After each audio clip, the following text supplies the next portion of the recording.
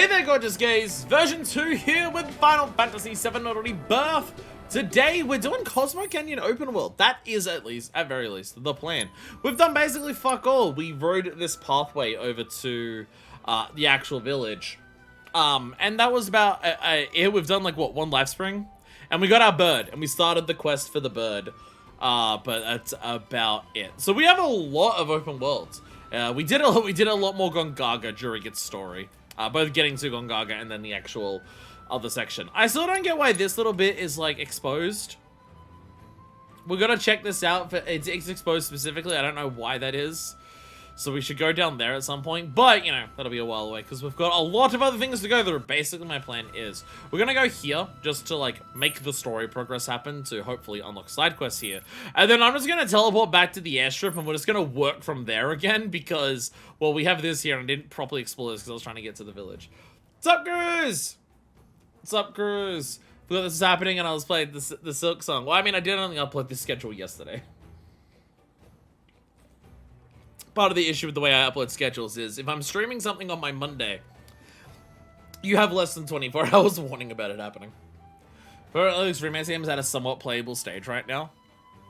I mean, this is something I've been thinking about just in terms of, like, they did a 4-year turnaround. The quest for the green chicken. It's an Enkidu.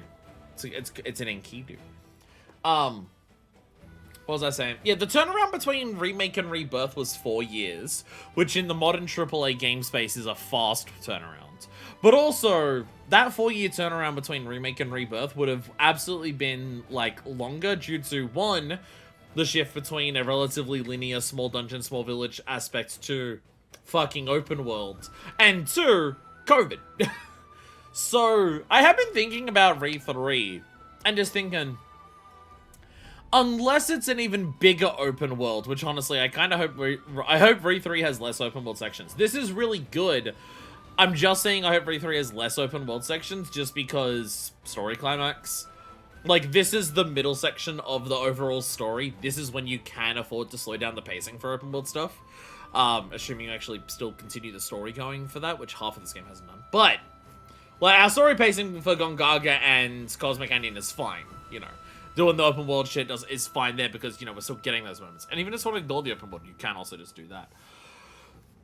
But yeah, I would kind of hope for Re3, like, I don't expect them to completely abandon the open world. I don't expect them to completely abandon the open world concept for Re3. I don't, like, because, you know, they've put so much effort into it and there's probably going to be new areas in Re3, but I do hope it's less of a focus just because I want, like, more story focus as we get to the climax.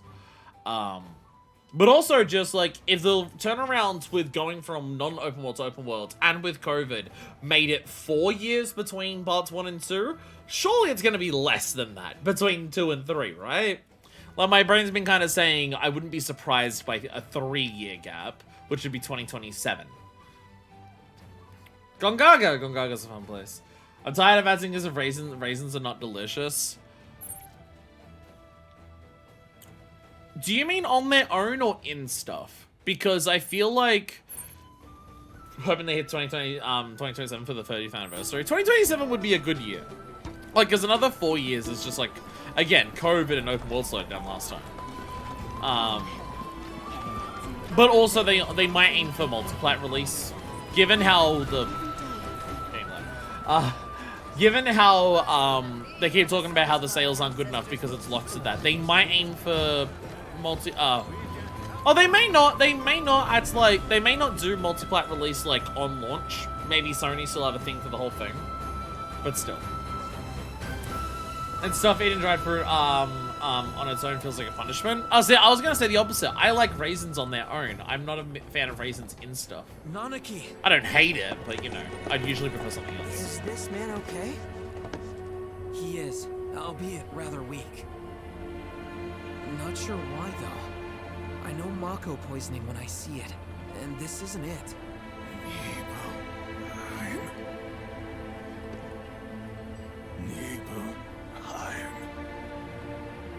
Nibelheim, ain't that? Cowboyville. Where Tifa and I grew up. Ah, of course. Nibelheim has a terminal. I'd bet my whiskers on it. Oh, you're still on about the terminal. It, had a terminal. The whole thing burned down. Cloud, remember when you told Guy an attack back there? That I might be weird, but you can trust me. Aye, well, even if you were lying, I'm gonna prove to you that you can trust me. That I'm on your side. Yeah, but Cowboyville burned down. It's not that. Cowboyville burned down. We should go. Wait, you're talking about heading to Nibelheim from here? There's no roads you can take far as I know. We have a friend with a You plane. can't go by land. But by air. Meaning we'll need smoke. Right then, back to the airstrip we go. And there we go, new quest available. I knew that would do that. Yeah, ship time. So, one, damn, bro got the grippers out for free. Two,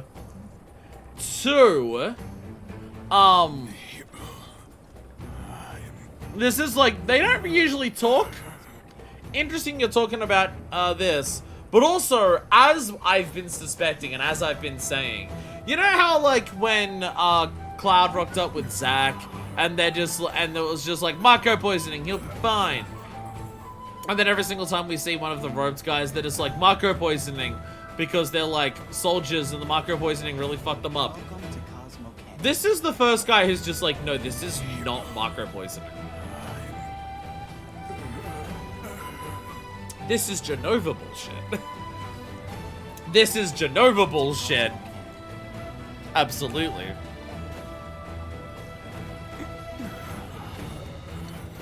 Anyways, that guy's dying on the floor there.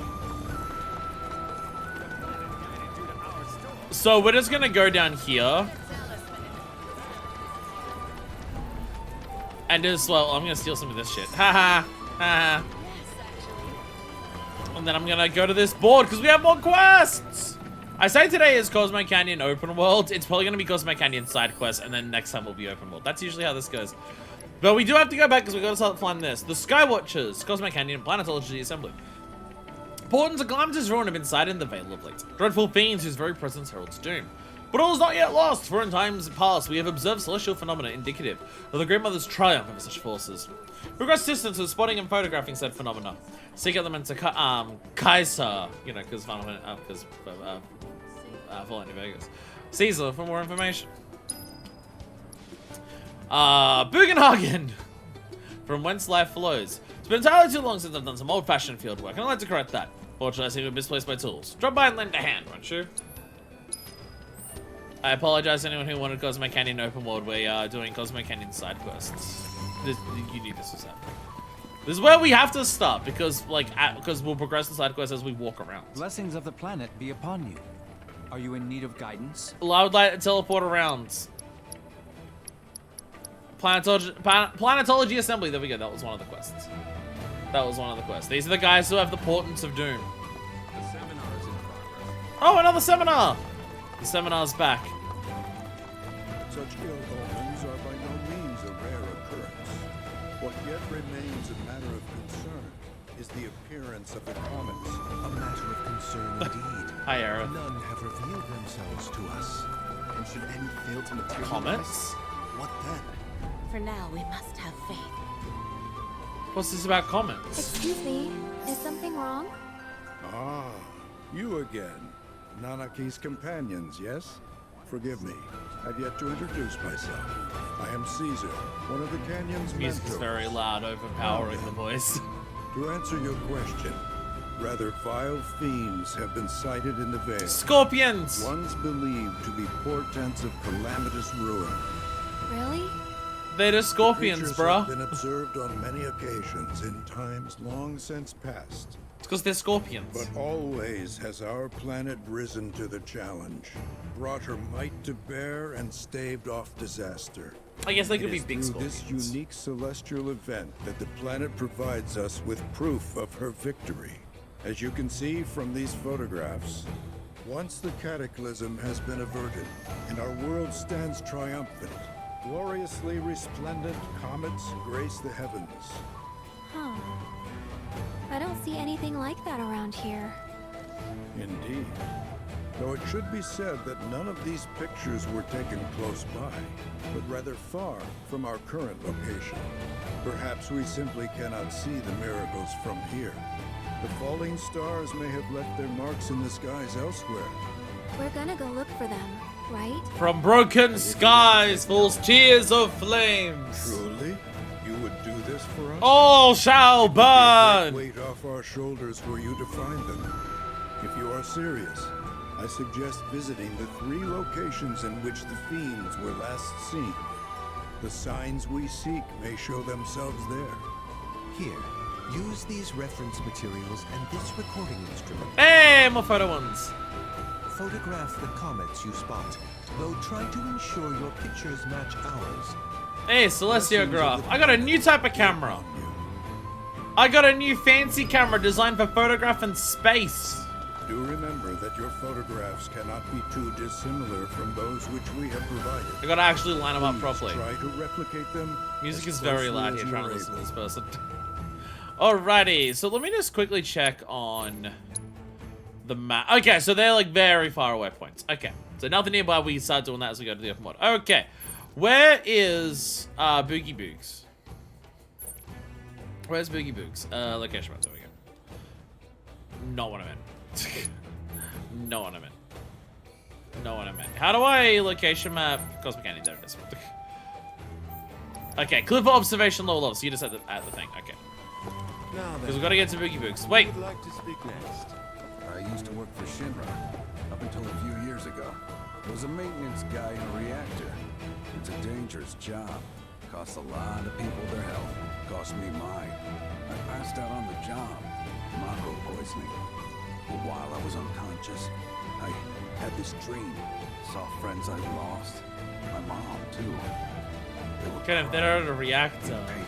And that's what the When I live woke stream up, goes through. I quit the company. Started studying planetology. That dream opened my eyes to what Shinra was doing.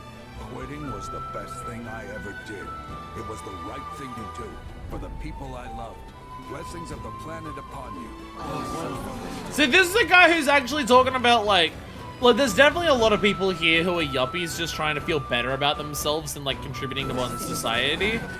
This is a dude who's, like, actually doing real shit. This dude actually was just like, I can't be complicit in this anymore. I fucking quit my job. Again, it's one of the things that I do really like about just how, especially because they have so many NPCs and so many dialogue. Every area can have a lot of nuance. You can have the people who seem to like be very genuinely have their eyes opened by their experiences in Cosmo Canyon, seem to genuinely change. Where there are some people who like learn about, oh yeah, being a good person. Wow, what a concept. And just like half-heartedly apply that to their life so they can feel better about themselves. You've got the people who actually are here in the way they study cosmetology, or planetology, and the different ways that they interact with it. Some of them are just, like, means that we're not important compared to the planet. For some of them, it means that we are equal to the planet. Us and the planet are one and the same thing. What we do to the planet, we do to ourselves. And what we do to ourselves, we do to the planet, and stuff like that. You've got the blend of just, like, these people trying to genuinely open up, oh, this building, I'm gonna walk outside. You're gonna love this building, Cross. I'll walk outside and get your proper showing. You've got the people who are here just, like, trying to genuinely open up the understandings and the knowledge that this place has about the planet to try and improve people's lives. You've got the people who kind of feel like they're more in the area of just, like, they're selling off their culture to, like, the yuppies, so they have a chance of surviving in this world that's being destroyed by the yuppies. Like, to what extent is, like, Cosmo Canyon selling off its culture to survive in the worlds that, like, Shinra is destroying and, like, making it harder for them to actually be able to compete with their own? How many of, like, which ones are trying to just, like, genuinely try to foster things like that? And the way different people talk and the way different things happen, you get, again, you never go through a village in this area. You never go through a village in this area and just get an idea that everyone's the same, everyone thinks the same things, everyone has the same opinions on things, everyone operates and functions in that place the same way. The NPC dialogue in this game gives off so many different viewpoints. I love it so much. Again, it's one big thing that Final Fantasy VII... Maybe, I don't know if this is more of a, like, the originals like this too, or whether this is more of a remake thing. But the idea that it's just, like, outside of, like, people, like, the people running Shinra and stuff like that, the game has a very nuanced thing about just, like, a lot of people are wrong about a lot of things, and they use other characters or other moments to highlight why they're wrong. But the thing that is being used to highlight why they're wrong also has their own flaws that then get reflected in other characters. It's the constant cycle of it's really good. I really, really like it. But yeah, outside of the lighting in this game being awful, crafts, because when you run through a place, it doesn't. Yeah, I'll trade notifications are prone to leave for work, because people like hunting things at the worst time of day. But yeah, look. We got trees growing in here. You've got these giant bones here. There's books fucking everywhere. They've got like all these pretty rocks on display over here. Giant rocks there. You've got all of this concept art that's being reused as paintings in here. It's fucking awesome. And yes, to answer your question, Bugenhagen does indeed seem to be sitting on a giant thing of materia.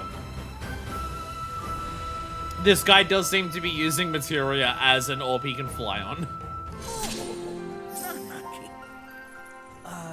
What are you doing? Like, the Academy and Wicked. The Wicked Witch, like, learn at it, like, uni. At the moment, I'm trying to hunt down my tools. I must have buried them awfully well. But where? Field work? At your age? Yeah, I don't know. Maybe you ought to let us handle it. Narki, don't be so mean. I'm some invalid. I'm the very picture of health. Oh.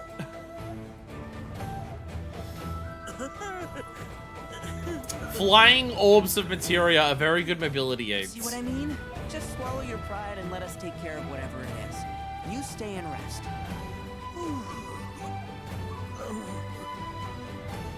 Well, I suppose I should take you up on the offer while you're still here. Very well. I'll let you assist me. Good. Now, lay it on. What are we doing? We fought off like Agents of Oblivion last time. We'll be fine this time. We'll do whatever you got. Good. Take a look at this field report from my previous survey of the life springs in our... Hey, Life Springs. We have to go back there. Are you sure this is accurate? It was at one point, but life springs are mutable. They rarely remain in one location for long. Indeed, such events move. They move? Nothing unusual about that in the region. They move? However, it is not their positions which trouble me. Rather, what the survey team has reported. This music needs to chill a little bit so I can hear people properly. Perhaps this fact-finding expedition of ours will clear things up. I would have you visit this site first. There, measure the Mako frequency using this meter of mine. All right, will do. Big Hagen's field report! You still want to examine document more closely locate the Life Springs survey station. Is this just gonna show us where Life Springs are? Is that what we're doing here? She was in a homoerotic relationship with Glinda, the good Wizard of Oz is gay! No one told me Wizard of Oz was gay. I feel like people have left out very vital information about this. Of the planet be upon you. Are you in need of I didn't know it was gay.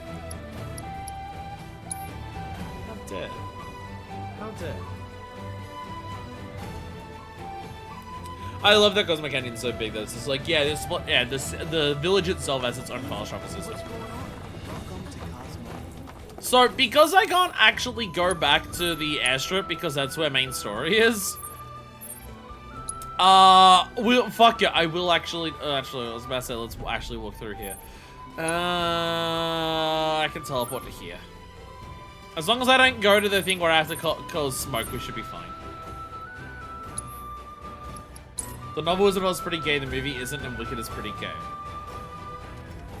Can't believe they would de-gay a movie that was made in like the 1910s? I think that's roughly how old that movie is. Anyways, welcome to Cosmo Canyon. I mean, I know we were in Cosmo Canyon before. You know how I don't like title songs on albums? Because it makes confusion for people of just like, are you talking about the title track or are you talking about the album? I unfortunately have that issue with like literally every area in this game where the village is named the same thing as the area around it. I did a decade where movies with sound and color existed. Oh yeah, exactly. So I'm glad you agree. I'm glad you agree that I'm very smart.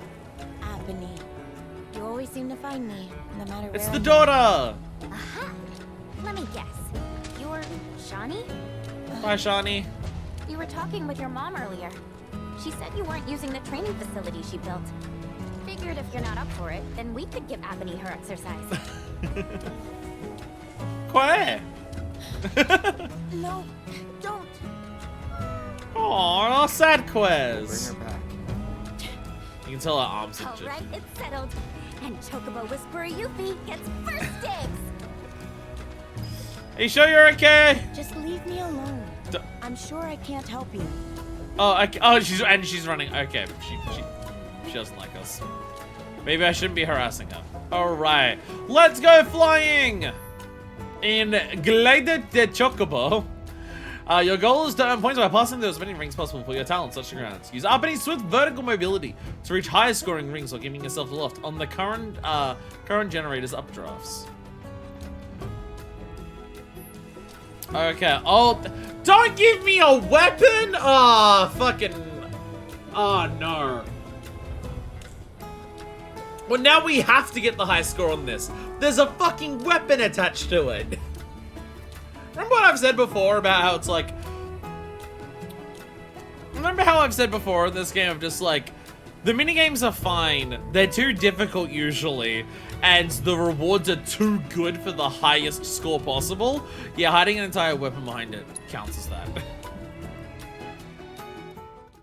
Wizard of Oz was 1939. Damn, I can't believe Wizard of Oz caused World War II. Giddy up, girl!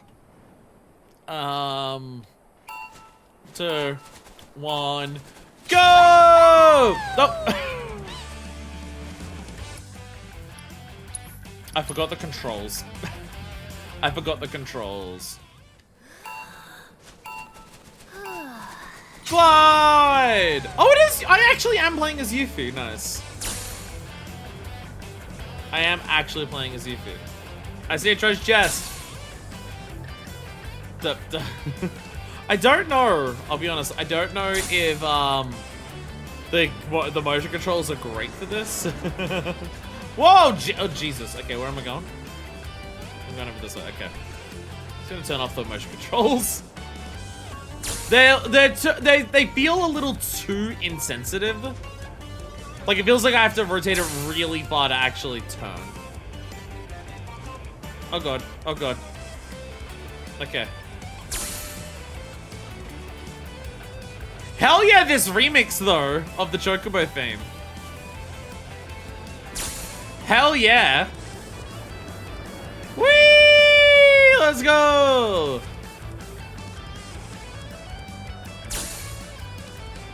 Whee! Oh no, I went over one. Oh fuck. Oh, okay. I completely, okay. I do have to, so you will have to descend at some point. Okay. This is great. We'll have to actually do descend at some point. Whee!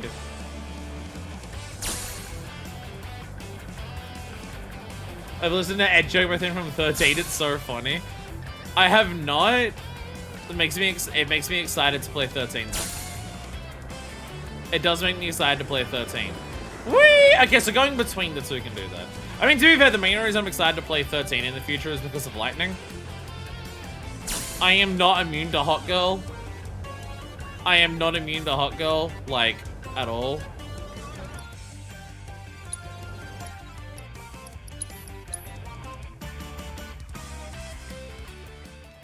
Giddy up, girl! You gotta pull back to descend. And I keep holding forward to do it, and just being like, why isn't it working? I'm like, oh, because I'm dumb.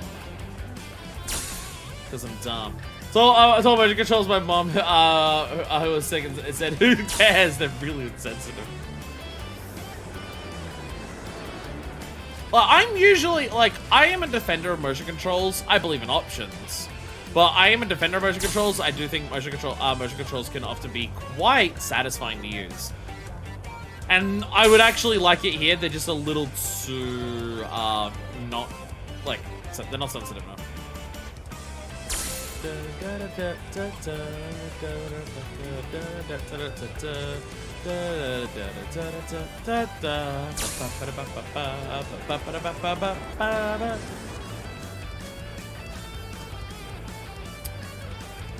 reckon some of the people who, like, worked on Final Fantasy songs however many years ago realized in the future just how many remixes of the songs that they made would end up existing because of all of the subsequent games doing remixes of different songs? Oh, okay. Oh, okay. There we go! Hey! I was about to say, there doesn't seem like there's enough things here to get enough points that I need. Oh, there's a perfect landing at the end. Perfect landing at the end. Yay! You know, if I were racing at the gold saucer, I'd bet on me. Don't let it go to your head. I could do what you just did in my sleep. And I would have to retry several times. You gotta at least finish the other regiments first. Oh. Gonna move the goalpost, huh?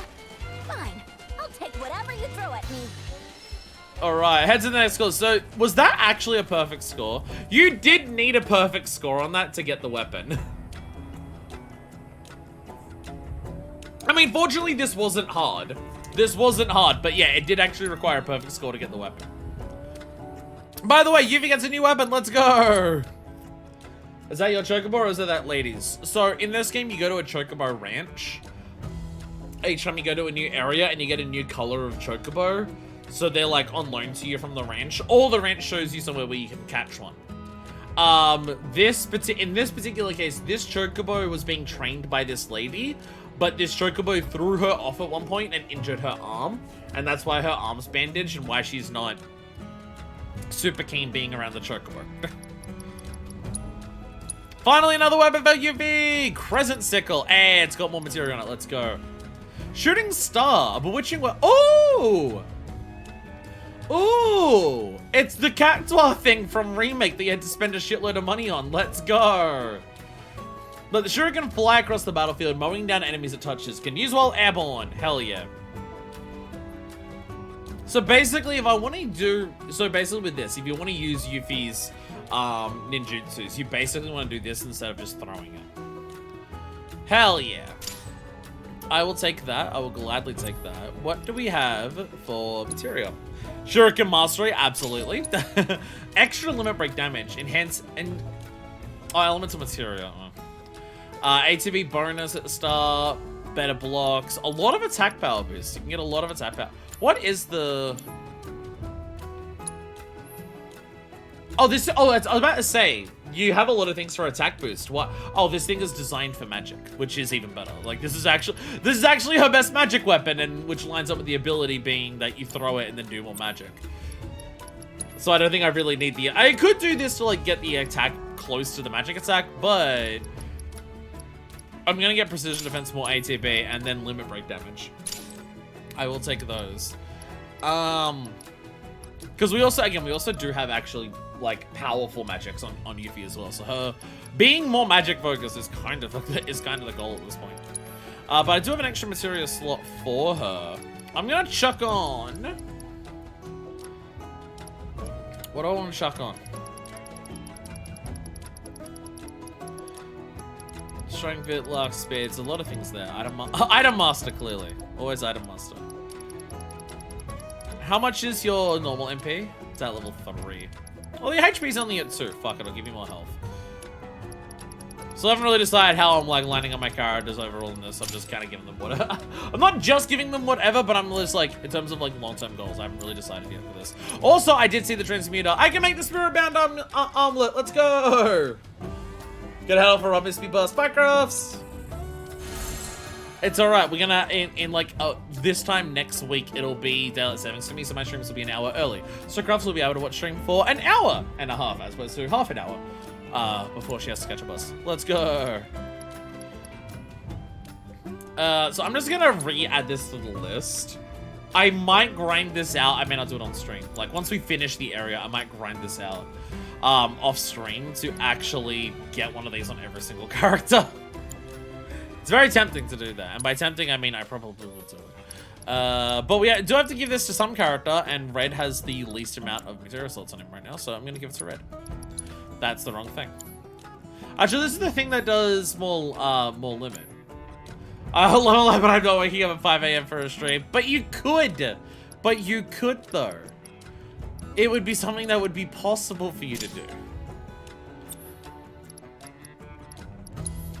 So we've got HP. Do you already have a HP over here? No, you have speed and ATP stuff. Good, so I can give you a HP and an MP here, and it's fine. Game desperately needs material loadouts. I think it was Trouble. I think it was Trouble who linked a thing in Discord. Let me double check. Make sure I got the right person. Yeah, it was. Trouble linked a thing in Discord earlier today about just like how when they're working on the third game, that when it comes to like gameplay stuff, minigame things, they are listening to feedback for that. But when it comes to like the core experience and the core ideas that they're going for, they're just like, we're not listening to fan feedback for that. That is like, we have a core creative team and working on that core creative vision with those people. Which are fucking Pog. Thank God that they're not just like listening to shitheads who don't know anything about game design tell them like how to make a game because how they're doing it is wrong. So what I'm saying is I'm very glad they're not listening to me. So, when they do listen to me about gameplay stuff, I have two suggestions. One, pace the minigames better. I'm not against how many there are. Pace them better and don't require completion metrics as high for like core critical gameplay things. Have like rank 2 be like the good fit. Like have rank 1 be like a consumable. Have rank 2 be the like the thing that's helpful and nice to have, like the good core gameplay thing that changes shit up, and then make the final one like a bragging right. Don't require people to perfect a minigame so they can get access to like a new weapon. But the main thing you should listen to me about is include material loadouts. Okay, so that's up there. I was about to say there is one over here. Can I get to it from here? No, it's up there. Never mind. Never mind. Never mind. Don't want to walk too close to that box. I mean, I assume I have to interact with it to actually do a thing. But one thing I do like about the game, the only thing I like about the game, everything else about it sucks. The one thing I do like about the game, is our traversal methods have been like evolving as we go through the game. Again, it's another thing that really helps the open world vibes of the game. The open world doesn't just feel like the... Deal with that. That is not... That's not... That's fine. Can I Moogle magic? Boo! I can't Moogle magic. Okay. Aerith! Aerith! There we go.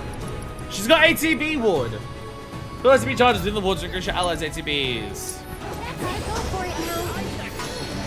There we go. Question I have about ATB ward. If anyone here knows the answer to it. So other wards apply to other multiple characters, right? Not all, like, Radiant Water changes Aerith's attacks. It also has some extra effects that I can't remember off the top of my head. But like, the Arcane Ward makes you do double magic. This also applies to other characters when they use this, right? Does ATB Ward also apply to other characters? Like, if you have another character build up ATB inside the ward, does it also give ATB to them? Ow. Oh, she didn't even get to use it! She got attacked. God damn it. She didn't even get to use it. She got knocked out of it. Bodyguards! The idea of calling in Kate's if the bodyguard though is very cool. Don't give up now, you guys. Hell yeah. This one's for you. Roll the dice. Error. Wait. Cloud. Do triple slashes. Error. Put down a radiant ward. Double them. Double the wards. Yeah. Boom. Because I feel like if you double the you probably want to do the radiant ward first, so you can get to the second ward faster. Put down radiant ward and then put on ATB ward. Because you can build up to one way faster than the other. So if I just jump off anywhere with this? No, it has to be off one of those. Okay. It has to be off these things. How do I get down to these ones from here? How do I get to how do I jump down here to do that stuff down here? Can I just run off this thing without starting the game the minigame? Or is this one locked to only being part of the minigame? Really, I didn't actually check that. Didn't actually check that.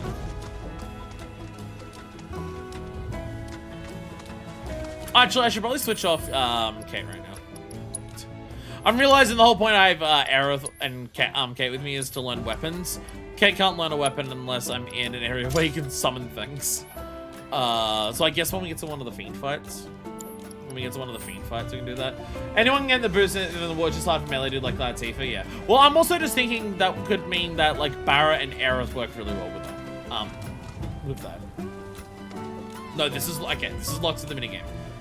This is locked to the minigame. You have to be playing as them too. That makes sense. That makes sense. But it means that if I have Aerith, if I have either Yuffie or Barrett with me, I can have them stand roughly in there as well when they're doing their shots or overcharges or just ninjutsu spam. And that'll help build up as well.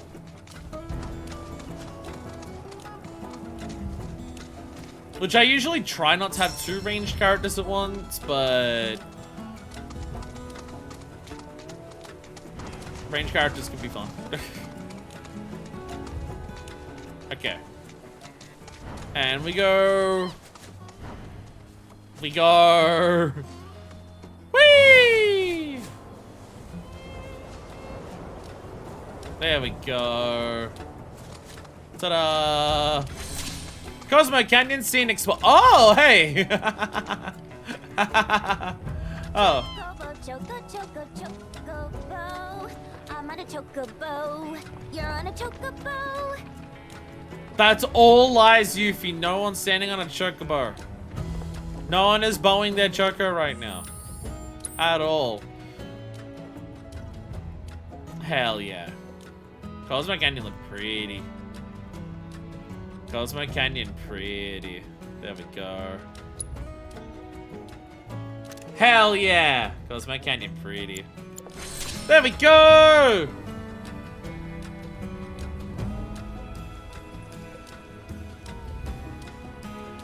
Can I get anywhere else from here? Oh, I see a teleport thing down there. The chocobo thing. Oh yeah, it's the whole section. Okay.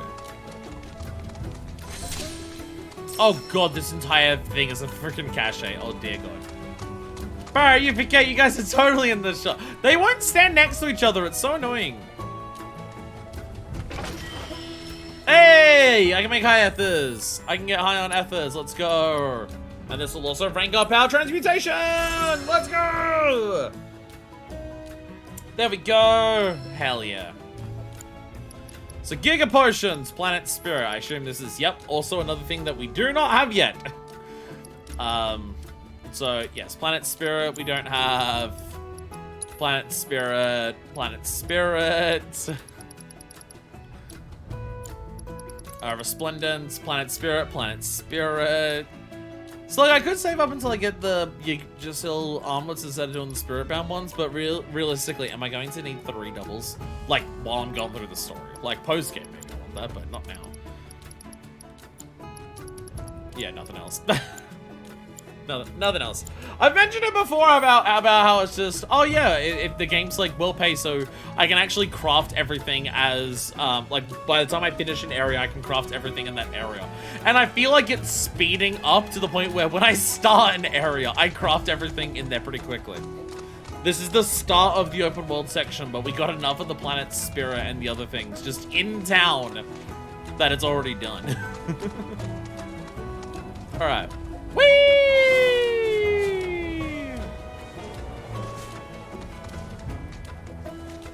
So there's like an entire valley down the bottom of it too to explore. Whee!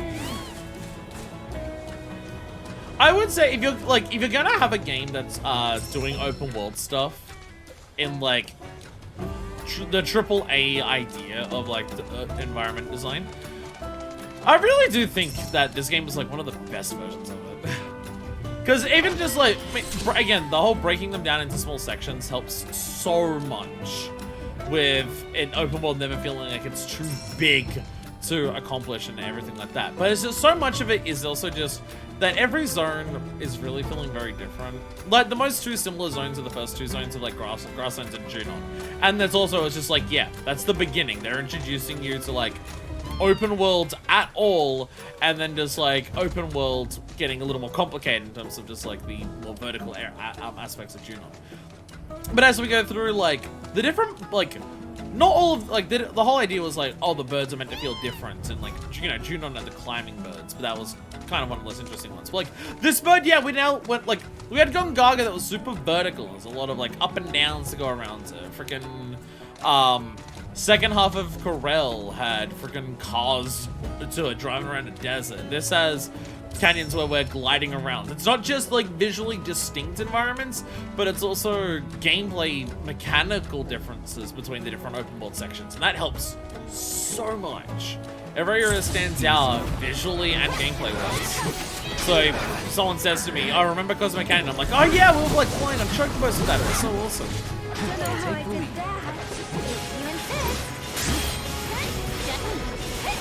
So if I do this, if I just throw the shooting star,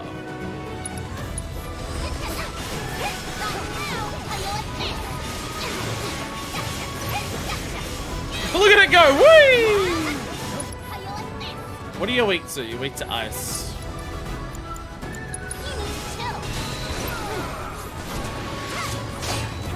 Oh shit! Okay, go again. Ottawa, error! ATV ward, because you can. I'm here for you guys. Just gotta learn it. There we go, I mastered it. I already mastered it. Let's go. Get him. And one more shot. Yeah, really need the radiant first. One more shot. Very much need the radiant ward first. Kind of shaky. Boom! I'll make it quick. So long. Yeah, very much do radiant ward first, so Aerith can build up. Chocobo, Yeah, one of the things where for basic enemies, is it worth setting up all of that? Not as much, but you know, it's for boss fights. It's for boss fights. Again, game is not immune to. Hey, it's up. Game is not immune to one of the things that every game that has RPG like turn-based combat of just weak enemies are either too weak to justify wanting to try properly or fighting them, or and then the other ones are too strong to like be worth fighting. There really is. It's one of those issues where there is no good middle ground. Basic enemies in a turn-based RPG are too weak. Well, now there's no even point like engaging with half of the mechanics because they'll die before I even finish doing that. Or if I just spam Hydro Pump, then they'll die faster than if I tried to do Sword Stance or anything first. And then if the enemies get too hard. Well, well, fucking, why do I even, I want to just avoid combat all the time now. So this is why when the devs of this series turn around and say, we are trying to not listen too much to fan feedback when we're making part 3. This is why. Loveless Air. We're seeing a lot of posters for Loveless. Like in the previous game as well, we saw a lot of posters for Loveless, I'm pretty sure. Loveless, the most popular and only play in the entirety of the planet. Hold on, Earth are you? We fought these things? Oh, they're basilisks! Yeah, I remember them. Yeah, they turn invisible. They're fucking invisible. I'm your one-stop slot right shop.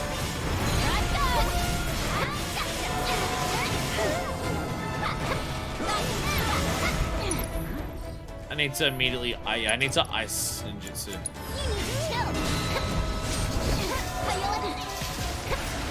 Get on the ground, Yuffie! There we go.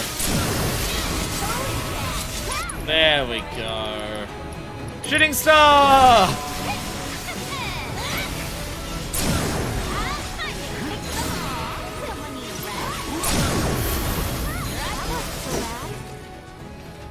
Hell yeah! Hell yeah! And that's how you do combat. That's the good way to do combat. Is there up this section on the way to... Oh, this is another one of the... Okay. I was about to say, on the way up to Cosmo Canyon, was there any other pathways that I didn't go down? No, I did seem to pretty much go down most of them, but... there is this. This is where the second one of the training courses is. Before we go, like, into the big open section. I'm gonna teleport up here so we can fly down here and then just, like, jump back down.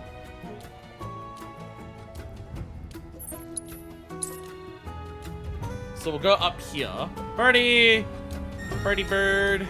Birdie, birdie, bird, bird, bird, bird, bird, bird, bird. Thank you, bird! Chocobo. I'm on a chocobo. You're on a chocobo. You know how I've talked about how sometimes this game has characters say things, like, too many times because there's not enough different variations of the dialogue for how many times you do an action? It's like the 4th time we've heard Yuffie sing that today.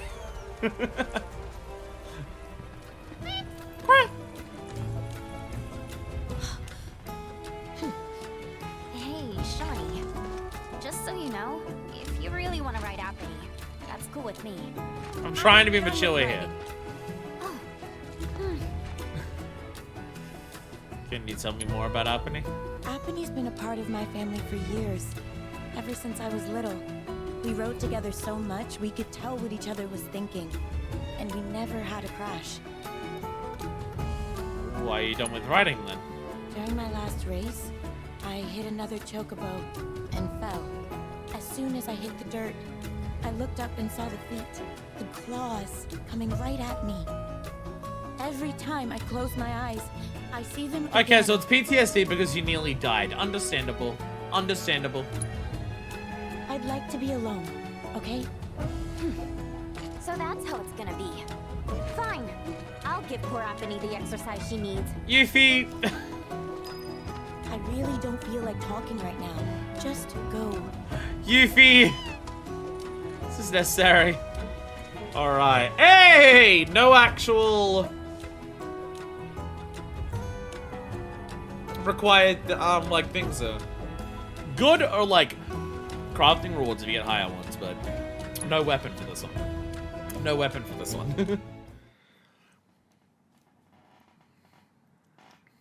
Alright. Giddy up, girl! Here we go. Oh, shit's moving now. Shit's on the move now.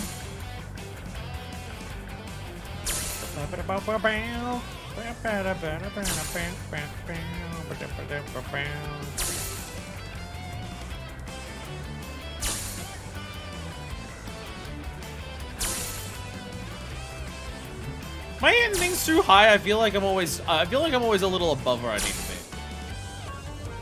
be. Ooh, okay, so we're gonna go for like a big whoa. Oh. Wait, what? Wait, what? Was that a trick one, or is there a way of doing that?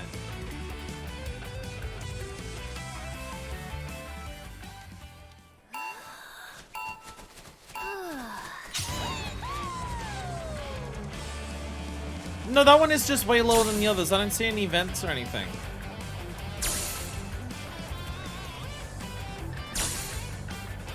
Is the idea if I descend fast enough, I can actually still ascend afterwards? Is it fucking Mario 64 gliding controls? Is that the idea? I go down and then I pull back up and it goes. Whoo! Yeah, it is. Okay. Okay, I getcha. Okay, that's fun. Oh fuck! No! No! See Daisy. No shit! So you have to dive there and then pull back up again. Okay.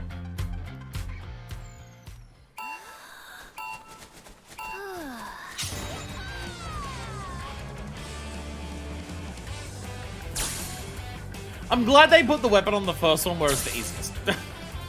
That thing that I've said about just like don't lock the like super important gameplay items behind really high scores on minigames.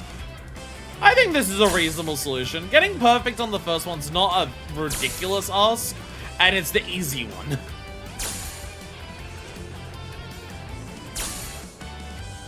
So we want to go. Whoa, okay.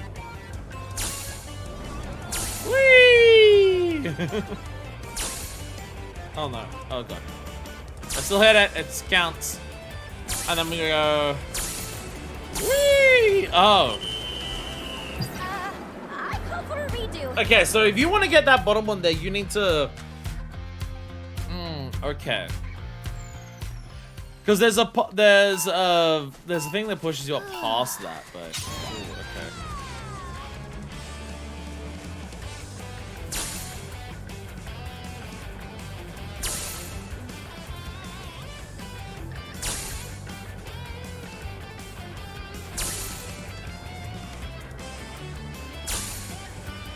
Love Chocobo theme. Theme of Chocobo.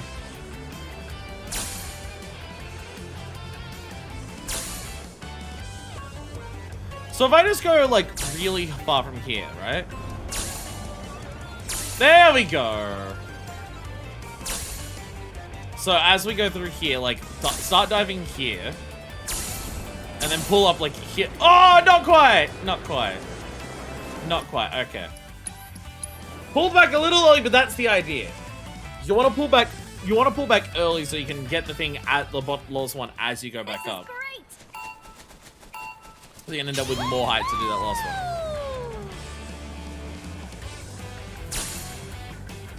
Although I guess I actually did hit the vents on that one, so I could have practiced the rest of the course. I'll need perfect on this, so I should be able to, because the other ones have been hitting the grounds. But if I actually get past that, I can practice the rest of the course at least, even if I don't get everything. I should do that next time.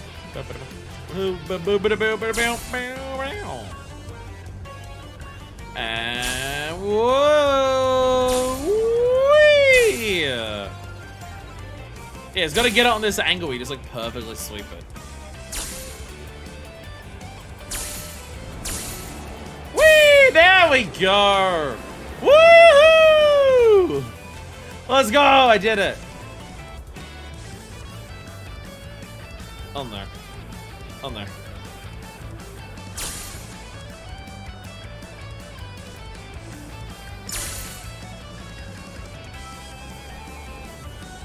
Fuck! Yeah, that should do it. No, it's not good enough! Oh, okay, well, I can't retry because we have to trigger the cutscene for that. Not bad, not bad. I mean, we could have done way better, but that'll do. You can't just force a chocobo to do what you want. You should have. I didn't get to retry until I perfected it, so you heading couldn't out. get the better You gotta dialogue. be on the same page when you're running a course. Be completely in sync. Huh. You don't say. Then why don't you, a real jockey, show us how it's done? Get over your trauma! I can't believe you people. I'm going home. Oh, crap. That certainly backfired. Oh. Yeah. No need to rub it in. Come on, let's catch up with her.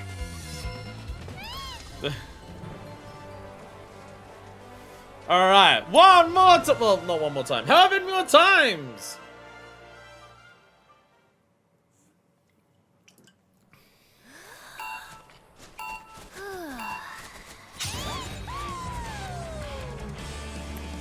Like, my one thing about retrying this is this first section of, like, these first 5. I wish was a little shorter. Because this part's super easy. And requires, like, barely moving the stick. I want to get to the harder parts quicker. And I can't even, like, descend to try and go faster because then I'll end up fucking up. Like, what I need to do for the rest of it.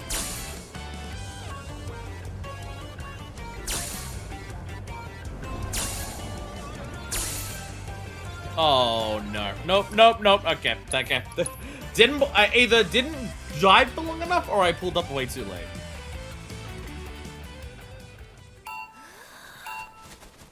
Don't quite have a grasp of the mental timing of the best way to go about that just yet.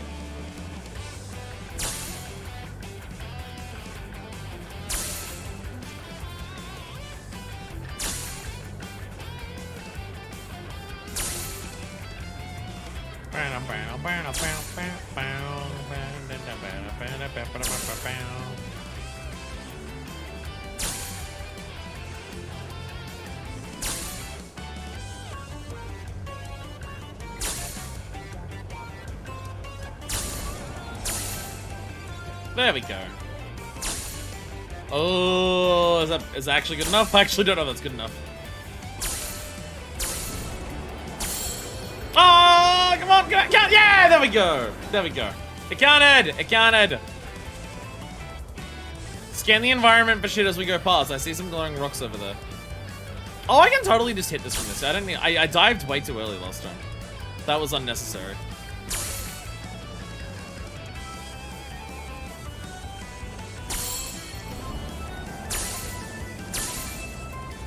Yes, I got it. Okay. No, I pulled. Okay. That last section. Ooh. Okay. You like that? I did not pull back fast enough on that last one. Ooh. Okay. I didn't get anywhere near the height that I needed for those last four.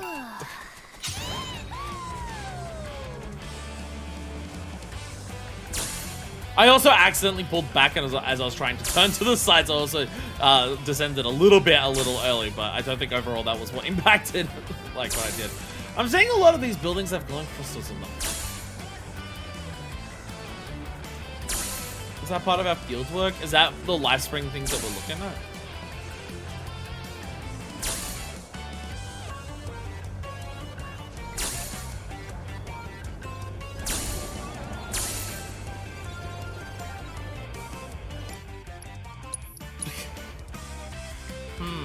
Okay. I thought I did that really well, and then I barely went up. I thought I did that really well, and then I barely went up.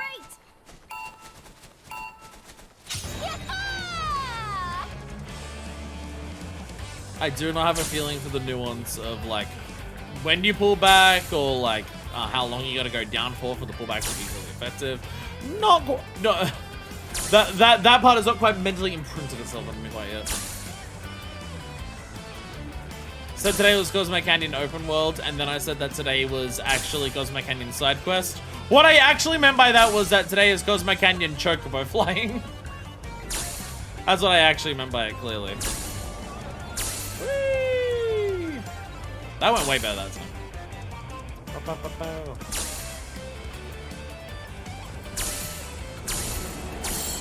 Whee! Hey, there we go.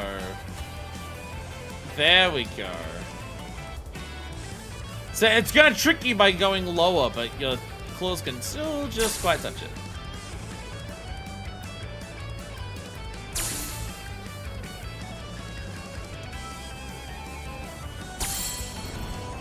No, I didn't mean to click that.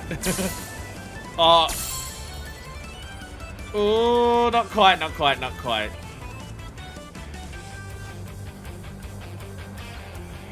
God, I'm like really far off from that.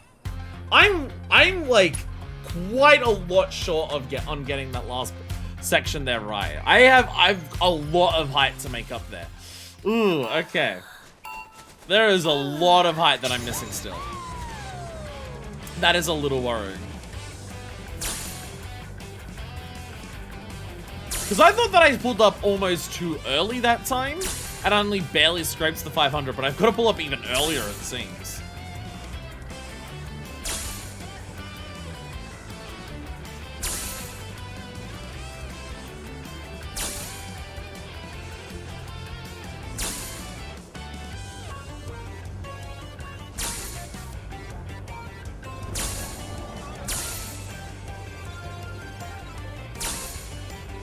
Not very high, not very high.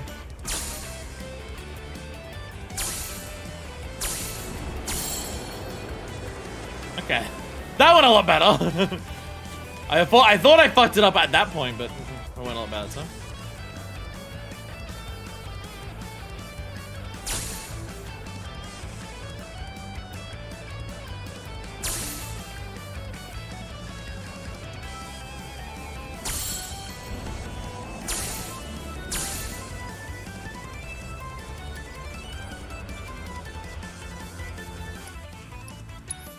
That gave me enough height to hit that, but then maybe I dive later. Maybe I'm diving too early. It might be that. Because I'm hitting the 300s close to like the bottom of them. So I'm a bit further back, so when I'm pulling up, I'm getting out of the range of the big one earlier. So if I wait longer before I start diving, then I'll be more horizontally closer to the last one. So I can hit it, like, in... That's kind of my thought process. That's my thought process at this stage.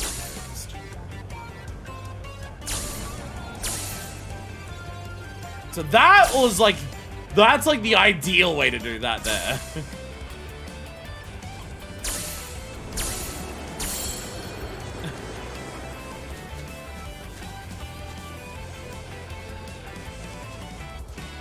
Yeah, I think I might be diving too early. Based on, like, the last attempt and also what just happened to those two, I feel like that might be actually my issue. I'm diving too early.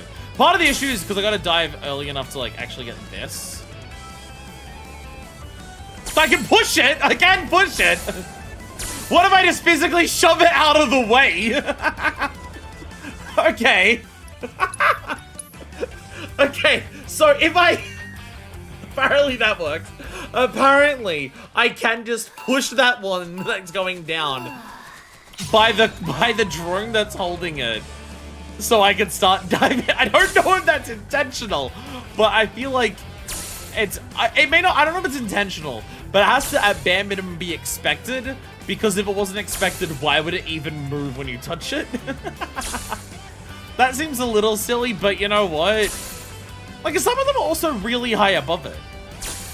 Some of the drones are also really high above it, where some of them are, like, right next to it like this, so... So then we dive super late. There we go.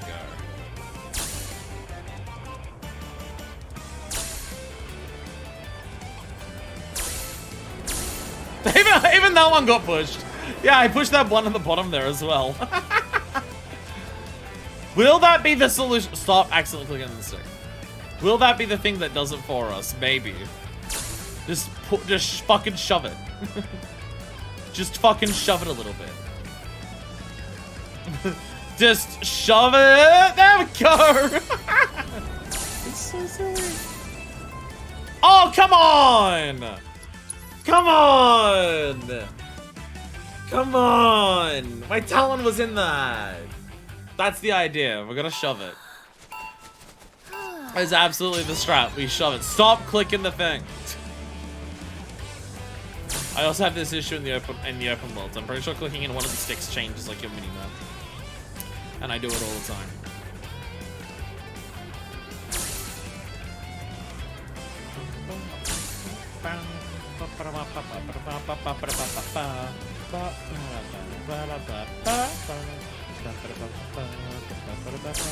At least the people who composed all the FF music that's been reused over the last couple decades, at least they fucking made some fucking jams when they did it. Like, I don't care about hearing the chocobo theme a shitload, because the chocobo theme is really fun. So I hear it for this many times when I'm doing the minigame, and I don't care because it's awesome. Whee!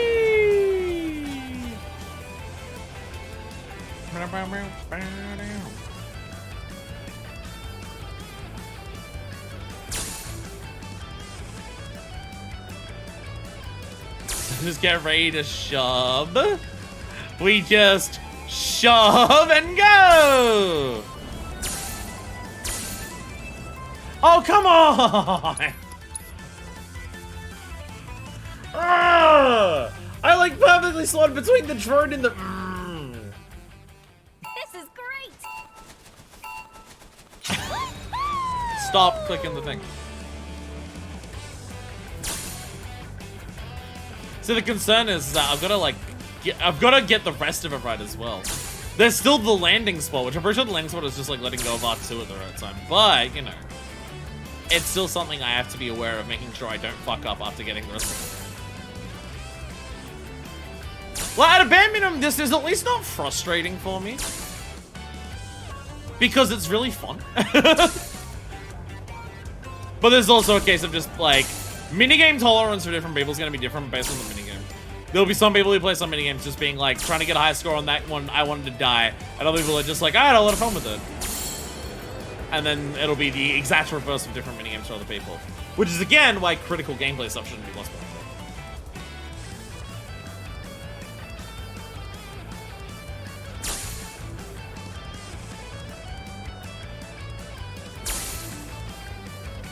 And then we just get ready to shove and whee!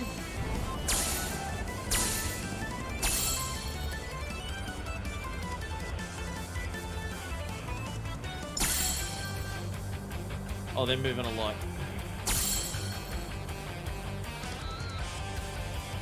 There we go! There we go! Nailed it! Let's go! I get ores! Yeah! Yeah, I got Cosmetidal. Actually, is Cosmetidal one of the things I need for my bracer? No, no, I actually need really basic things for this bracer. I just need Planet's Mercy. What even uses Cosmetidal? Do we have anything that actually requires Cosmetidal? Oh, some of these like fancy ones. Okay. Worth? I mean, it was fun, so that's one of the that one there is one where even if the reward that I got wasn't that great, that one was about the journey because that was fun. I don't know about, you know, the people watching at home who had to watch me do it for several minutes straight. I don't know if you enjoyed it, but I'm sitting here smoking my cigarette just being like, was it fun for you, girl? And then when she answers, I don't even listen. I'm already facing away and falling asleep. This metaphor has escaped me a little bit. Did you find daughter back? I swear, that girl's as stubborn as they come. Then again, I suppose I was too at her age. Oh, it's over there. It's up there. It's like, where is this? So this one's going here is extra cruel because, like, she just fucking lives here. She just lives here. Can I craft the mercies yet? I forget how this works. No, I can craft splendors.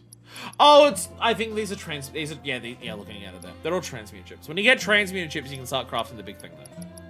I have like 99 of all of these. I should remember. If I want a shitload of these Planet's Mercies to do this, I can do it. I can craft of them a shitload of them eventually at some point. So I know you came back home, but we're gonna pest you again. Quay. Apony, what are you doing? Why are you still following me? You know I can't ride you anymore. Quay. Apony, I'm sorry, but I can't. I just can't. Says who? You just watch. I'm gonna prove to you that there's no other bird that can fly like Apony. I will. I don't think that's the thing that's like the question here. I think it's her trying to get over her traumas. Apony. Apony. I feel like you're misunderstanding the situation a little bit here, youths. Alright. Barrier Materia Earrings. See, that's not like a vital gameplay thing, but Barrier Materia could be good. I don't even know if I have a maxed out Barrier Materia in general, honestly. If Barrier Materia is the one that gives you access to Mana Wall, earrings that give full access to Mana Wall immediately could become very useful for certain fights.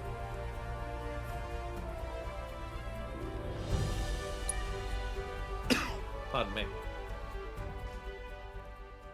The materia earring system is a really cool concept. This is great. Oh my fucking god. Okay. So I have to start at the right time as well? Oh my, this feels extra mean.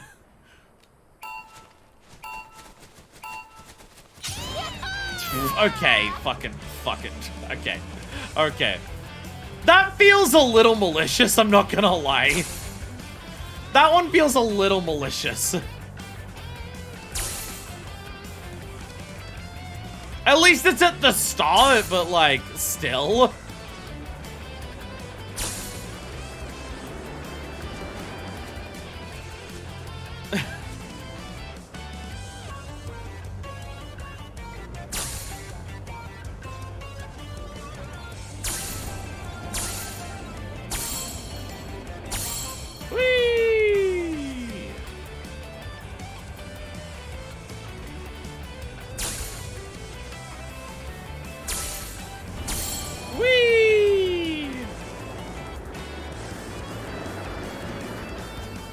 Oh.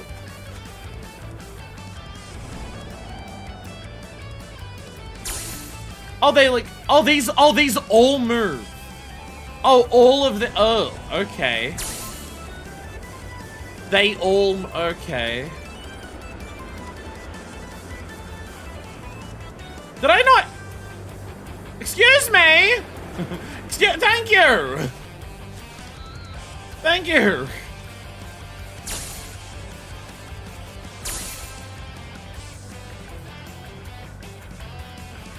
Shove it!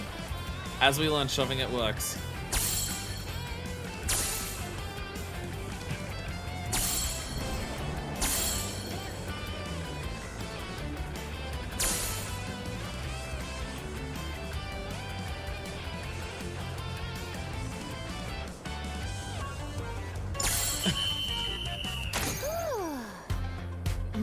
Okay.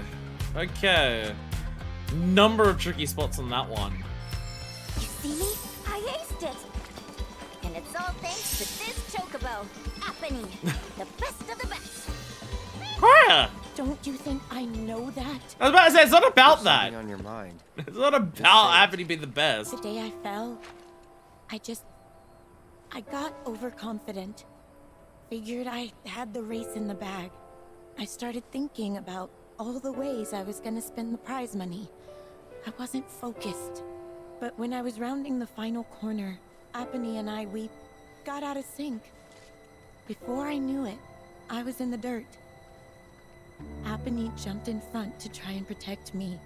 And because of that, she got herself hurt. So I just can't get back in the saddle. I can't. What if I hurt her again? I'd never forgive myself. Apony seems to trust you. You're up, Mr. Merc. Put those chocobo interpreting skills to work.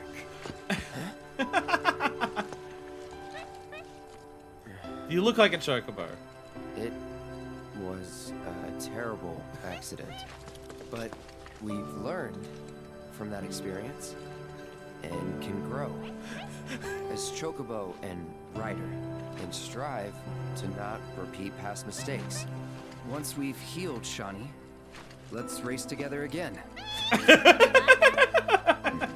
Apony.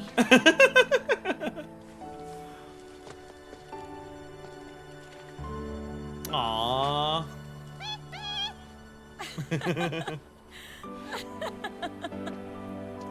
Again, the bird trusts you, so like it's fine. I'll rest up. Do whatever it takes to get back in racing shape. Until then, mind looking after her for me?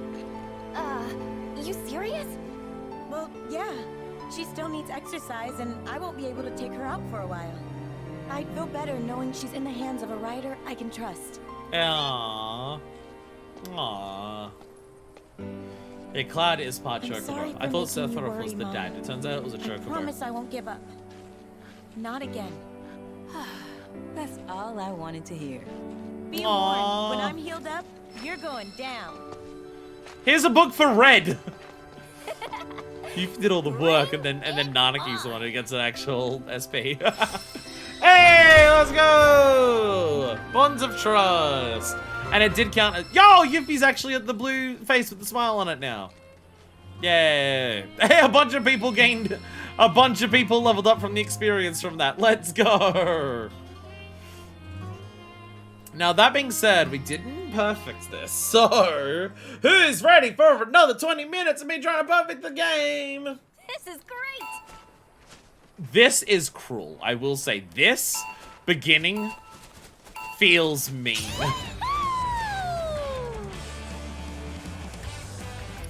When the fuck? This beginning is mean. Again, I'm glad it's at the beginning, but like, what the fuck? Okay, my current guide is when they cross over. Okay, okay. If you start holding it as they cross over, it takes so long to reach them with the starting time and actually reaching them that they line up again. Okay. I like having to do like weird turns like this. Like everything in the last one lined up pretty simply, where this one's got like a lot of weird turns. This one gets weird with it. I do like that. Whee! But this section over here, they all moved. So they all go like, they're going up there and then they all moved.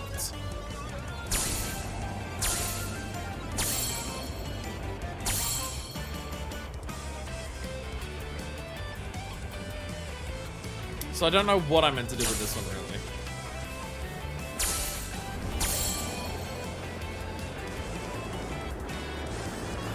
Are they all just gonna come back? Like, if I stop going by, like... Okay.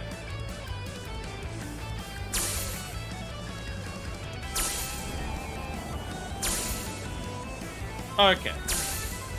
You can just, like, dive through them all. Please. There we go. Woo! So kind of. Wait. It wasn't a clean dive that I got through them all, but it did. Well, what I did worked. Don't click the thing. Don't do that. Okay. Dive super late. Not that late!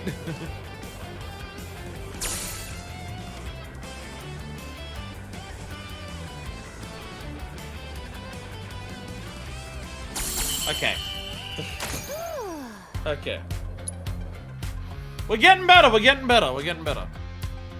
I've learned a lot from the last one to do this one a lot better now. This is the kind of stuff Shinra keeps wasting our test phase skill on. Chocobo mini games. What's up, Angelo? Would you rather healthcare or Chocobo flying mini games? Yeah! Welcome, Angelo. Alright, Angelo, I hope you're listening, because I'm only gonna say it once. I have a lot to catch you up on in terms of what you've missed so far for the stream. So I'm going to rattle off the entire list very, very quickly. So pay attention. I've been flying a chocobo. Alright, you get all that? Good. You are now caught up on the stream. You are now caught up on what we've been doing so far today. Girl!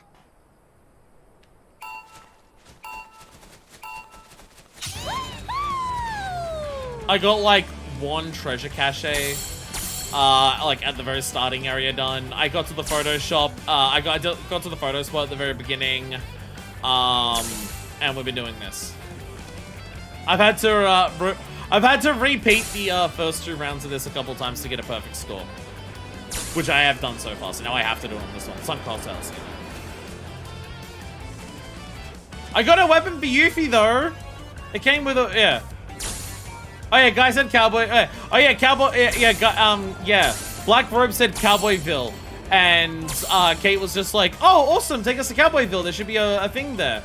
And then Cloud and Tifa were just trying to be like, "Cowboyville doesn't exist anymore. The thing fucking burned down." But apparently, the main story objective is that we're gonna call him. We're gonna call up Sid and ask to go to Cowboyville, anyways. Yeah.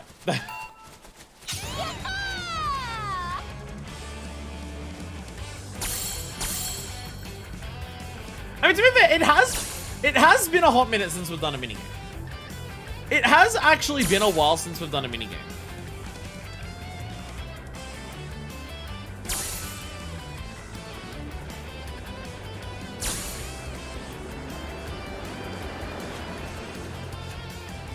Again, my main issue I have with the pacing of the minigames in this game is, like most pacing issues I have with this game, and that it's bad in Corel.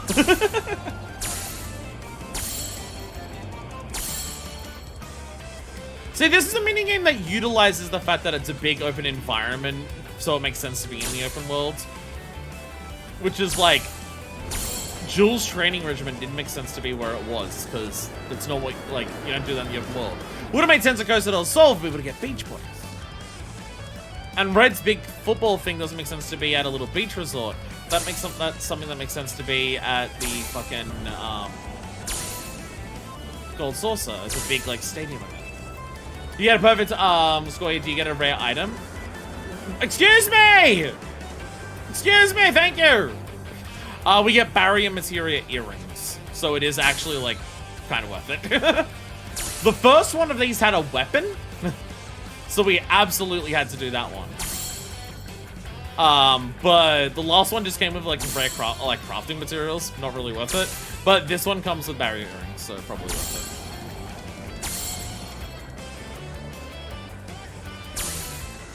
Darn. Oh no, I accidentally pressed down a little bit. Please tell me I can still make it. Please tell me I can still make it. God damn it! No! Ah! I tried to turn over and I accidentally pulled back a little bit. So I descended for like a nanosecond at the end. And that, I didn't get the perfect landing. God damn it! God damn it!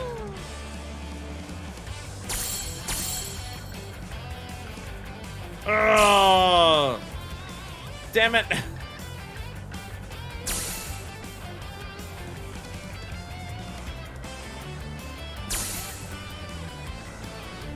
But we do get to listen to this music while we do it, so you know, not all as bad.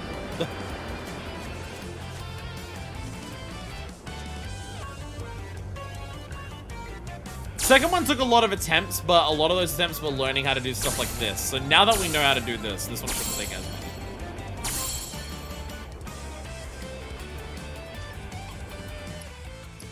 Sometimes I just don't get the height that I need. Sometimes I just don't get the height that I need. I feel like I dive too late. Giddy up, girl. Wait.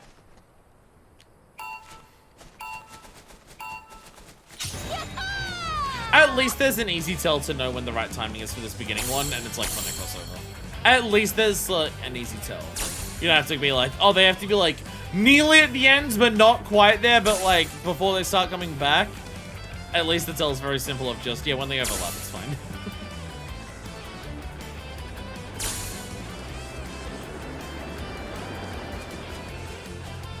I swear we'll do open world stuff at some point today. The issue is that there's also multiple side quests, and we're probably gonna also get those on today. It's gonna be like on Gaga. Open world episode number 1 is mainly side quests, and then open world episode number 2 is actually doing the open world stuff.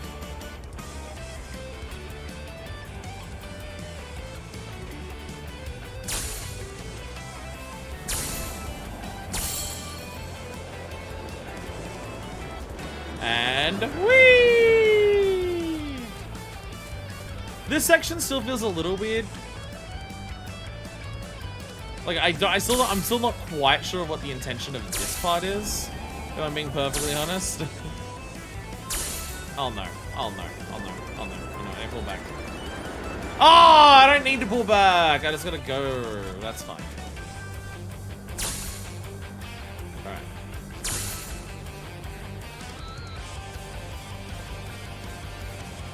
I need to lower a little when I want to do this. Just do a little shove. Go! Damn it. Fuck. Fucking butt.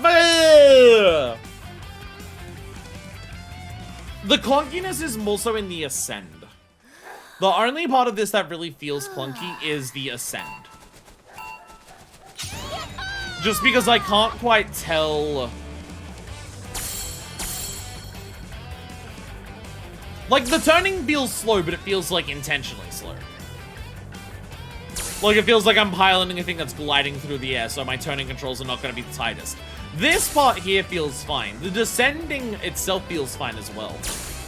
Like, descending, I feel like I have a lot of control over that. The ascend, after a dive is more so the part I'm not, like, feels a little iffy, just in terms of, like, I hold up to ascend, and how I ascend feels like it takes there's a good few seconds between pressing ascend and before you actually start ascending, because the bird's got to like pull itself back up, and then how much height I actually get feels a little inconsistent.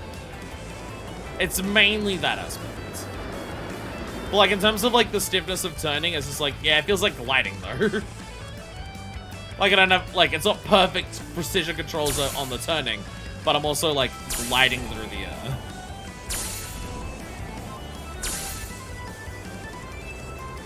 So a little bit just to make sure I actually get enough. There we go.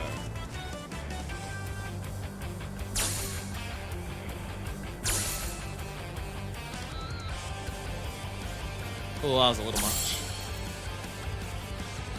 Although usually I'm too high for this, so maybe that's actually better.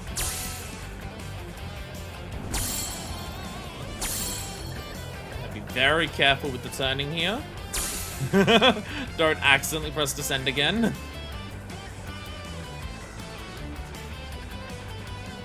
There we go! Woo-woo! Hell yeah! There we go. Fun mini game. One of the best in the game so far.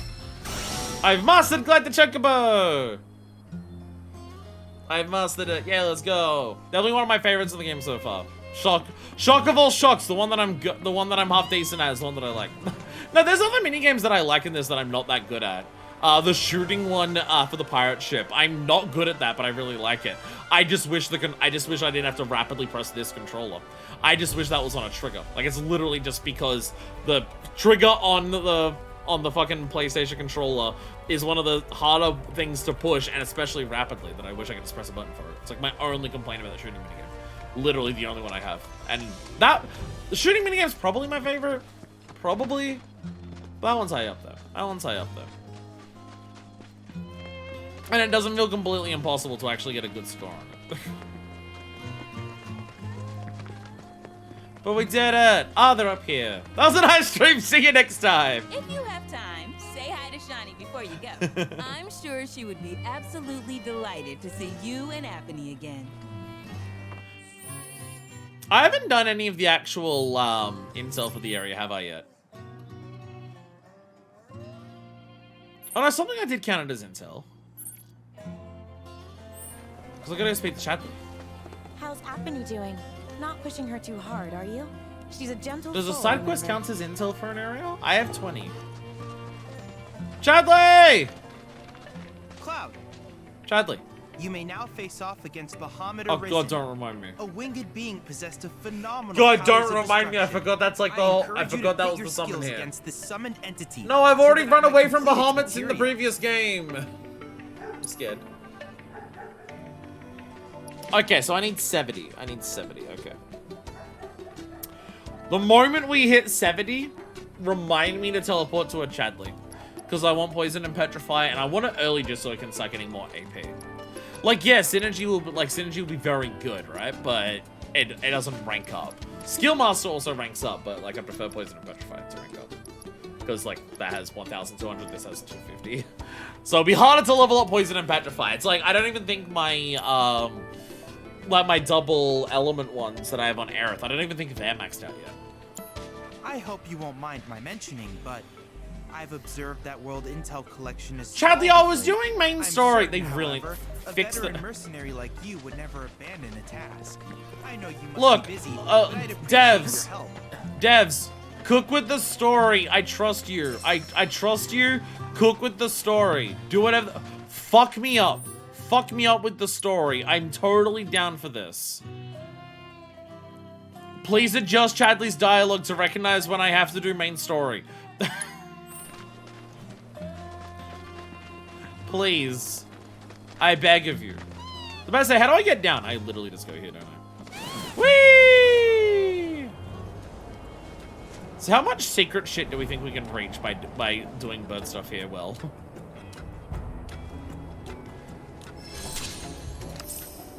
Oh, hey, I found a bird. Oh, monsters. Come out, wherever you Go, are. cat the statue with 3 seconds Rare left. ski variant. Skis! Commencing guidance. Oh, sorry. I'm so sorry, Maya. I got distracted by this and I had to grab that first. Oh, see, okay, now those are activated. Now these flying, okay, so these flying things activate when I'm not there. Also, red crystals and also towers. Alright, skis. Yuri takes flight. Rare ski variant detected. Commencing guidance. Have they got kanji on their Shimmering chest? golden plumage of this variant was once so coveted that they were hunted to the brink of extinction. Have they got kanji on their Black chest? market dealers cared. Given this tragic, bloody history, one can hardly fault these skis for their highly aggressive behavior when one of their own is taken from them. Loath though I am to subject them to further trauma, I'm afraid this is the only way that we might learn more about them. Please try to be as gentle as you can. Limit attack. I have to do a limit as part of this. That's a new one.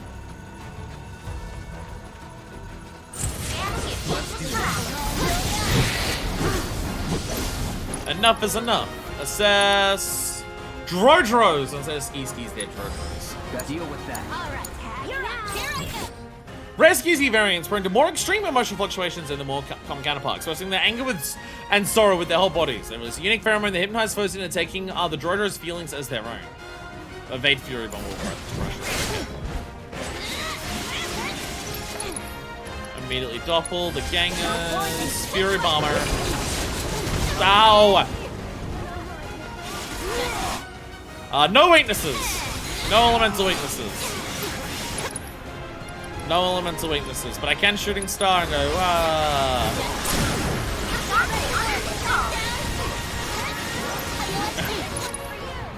Oh, so when they get staggered, they don't stay staggered for long. Oh no, okay.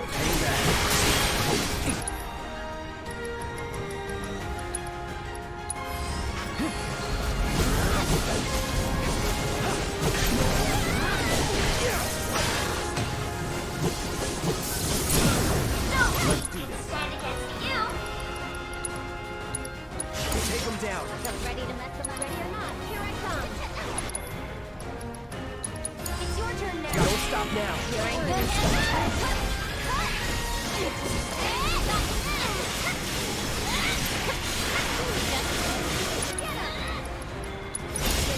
You can do it.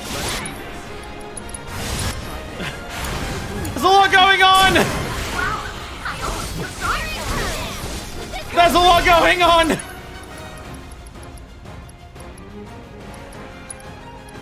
Not many syringes. I can... Keep up the pressure. Where's Limit Siphon from Era? Limit again. It's on you. You get a red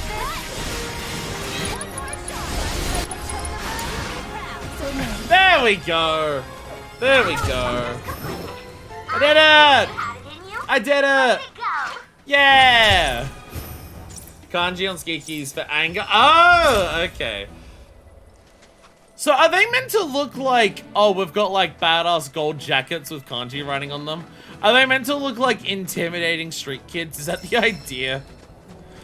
Are they meant to look like are they meant to look like a character that I'd run into in a Yakuza game who would shove my shoulder and then it would come up on the screen saying thugs? Because I feel like that's the idea. I feel like that's the idea of what they're meant to look like.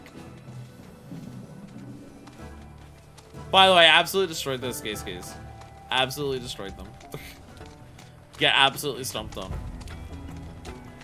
Anyways, welcome to Cosmo Canyon. We're now actually in the canyon part, it seems. And we're exploring and having an adventure. Skis, I just killed more powerful versions of you. Don't fight me.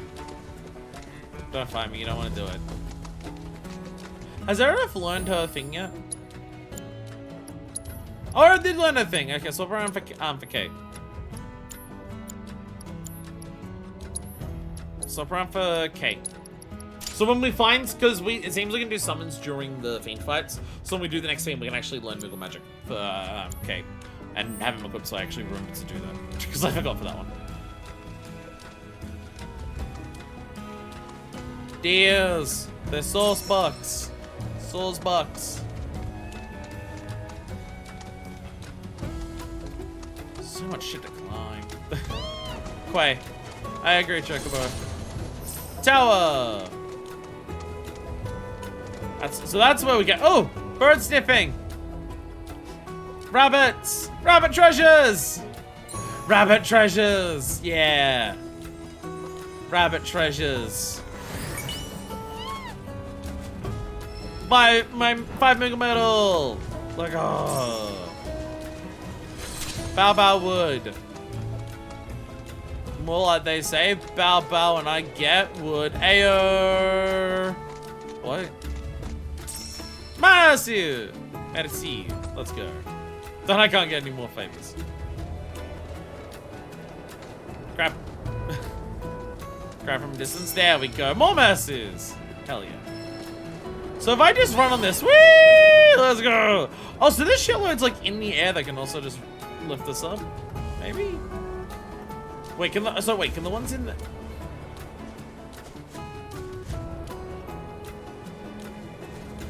Okay, there's ones that lift us up, but they seem really far away. Oh, that was not a very good glide. No, I wanted to hit this one. Hey, look go! Whee! Okay, I don't know if this is meant for anything like... I'm assuming at some point it will be. But I'm trying to like look in areas to see if there's like stuff to do with it. I'm not seeing a bunch of like things to do with it immediately right now. But it might be a case of certain ones to take you to good areas. We're gonna have to probably do that to find some of the fiends or possibly some of the life springs.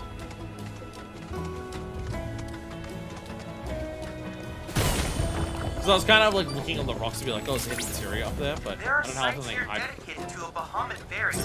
A variant known as Bahamut Arisen, with armored scales red as the canyon soil, and an engine born of flesh mounted on its back.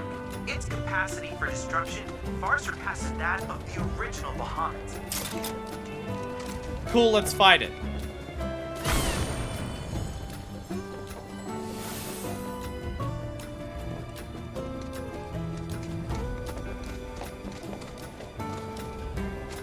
Gotta actually watch where they go. They're not like the birds where they'll wait for you. If you miss where these crystals go, fuck you. They will leave. Am I gonna go across there? Yeah, I'm gonna fly across there. I see a cave entrance. Whee! I also see another pathway over there. There we go. Bahamut Arisen. There we go. Poison petrifying material will be out soon. Before you know it. Before you know it.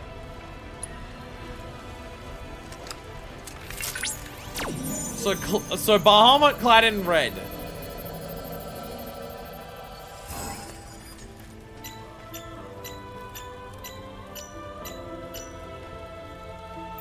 Jesus fucking Christ, look at this thing.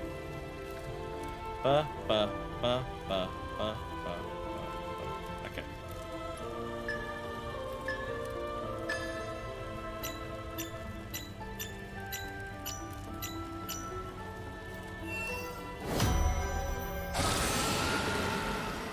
Fucking Christ. Can we not fight that thing, actually? I've actually changed my mind. Can we not fight that thing?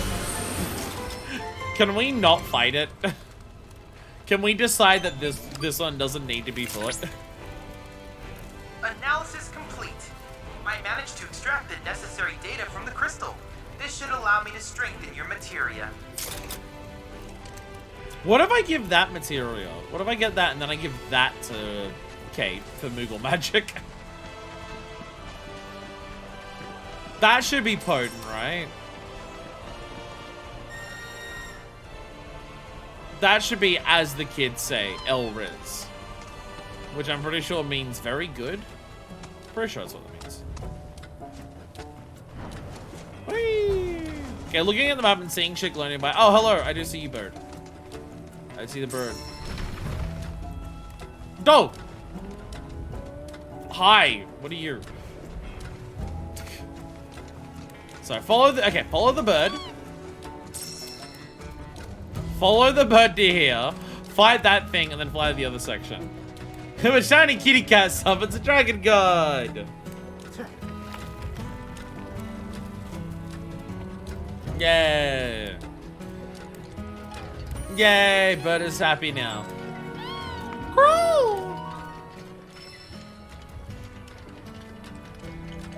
Sorry, I'm out of can. I am out of can. I am out of can. I don't have my fan today. I broke my fan at the start of the stream. I moved it and it unplugged, and then now it doesn't want to turn back on. So I'm a little worried about overheating today. But honestly, I kind of feel fine right now. And I don't know whether I feel fine because it's not actually that hot, or it's like getting later in the afternoon, or whether I feel fine because I'm streaming, so I'm not noticing it. At the moment, the stream isn't going to be blocked. Could be either way, really. Stone Golem! Autonomous dolls made of red stone that abide in arid environments. Powered by the life stream, though, created by the Central long ago to eradicate approaching enemies with mechanical precision. Okay. Cetra defense bots just on hold for a couple millennia. They lose energy every time they attack or take damage and become pressured once their energy is exhausted. Okay.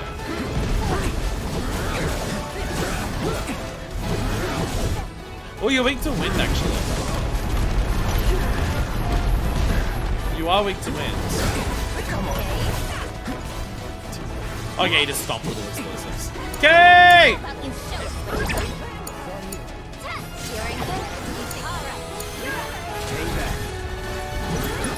Undo this. Sonic Boom!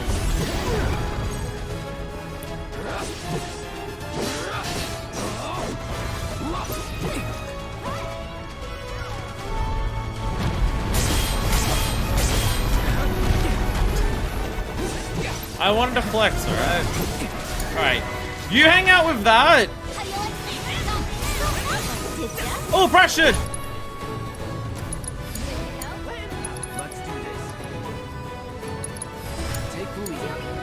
Okay. Stop strike, sure, why not? Actually, yo, Moogle magic! Why can I summon it in this? We want some Moogle magic as well. Hey, Alexander, how are you today?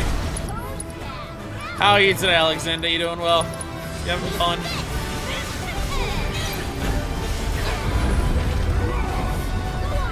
Just seems a little unnecessary. But hey, we've mastered all the weapon skills that we currently have. Let's go. They're all mastered now. Yay! Alright, whee! So I see the secret path over here.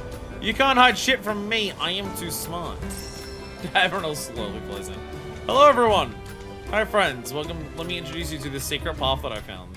Be careful not to fall off. Oh, there's more flying sections over there. There's shit everywhere. There's so many things to do, so many things to see. So what's wrong with taking the back streets or whatever the song is? Oh, bird! Bird! Ah! Rabbit treasures! So many things! So many things! Thank you, bunnies! Thank you, bunnies! 10 chunks of chrome idol! Where'd the bird go? There's a bird in that cave. All the birds in the cave. I see a bunch of gold through the walls. There we go. Crimson idols, emerald crystals. Ooh, here we go. Life spring. So this isn't the life spring thing that we're examining for Bugenhagen. It seems. Seems that is a different one.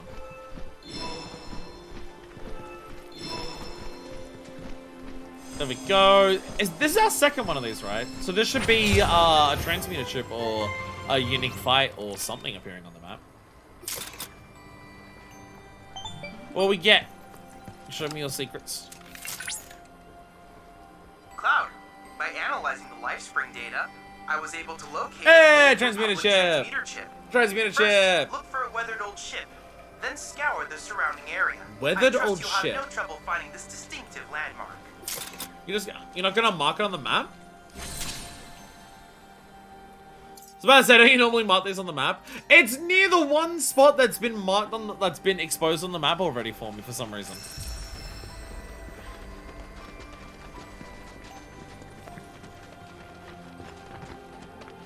So I'm looking around this area. We can actually like, it's like hidden behind the ruins. Anything up here?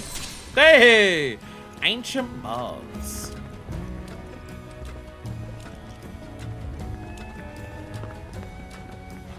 baths? Like, is the life spring meant to be the bath? Is that what we're saying? Is the life spring the bath?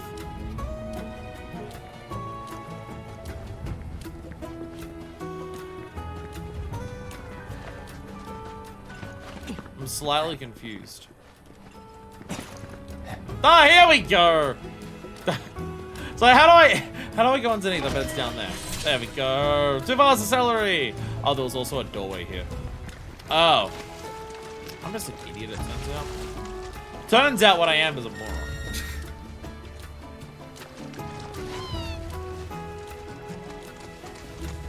See, we got an ancient barb. Why is there no, like, dialogue of, like, Aerith telling us about how, like, her mom taught her about, like, a secret bathing ritual? Where, like, friends get together and bathe together and then, like, rub their bodies against each other. What? So what are we talking about? What was the topic of conversation? I forgot. I got distracted by something. Don't find me, I just fought you. So many things that I can't obtain because I have too many of them. I keep grabbing all this shit and I'm not like getting most of it because I've already got too much shit. But I cannot deny the dopamine of like seeing thing and then going, oh, I'm gonna go grab thing and then grabbing thing. And what if it turns out that like at the end of this is like a trophy for what the? How is this not? What the? How is this not the thing that Boogie was looking at? I saw this from a distance. I thought this would be, but this is going to be Proto Relic, isn't it? That's going to be Proto Relic. Oh, I don't have a tower yet, so I don't actually have the Proto Relic. I can probably comfortably get this tower, can't I? I can probably comfortably get this one. Because I've got this fiend here, and I've got like this life spring and stuff. I can probably comfortably get this. Just so we can activate the Proto Relic. Because I would not be surprised if what I'm looking at is to do with the Proto Relic. Because what the fuck am I looking at? So I feel like I should probably do that.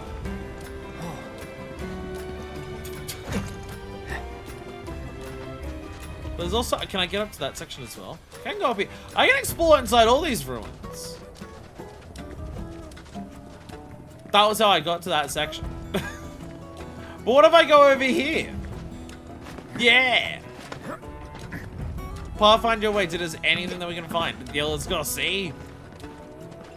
Well, items. There we go. Oh, okay. Giant gate over there? I haven't, yeah, okay. Didn't even see that when I was like climbing up the other things. Oh, there's so much. It's just the fact that I managed to, like, obviously a big part of it is because of knowing where that tower is. But just being able to actually put in, oh, another bird. Being able to actually make this game have that feeling of discovery and just like, Jesus Christ, Aaron. This game actually has that feeling of the sense of discovery that like you want from a game like this. Go wild! And it manages to do that like in a game that has the setup that it does. Well, this game still feels like I'm discovering things and finding new things in the game as I play it. Even with like the elements of like modern open world design that it has. It's like, oh, you can have modern open world design, have all of this, and it still feels like, you know, you're doing things and like engaging with the open world as opposed to just like going to checkpoints. Don't overdo it. I got it. Keep it together.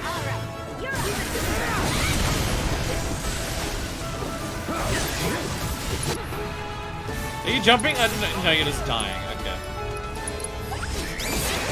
Nothing to it. I saw the jump thing and I'm just like kind of waiting for it, and then dude just started bouncing in the air. I'm just like, I guess you're not jumping, are you? I guess you're not gonna jump, are you? I say jump, but you are not saying how high. Okay, so he's a very broken party member. I mean, the fact that we're now at a point with him where I can get the Moogle out instantly in a fight, and the moment that he gets the Moogle, he has access to a buff for the party, works out really well. Being able to just instantly be like, oh, I'm loading up K, I'm immediately going to have a buff, or something like that, or a debuff on an enemy. It's very good. I can immediately start shit by just like stopping an enemy.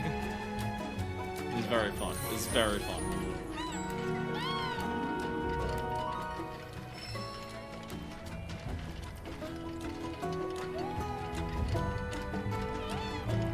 Aww. Chin scratches.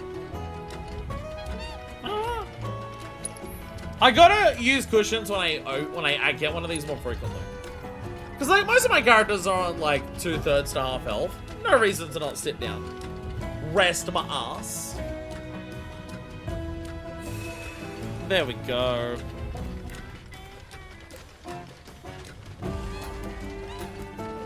What is this thing that I'm looking at here? Like what is this thing's function?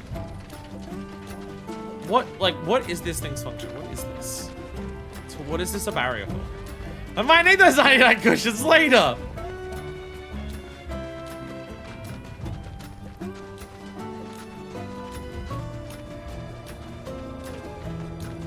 I can't tell what it's meant to be. Is it just a barrier?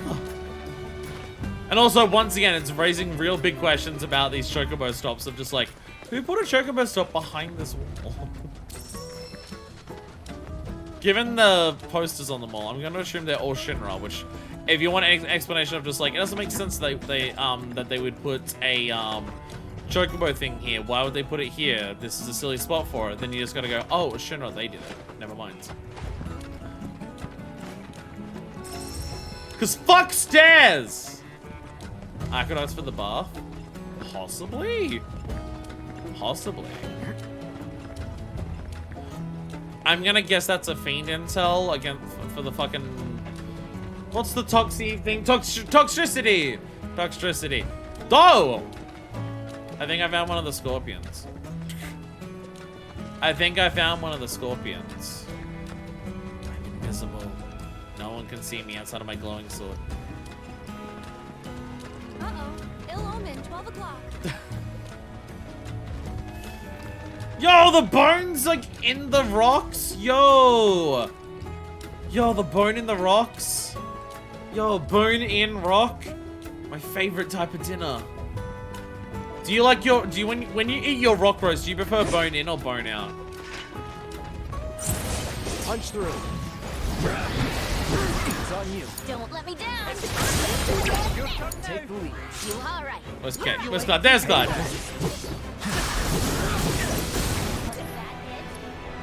Kate, fucking Christ, you already have shit. Alright, roll the dice.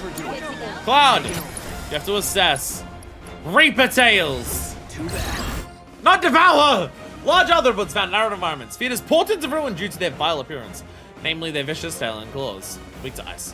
Dealing a damage with ice magic will pressure them. Following up fire damage will leave them open to attack. While pressure, they become more susceptible to physical attacks but more resistant to magic. Okay, okay.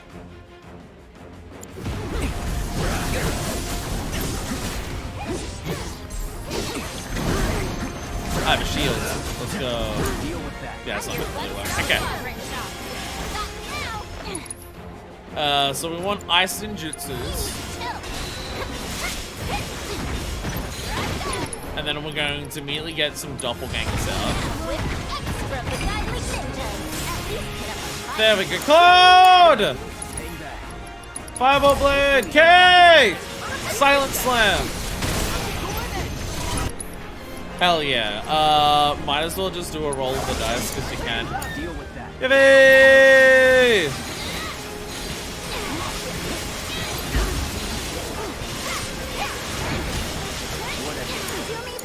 God! Need you. Oh, God.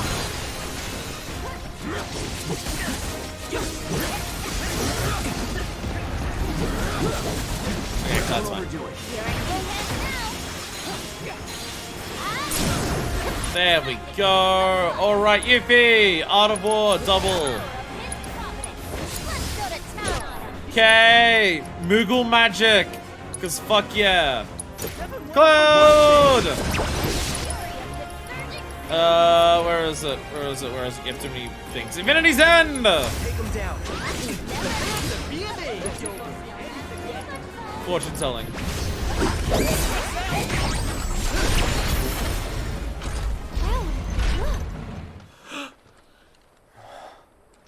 The stars. Use the phenomena reports as a reference. Try to recreate the paleontologist's photographs with at least 80% accuracy. Those these will accept any picture you offer. Left of view the reports, L1, take a closer look. Once you have the right vantage point, pull out your camera with up and snap a shot. Okay. Oh, the picture. Right.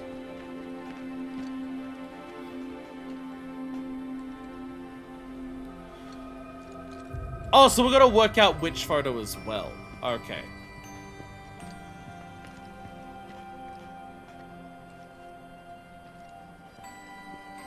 Oh, she's praying. I'm about to say, what's she? She's praying.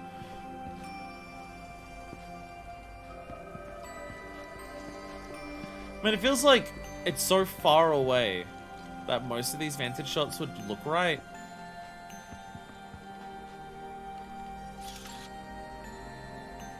Oh, it does actually, like, straight up tell me, oh, by the way, this is your accuracy.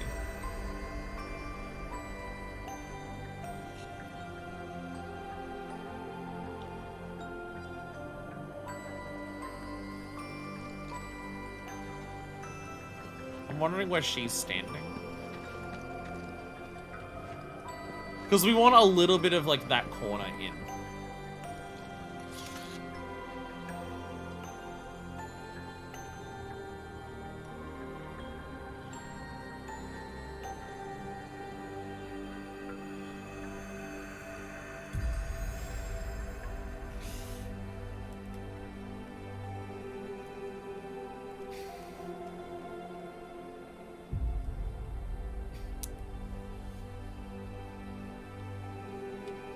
Let's go! 100%, baby! This is perfect. 100%! Well, well. Maybe you ought to add photographer to your resume. I've been taking photos this whole time. Go to the next ill-omened location.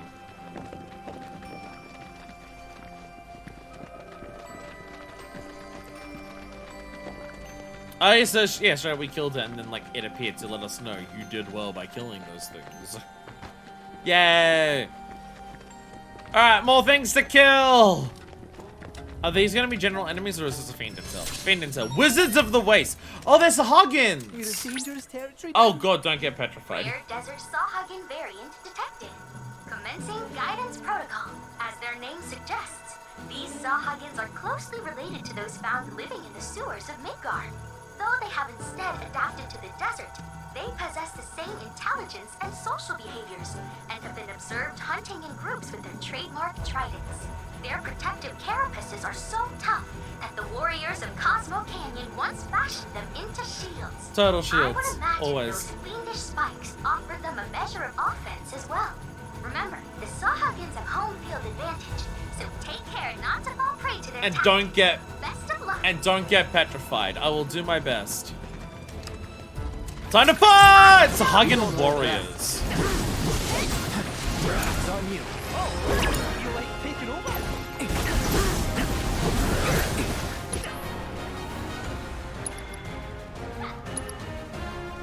Celestian stone. Is that like the frog turning thing but for petrification? Elemental weakness. Ice again. Sagan's Red Desert Sahagin variants. These Sahagins have been recognized as especially powerful warriors, guarding against intruders using unique spells passed down from their ancestors.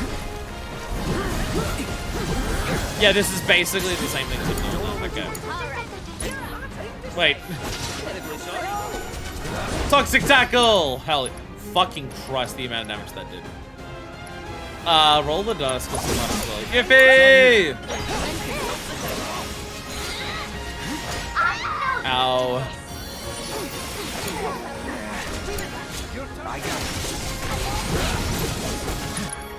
Focus thrust. There we go. Take the lead. Yippee!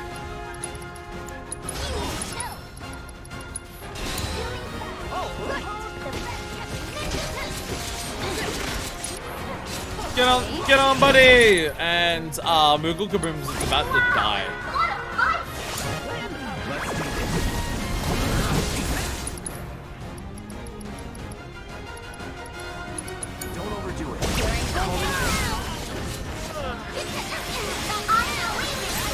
Oh, get fucked! Lol, get fucked! Although you still got off the attack, so.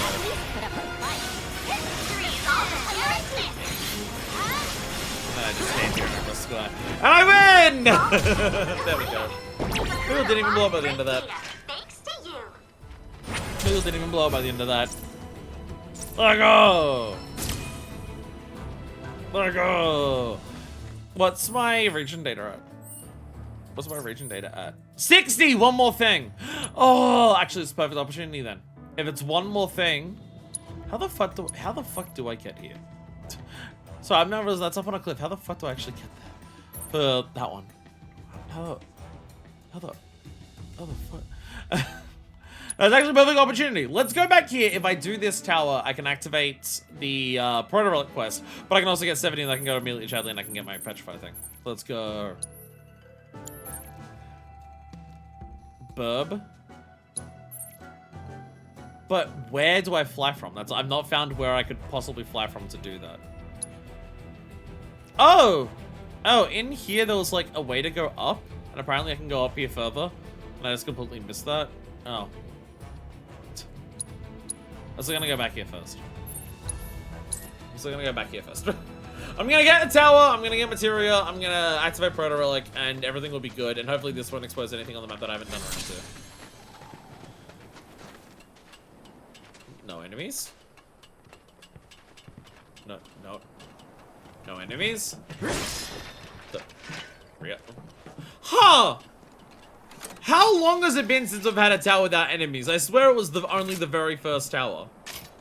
I mean, I guess it's like right next to the range, which then also raises questions of why is it to the range? Because you can already fast travel there.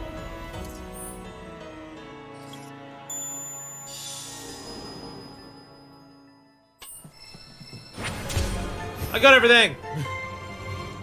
70! 70! And Proto Relic! So many things happening at once. Cloud. Proto-Relic energy signature confirmed. And relatively close to you. There we go. While the signal is on the weaker side, it may serve as a good place to start. There we go. I'll send you the coordinates right away. There we go. Planetological ruins. It is that thing! I told you. I told you it was the thing we were looking at.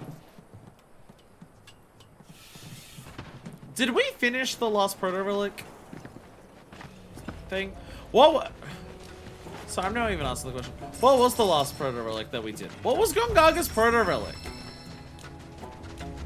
Oh, it was the training. It was the Turks training. It was the Turks training. I now remember. I now do recall.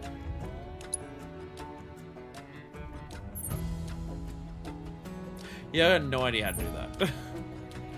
We're gonna go back down here because we're gonna explore up here and see if we can get up to this area. But first, let's go chat. First, it's Chad time. Chad, do you mind if I call you Chad? For activating the Remnawave towers. Tower, I only did aware, one. These structures were built by the Republic to study the planet, thus making them an indispensable tool for furthering our pursuit of world intel. To that end, I ask that you activate any others you come across. No! It'll be spoilers! Just thinking of like in-universe justification, how little that makes sense in-universe. I wish you all the best. Yeah, the Cadwar and Sandman one were not allowed to do. That one said no, because it wasn't enough to delay Corel into two areas with a massive amount in between. Corel also needed to be split up by just saying, oh, by the way. Poison and Petrify, let's go. Poison and Petrify materia. There we go. Now if you can spend ATB on that. Does Doppelganger... I always forget how to look at the command guide in this game. It's party. Command guide, there it is. Oh, Doppelganger. Mimics your actions. Does Doppelganger apply to like normal magic that you cast? So if I do Quake, it does double Quake? I should probably actually look at these and see if there's any ones that I haven't actually done for, like, the dual things for Cloud. You get little boosts of, like, they like each other more when you do that. Okay, well, I'm not seeing any on here. I believe they have a little blue symbol if you haven't done it for that. So I think I've done all of these for Cloud. The only ones I'd be worried about would be, like, the possible ones up here, like Counterfire, where you do that with multiple characters. Have I done Counterfire with every character? I don't know. That I am less confident in. Is there any in general that I haven't used? There's no, like, major interpersonal bond ones of, like, between different party members. So I don't actually know if they show whether you've used it or not. I mean, there's no way that I've used, like, all of the synergy skills. Synergy abilities, I mean. And it's not saying, hey, here's, like, ones that you haven't done, so. Counterfire, I'm less confident in having actually done with every character. That would be the main one. Because Counterfire is a little more specific. I'm gonna teleport. I was about to say, oh, I'll fly back down. I'm just gonna teleport here. I'm going to be lazy. I'm just gonna teleport back down here. Alright, exploration time. We're going up there. Because I haven't been up here. Maybe I can find a better way of doing it than whatever it is I'm trying to do. Because there's this flying section. I haven't been on this flying thing. Can I fly from here up to there somehow? Like on top of that thing? Oh, there's a giant thing here.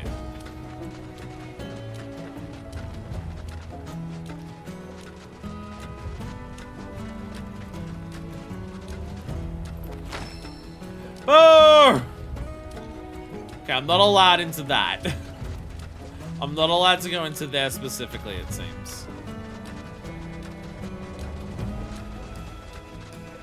You will unlock at some point later, I presume. Hey, goats. Hello, how are you today? So I see this flying. That gets us, like, over to that side. And then there's some, like, basic basics down there.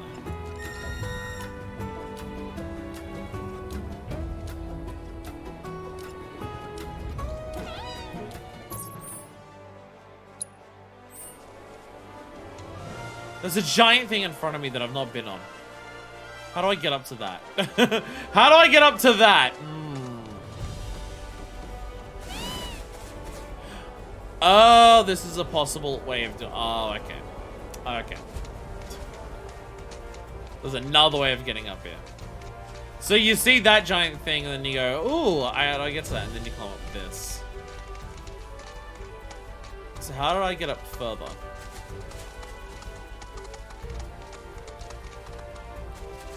Do I go through the baths?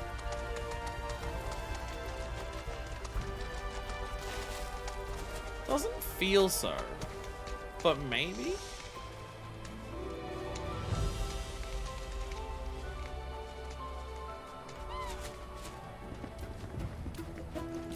So there's like a pathway on that. Like if I looked at the map, I would assume, oh, climb across there to there to there to here. But no.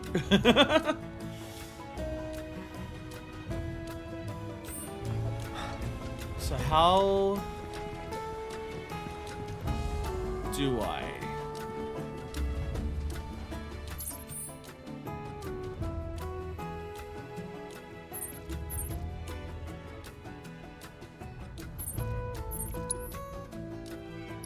I can't imagine this is anywhere near close enough, right? If I could fly out from the training course ones, that would make life easier. Yeah, this just kind of puts you into the area.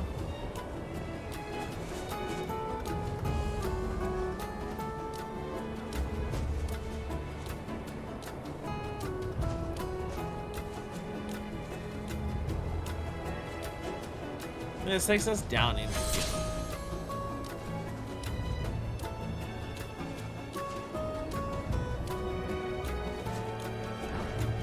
I have so many questions.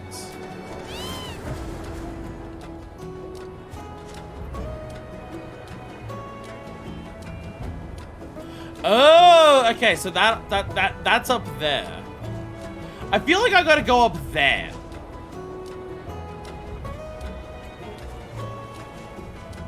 There's a lot of the extra height things around this, but none of them seem to be reachable from this itself. Don't mind. It's like this is just like a little quick way of getting around and showing you things.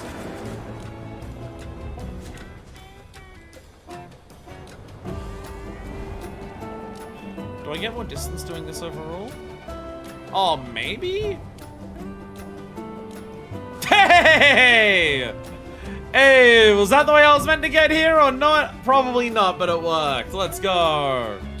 Let's go. I am big brain genius of awesome sexiness times. Let's fucking go. Keep it together. I meant to ride, but I got it.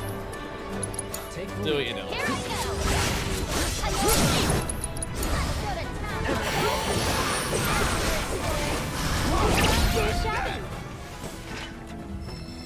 Things die so fast. It's so satisfying. Alright, we're gonna big tower. But like a different kind of tower than like what? Ruined elevator. I thought I saw it there. Suppose I know I saw items sitting there. More rubies. Smash. Oh, it's a purple. This is a purple. We also have to fit the purple. So bad when it comes to these open world sections of being able to like. The whole idea is go through an area, focus on it, and like work through it. And I jump around all the time. Any devices activatable in here? Okay, there's that, but can I climb up this until it's up here? Some stairs. Okay. I saw this tower and I honestly thought it'd be more of like a grappling hook section of grappling hook around a different part too. But no, we're just going up. Hey everyone, how are you today? Whee! Look how high up we're going. Let's see. We're explorers. Okay, well there is lower sections and there is stuff on them. No, never mind. There is a lower section with one set of stairs here. But that does... Or is that where I just was? I think that's where I just was. I saw that platform there and was like, is that? But then I see the stairs and I think we're just where I just was. I don't think I went up that high. We're all good. We're all good. We're all good.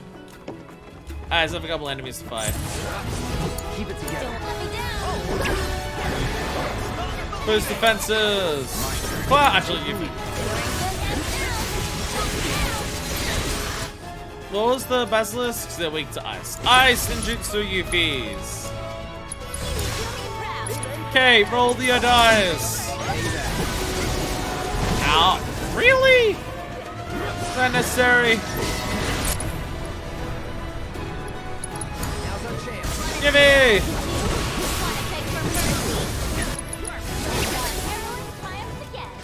Yay! Everything does. Let's go. I feel powerful.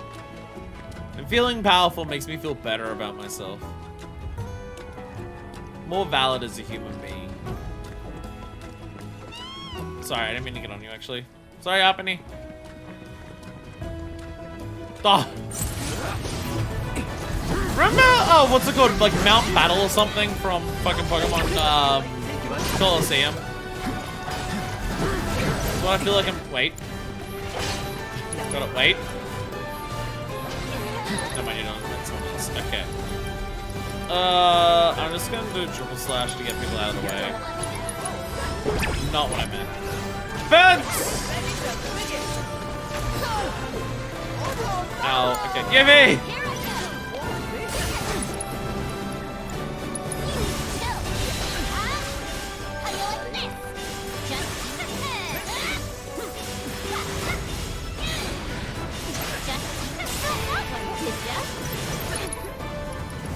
I think Yuvia's prey. Prey! Die!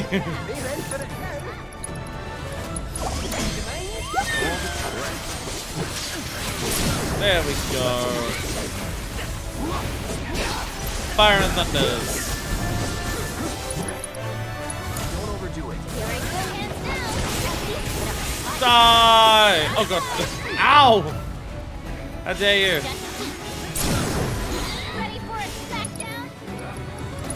Get hit by Quake! Boom!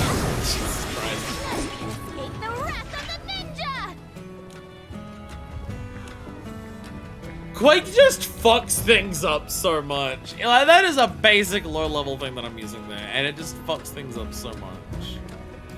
Okay, there is a top there, so there's more sections up there. Does it not feel like I can stand there and like... Oh no, there was another area going down further.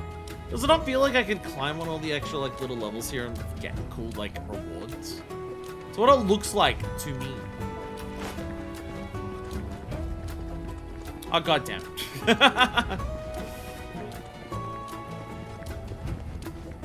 Shit, this is for pro thing I don't even have yet. I didn't even say this up here. I thought it was gonna... Let's cache it. You can fast travel to cache locations, I believe. So at least I can fast travel back up here once I actually unlock this section of the proto relic. Hopefully. Pretty sure that's what you can do.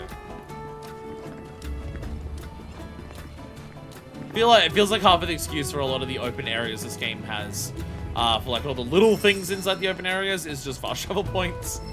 So if you find things in an order that doesn't work out, don't worry, you can still fast travel and get everything. I'm pretty sure you can fast travel to these. Yeah, you can. You can. You can.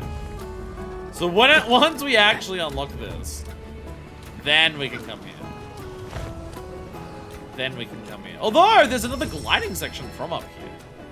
So there's just a really high up, nice glide point to start your gliding process everywhere. Which is ball of swag style. So that's, yeah, it's like the, how the fuck? Still no idea for this one. So I gotta run around here and explore a little bit more to work out what the fuck for that one. Because my current what the fuck status for that one is, bitch, I don't even know. So if I fly from here, what can I reach? So there's a over there. There's a thing over there that's like above where that fiend was.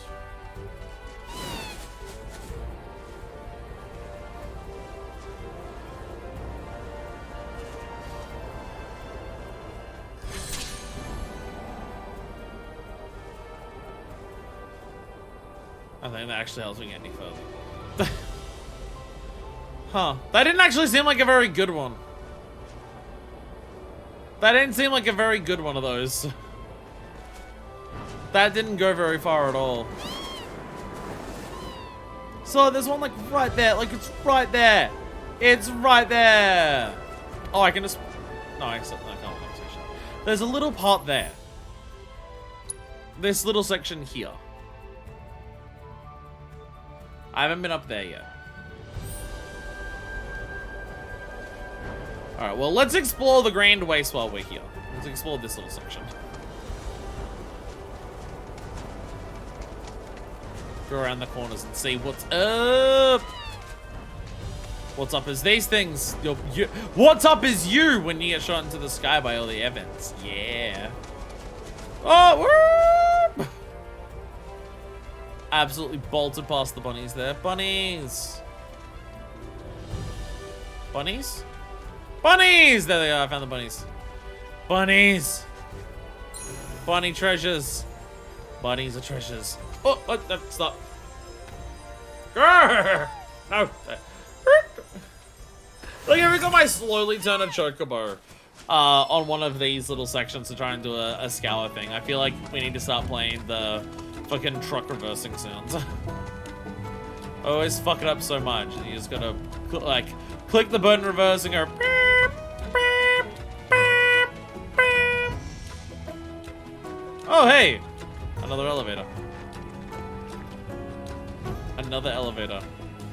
Is this Okay, so I was about to say, we just passed under the thing that went to Cosmo Canyon, yes.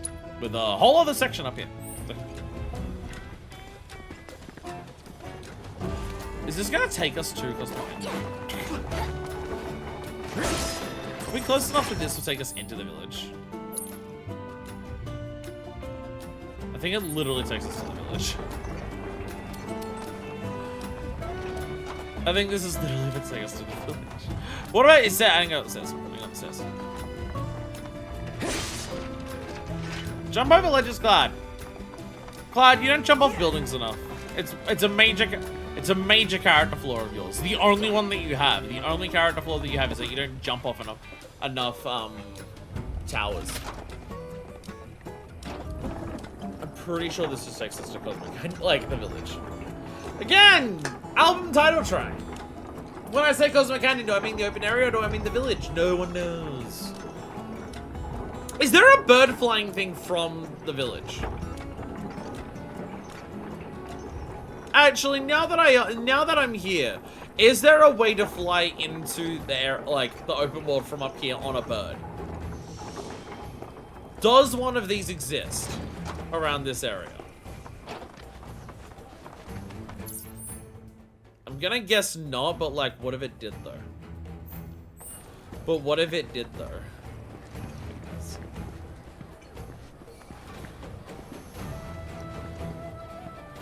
I don't think it does.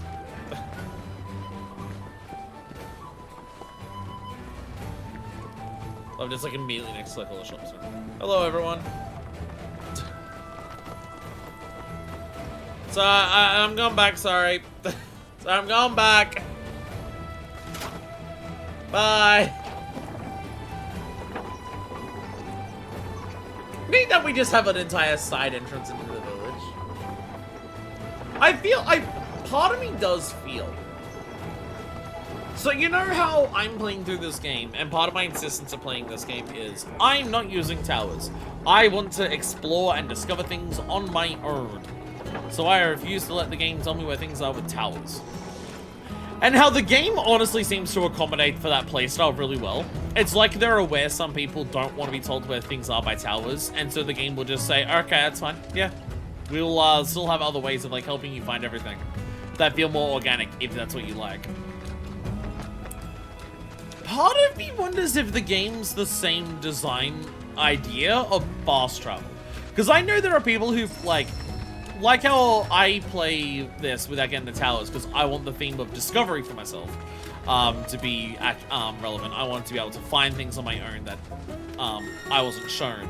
I know there's definitely a lot of people who also, well, I don't know about a lot, but I know there's definitely also people who play open world games without fast travel because they're just like, I want to feel like I am exploring the world and walking around it. I want to feel like I physically exist in the world and that I have to traverse it, and fast travel ruins that for me because it feels like I can just bounce around. Instead of being one big connected world, it feels like a bunch of little disconnected areas and I'm constantly fast traveling between two. And I do think some open worlds have too much fast travel. I do definitely agree with this. I've definitely seen the games that people talk about just being like, I don't like using fast travel too much in this because like you don't engage with the world at all when you use the fast travel that much. And I get that. But me, for this game, I try to like, I'm bouncing around for fast travel when I've got very specific objectives. I try to explore the open world the normal ways, but like, if I've explored a giant section, I will just like cut to where I am in that section to fast travel. Or if I have a side quest, I will like fast travel to where that is. But it's just with like your chocobo abilities, some of the easier ways that the game helps you get around. Something like Cosmo Canyon having multiple entrances like that. I do wonder, I wouldn't know it because it's not the way that I'm playing it. But like how the game is willing to accommodate me being a stubborn dick and refusing to activate any towers while I'm going through it, I wonder how well the game accommodates people who don't want to fast travel. Because I look at a tower like that and I'm just like, why else would that exist? Why else would this elevator into Cosmo Canyon exist? Feels like it exists to the people who are down here and go, I want to go back to the village because I've got some things to hand in, but they're super far away. Then we'll have to go back all the way up to the beginning and then go up to that high bridge.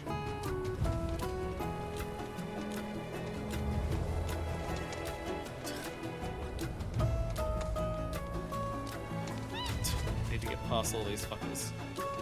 Actually, I can fight them and just not activate the tower. I can fight them and just not activate the tower. It's on you.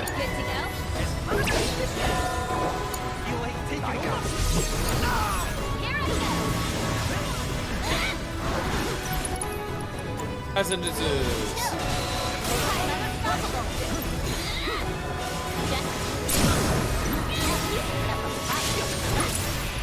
Doppelgangers. Cloud! Okay! Jimmy!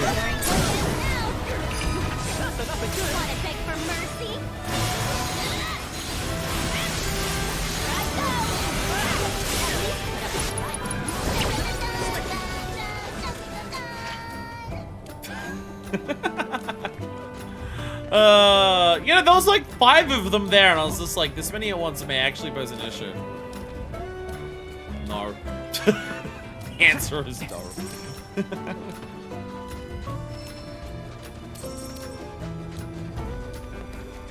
I was wondering how quick that would have done instead of trying to like focus on elemental thing for Yuffie. I just did fucking go immediately into stone materia.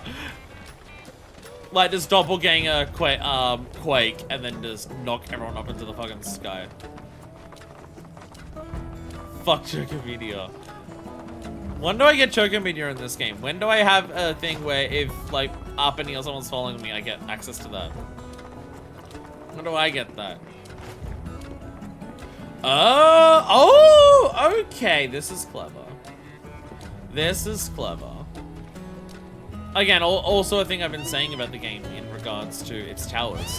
They seem to do have the idea from Breath of the Wild or, you know, Assassin's Creed 1 specifically, where, yeah, the towers are how you activate things around the map, but also we want to make it so that interacting with the towers is also like a thing you have to do and actually think about. You can interact with the towers and you gotta work out how to actually get up them. Yeah, it's not complicated, but like, you know, it doesn't need to be. Towers are meant to be the most basic of the things. They are the most identifiable from a distance. They literally get all marked on the map instantly. So of course, like the gameplay element that you engage with it to do it is also going to be one of the more simple ones. But they make it more than just kill the same enemy and just press a button when you get there each time. And I appreciate it.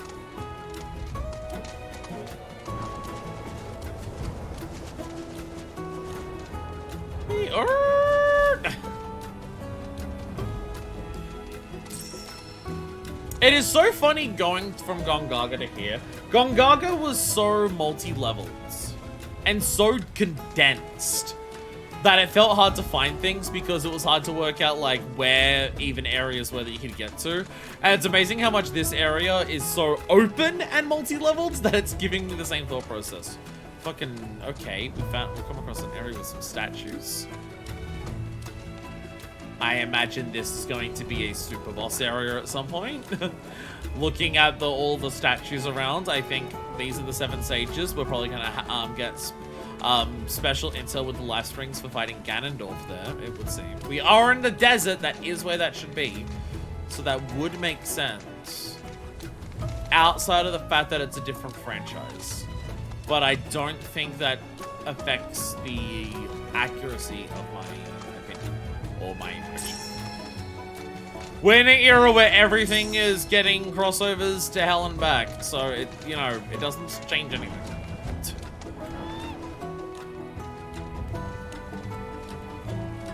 Tree. A tree. There's also bushes, but like a tree. Oh my god.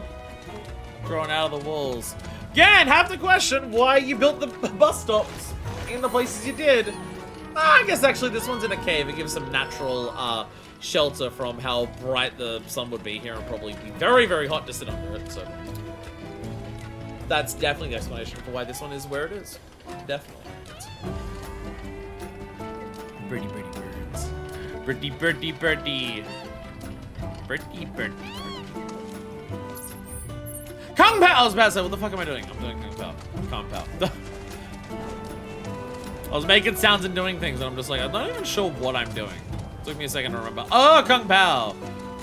You have to wait in that sun to see if the bus comes. Fucking, oh god, the bus stop near me that I used to catch to work there's a seat there that I can sit on. But one, there's no covering for it, so I can't even sit in, like, the shade.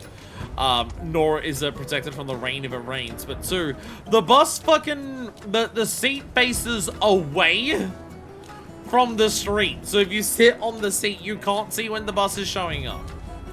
And I'm like, what the hell's the point? All the other bus stops that I see, the seat faces, you know, the street, so you can see where the bus is. I tried to turn the camera, then I remembered, all right, right stick and left stick, both control this.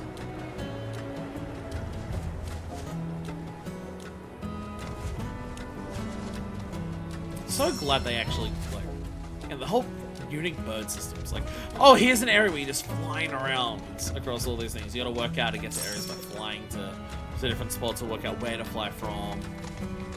It's so fun. It's so fun.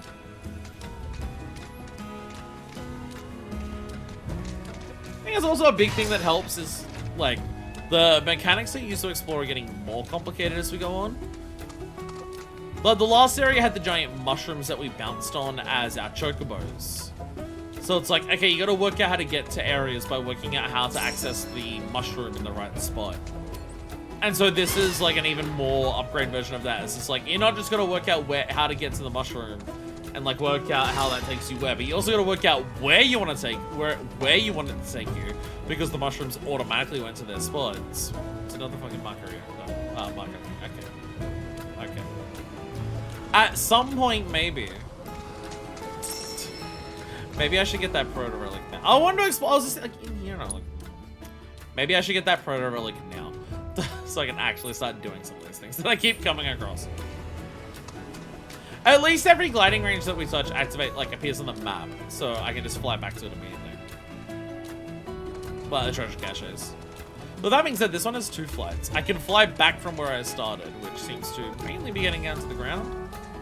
Oh, I see a red crystal over there. That cave over there, it's gonna be another thing. Oh my god! Giant jungle oasis over there. Yo. Yo. Whee! Okay, this one seems like it's just gonna go back down.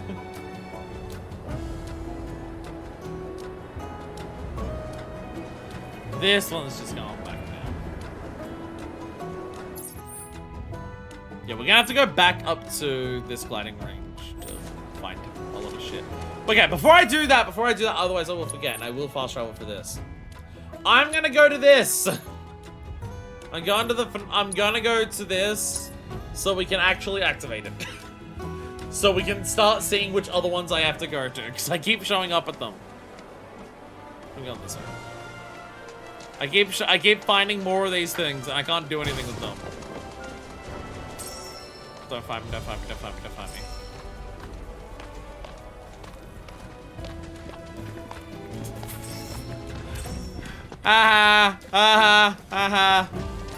Get shit on. Oh, hi birds. Oh! You're part of this. I see you're approaching the signal. The source appears to be somewhere in the canyon's ruins. Oh, hello. These ruins are closely connected with the life stream, and it's thought that they were created to help guide it through the veil. I have complete faith your efforts will greatly aid our planet. Proto-relic is actually like related to the story of the area. These ruins are closely connected with the life stream, and it's thought that I have complete Actually, so was the last one, because you did the proto-relic.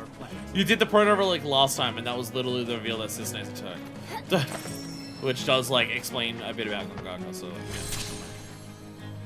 To just be in the presence of Feed Monarchy is such an honor. Aw, you're famous now! You're famous now!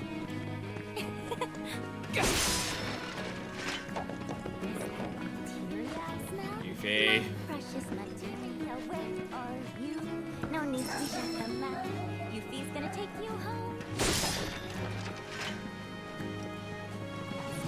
Materia, I smell. Good, another question. Materia, where are you?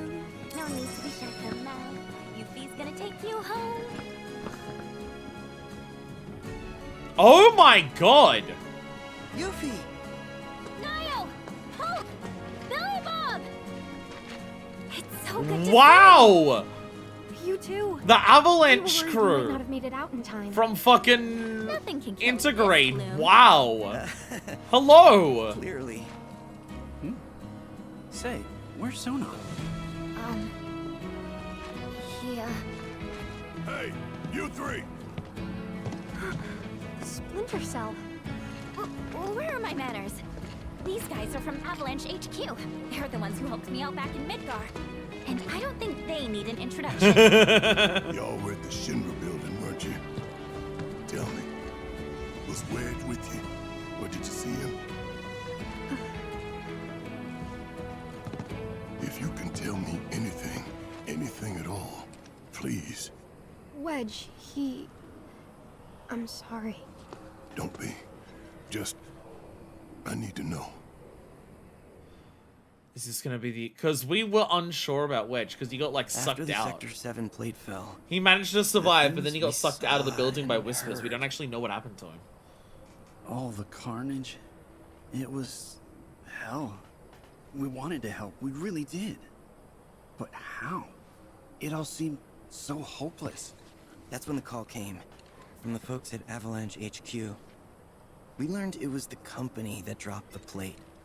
And that they were gonna drop another. HQ was we forced to stopped them. taking the type of actions HQ that needed we do. volunteers to help storm the Shinra building. This was our chance. We knew it was the right thing to do. All of us. Even Avalanche HQ was just like, no, we need to Wedge attack. and I ended up being assigned to the same truck.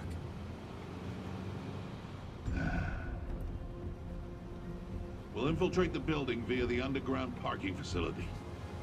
From there, we make our way up, taking each and every floor. Oh, we just skipped most of them by taking the stairs. We've lost contact with Lucia's team. I think we have to assume they're all... That's enough. First, we'll check in with Matt. on it. Let me just scooch on over here. I'm Wedge with the Splinter Cell. Barrett's crew, right? Here, try one of these. It'll help you calm down. Thank you.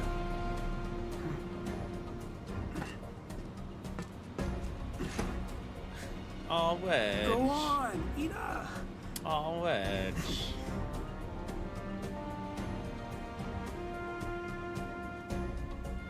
Our team was heading upstairs to take out the president. I know what you're thinking. Avalanche doesn't do that. But when the plate fell, the rules changed. Yeah, these stairs are bad. Come on, man. Get the lead out. Don't want to be left behind. Hey, thanks for the assist. Help me out here. All right, we're almost there, boys. Domino.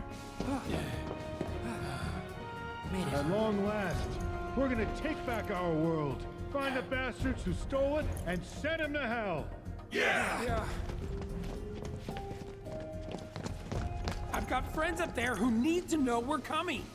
Oh, sorry, but I didn't want them to get hurt, sir.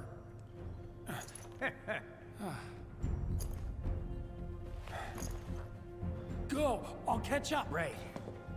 We were all fired up, ready to fight. We didn't run into any of them is the issue.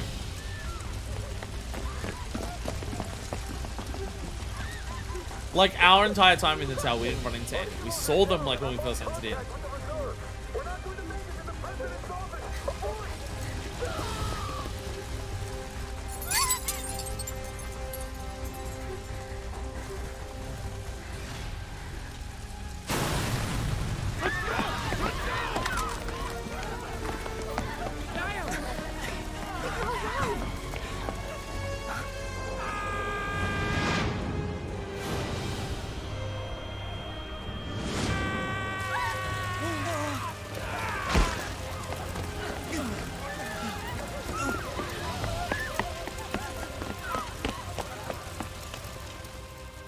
We couldn't believe it.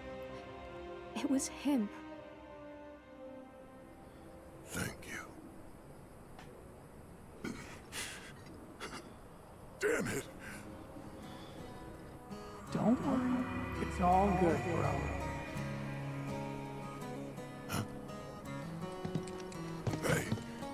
heard that right. That was Wedge. Barrett, those who pass on become one with the life stream.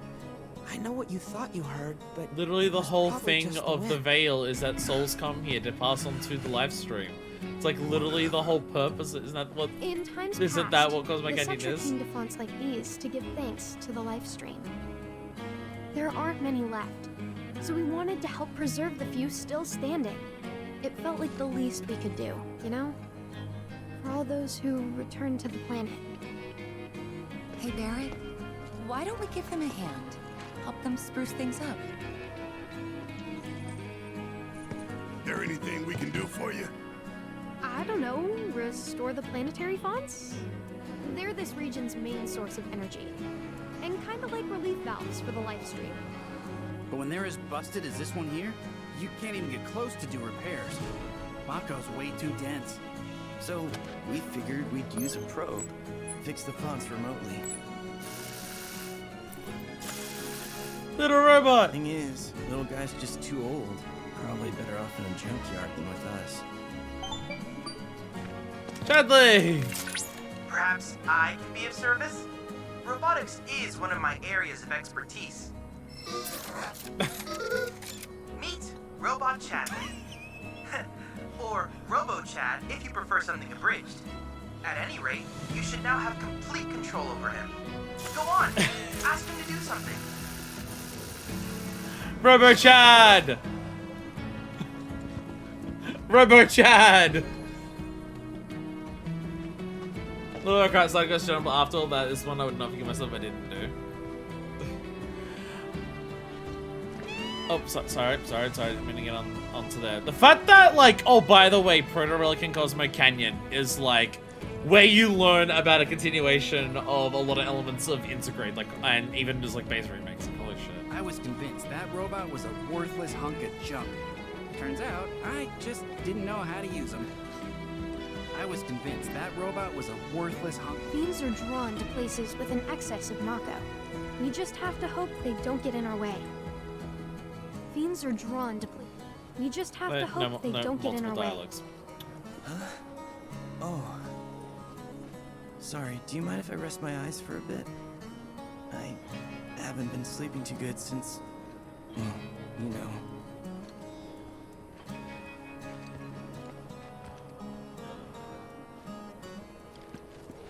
I just felt like so many story like things are just like, yeah, even the Splinter Cell, like even like the main headquarters realizing that, hey, what we're doing is clearly not enough. Shinra is like way too active a threat for us to like take things the way that we are currently.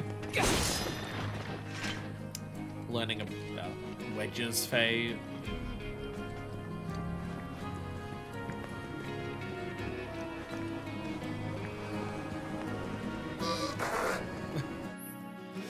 Gears and Gambits. You must program robots with gambits and actions. Set them into battle with the aim of reaching the center of the spring and vanquishing the enemy leader. Emerging victorious will restore the planetary fonts.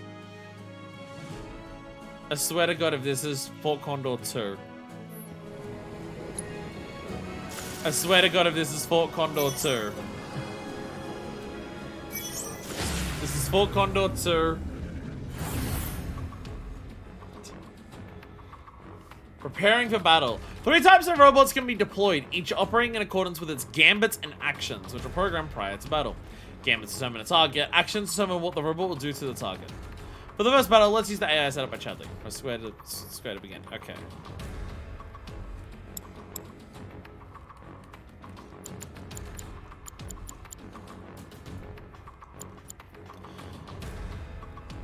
Okay, so one robot attacks weak to the element of ice. Okay, so there's attacking different elements of that. Enemy leader intel. Program attacks when several robots are deployed in a single lane, or when attacked by several robots. Deploy robots with elements affinity to switch enemies, so do not assign them all to the same lane. Okay. And we have a lot of skills. HP and a large combat damage. Okay.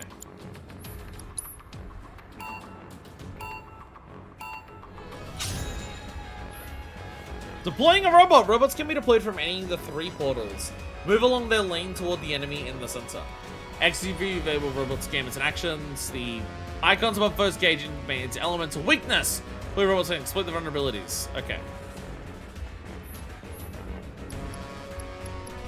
So you're weak to thunder, so put out a thunder robot. Okay.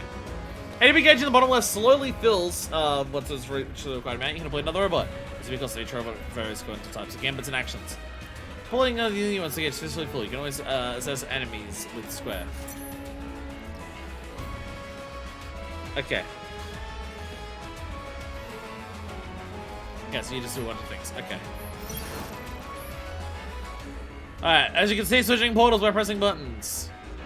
Deploy robots into other lanes and outmaneuver the enemy. 3 portals share HP gauge, shown in the bottom. If there's 0, you lose the battle. Oh, okay, so it's okay.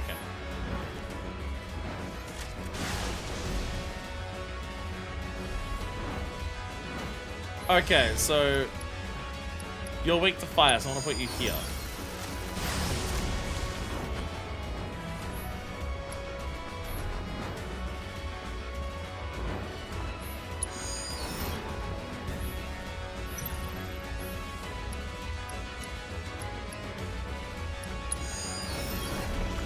They can all attack the big thing, alright? Fish is... Ow, Jesus. Okay. Bite hurts. Oh! Special abilities start using balls by pressing triangle. Select a specific skill, move to it, and activate it. But targets will be designated. You can only use each portal skill once. Think carefully about when best time to activate them. Okay. Well, something here is weak to ice, so I want to bring out the ice. I'm just gonna do that.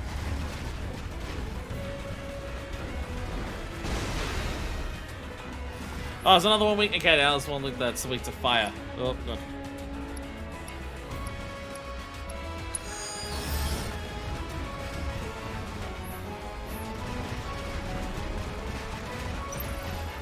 No! Weak to ice. Okay.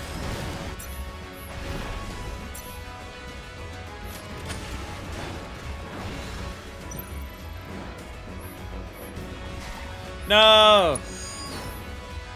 Let's beat the enemy within the allotted time. I'm trying my best here. This really does just feel like Fort Condor 2. I'm not gonna lie. It does kind of just feel like Fort Condor 2.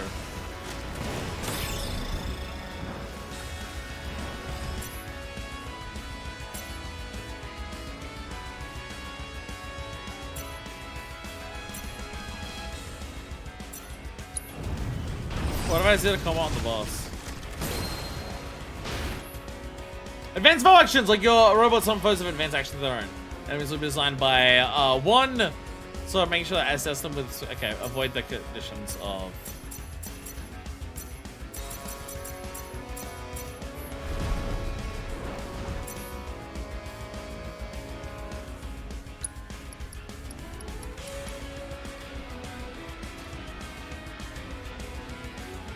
Use point attacks on several robots split in a single lane when attacked by several robots. Oh, okay. Oh, okay, so you're being attacked by 4 robots, so now you're doing powerful things. Okay. Oh god, they reached the portal over there. Oh no. Oh no, we need more fires over here. Okay. And we need lightnings over here. 1, 2, splat. Okay, oh no. Give me ice. Give me ice powers. Oh, there's also just like normal enemies here. 3 robots in 1 lane, and now thing is powerful. And now it gets a regen. Oh shit. Okay. Okay. I'll be honest, this feels like something I'm just gonna look up a guide on how to do later on. When it comes to like completing the later ones of these, I'll be honest, this feels like I'm just gonna look up a guide on how to do this. I'm not gonna lie.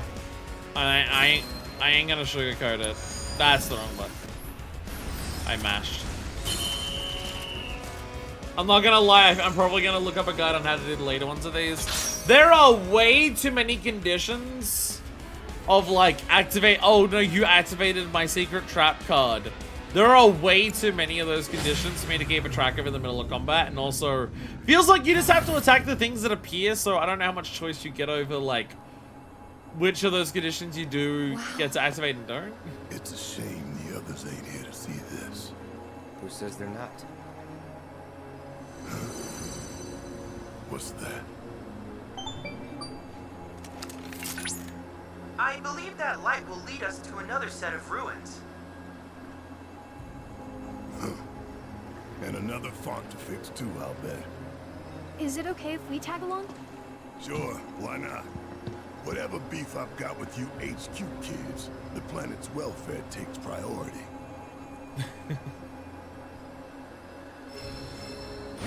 Hey! Number 1 down. Empyrean Ruins. The thing that I found earlier.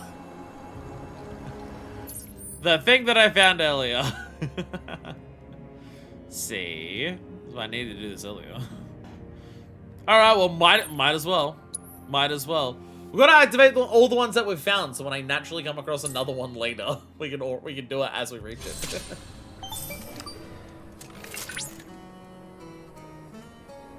From my study of ancient texts, I've deduced this place was built by the Cetra to house something alien. Precisely what is unclear. I remember hearing about this growing up. You don't think they were talking about the Gi, do you? Well, there's Gi and Genova. Perhaps, but the energy signature would suggest otherwise. How many aliens did the Cetra deal with? Given that it so strongly resembles that of a proto-relic, I surmise these structures were designed to contain. Oh, the proto-relic is also For alien. now, let's continue through our story. How many aliens did the Cetra deal with? Something within. The planet itself is guiding us. I've also developed an additional AI chip for RoboChad. Hopefully, it expedites our work. Hey, RoboChad. Hi, RoboChad. How are you? Where's the intermission squad? Are you two hiding in the bushes? Or will intermission squad show up after we, like, fix it? Intermission squad's not here. They ran away.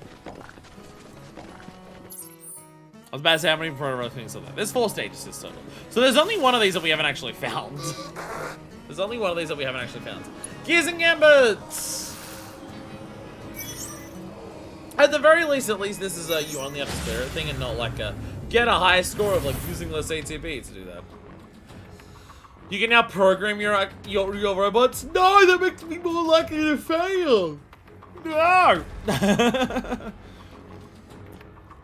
Gambit summon a target, action summon what the robot will do to that target. To enhance your chances of victory, reference the information on enemy units before programming your robots, which can be done with X. You can also auto-program your robots if a stage is giving you trouble. Shall we proceed through this research while gambits and actions will become available?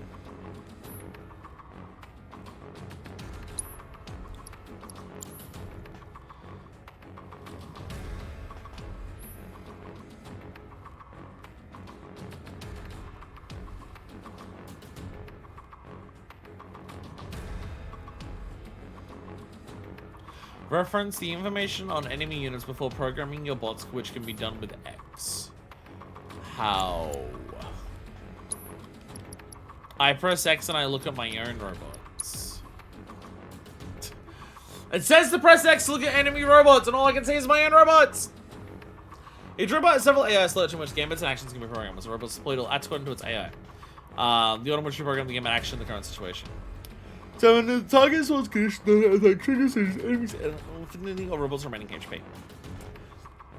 Actions allow the robot to perform many functions such as increasing HP, allies, enhancing attributes, or exploiting elements of weakness.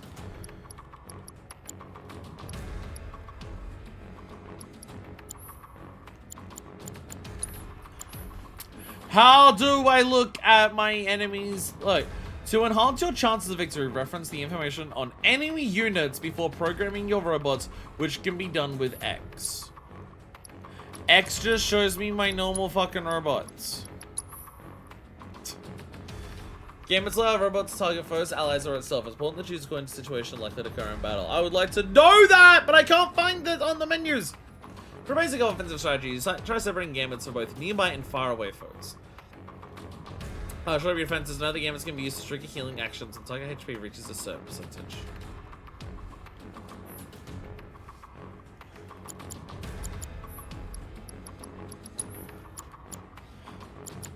Chad, I think I hate Rebirth.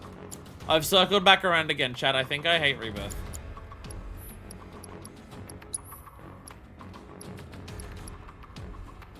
Should I exit first enemy? I don't know.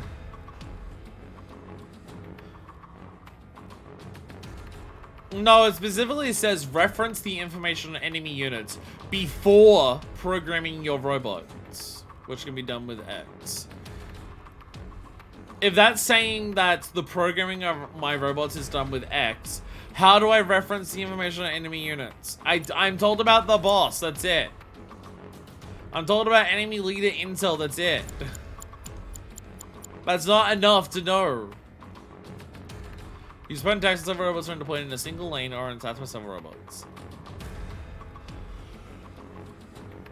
So many marshmallows that appear, so you know how to... Why is this so overbaked? Why is this system so overbaked? There is way too many things here.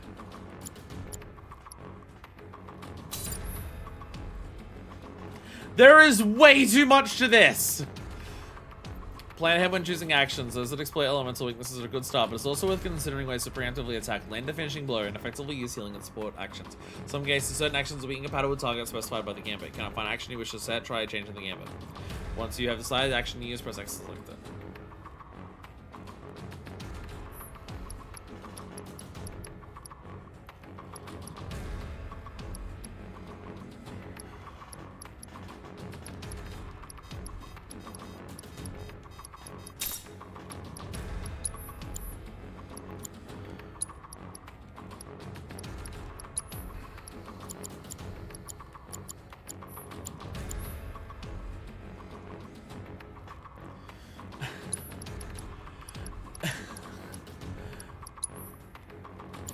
There's fucking save systems for this?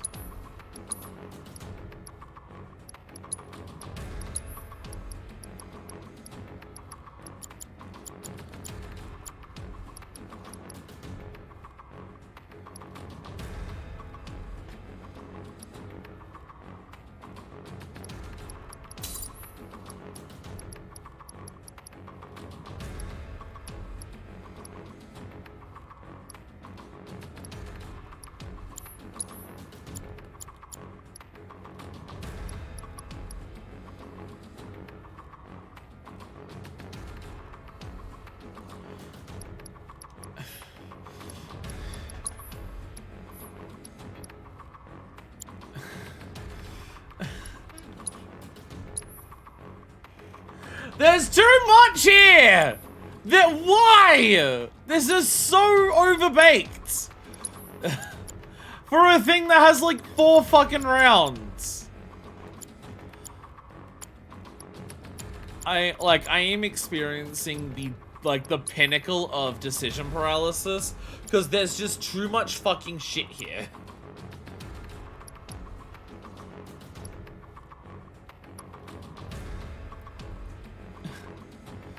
There's just actually too much shit here.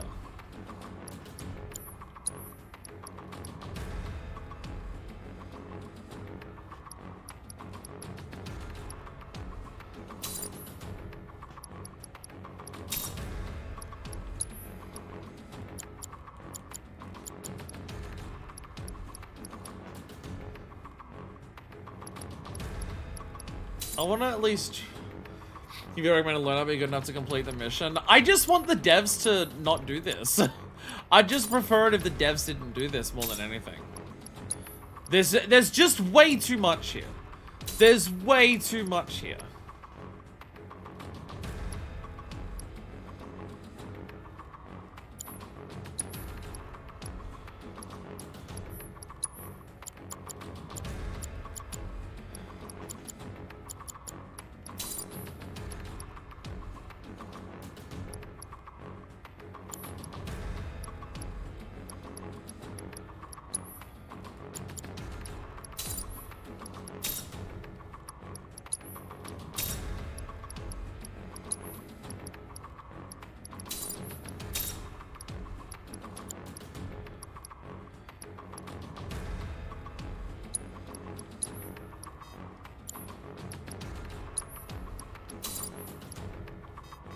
Oh, I can't make them all. Okay, I can't make them all spam. Okay, I can't make them all like spam. Okay, I can't. I don't have enough things to like do that. Okay.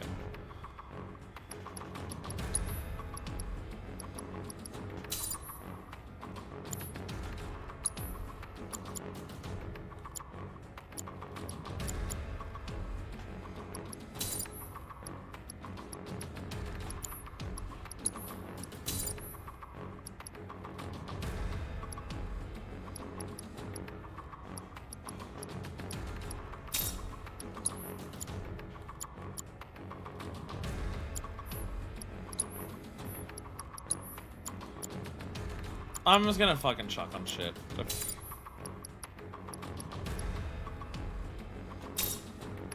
I'm just gonna fucking chuck shit on. I'm not paying attention to this. I'm not paying attention to this bullshit. I'm just gonna fucking chuck shit on, see what happens. There's no reason to pay more attention to it than that. I don't fucking care.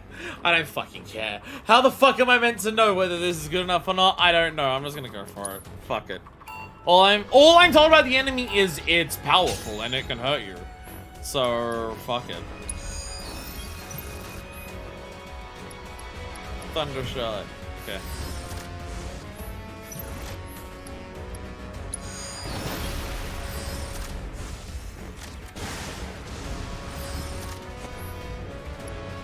Fire. Okay, I need a fire shot there.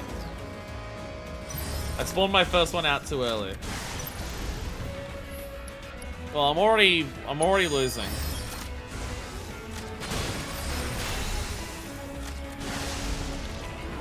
Can the devs stop doing this? Just like stop putting in this type of game. This just feels like Fort Condor, but more overtuned. I'm not gonna lie.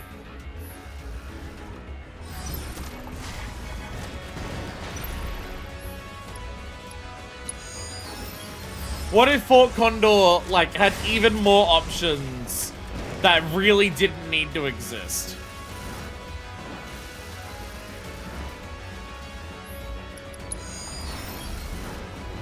No! I basically can't put down anything in advance. Because the moment that I do that, something spawns and, like, kills me.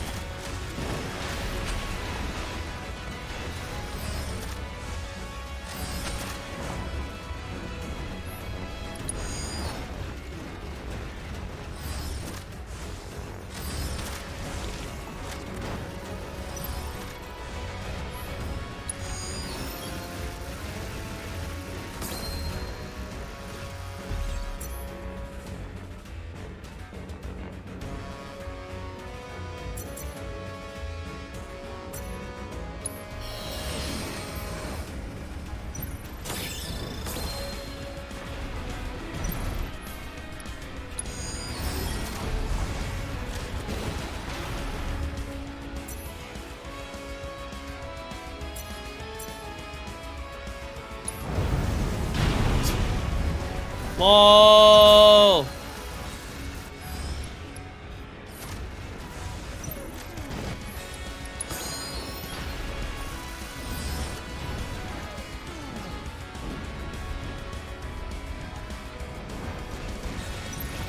Okay, ice. Go ice again. Yeah. Oh, even more ice. Even more ice. Oh, even more ice. Oh, that thing's here actually. I need to get rid of you first.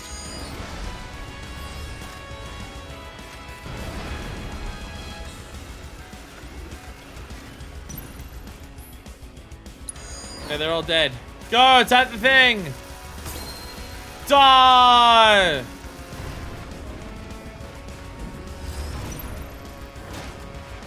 Missiles. Yeah, it died. Yeah. I'm so glad this exists. Let's go.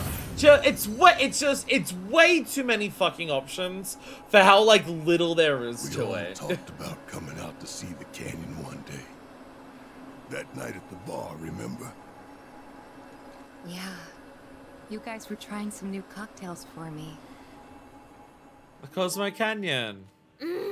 Yep, this is the one. Bartender, whip me up another Costa del Sol. Whoa, whoa, whoa, I'm cutting you off. Come on, one more couldn't hurt. Now me, I'm a Cosmo Canyon guy. That one was pretty good, but it was missing that special flourish. Guess what I got? Huh? Ta-da! Cosmo Salt. Hey! Cosmo Canyon without a touch of local flavor, right? Trust me, a dash The of this will make all the difference. The pinch of salt. That's what she was telling the bartender at Calm. It's mined from the canyon itself, the birthplace of planetology, and pretty hard to come by, I'll have you know. Oh my god. That salt's gotta be laced with something. Wow.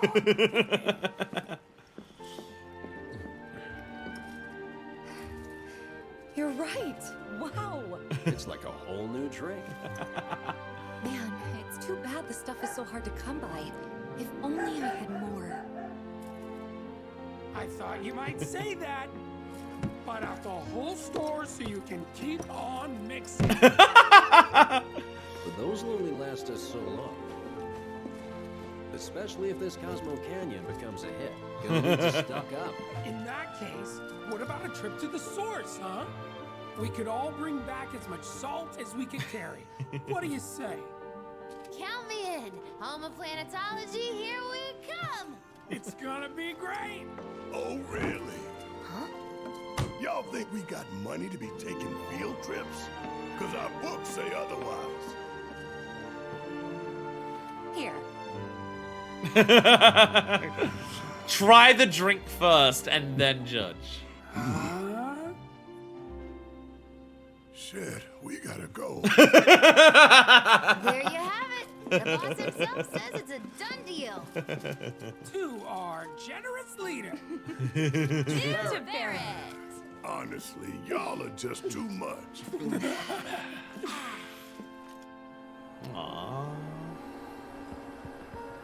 Look, guys, we made it. Would have liked to have gotten here sooner, but...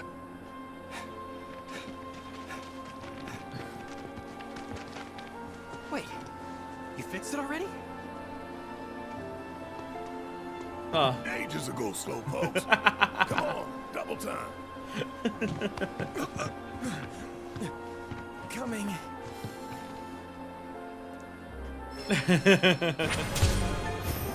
Adorable! Adorable! Aww.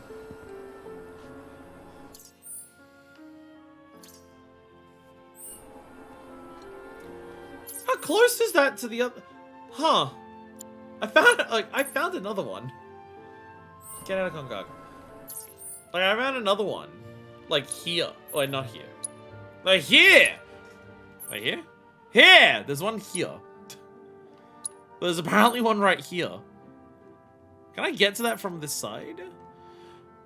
Have I been up this section? I can't remember. I don't think I've been up here.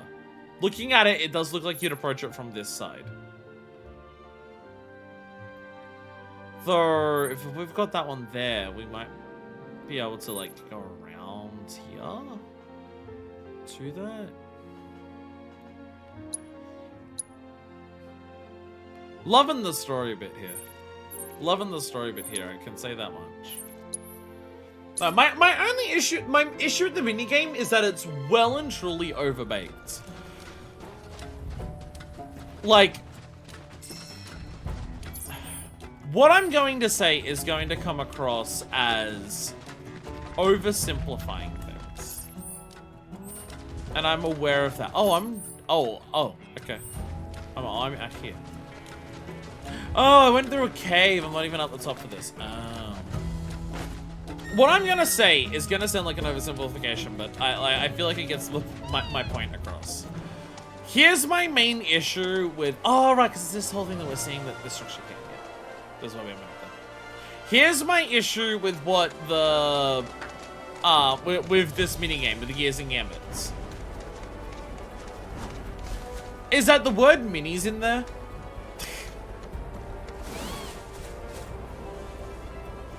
I have a general rule of thumb when it comes to minigames.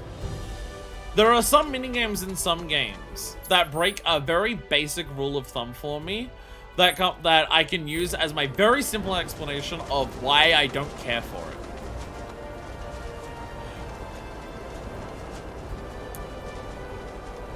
If the menuing before your minigame takes longer than the minigame, rethink it. It's more so that. If I had to summarize my thought behind it in a simple way, it's that. If working out how to approach the minigame and doing menus to, like, decide on a plan for it is longer than what it takes to do the minigame itself, then you are no longer playing a mini-game. It's just like, with the amount of options you can set for the bots, of highly specific priorities, of how they target foes and enemies and themselves and their allies, and the amount of different options you can choose for all of them, there's so much minutia to it that it's just like, it's overwhelming in terms of what it feels like you can do. And then the minigame just doesn't take that long. Part of it just feel like they just wanted to make something entirely other game, but just had to put it inside 7 instead. Something FF7 game jam.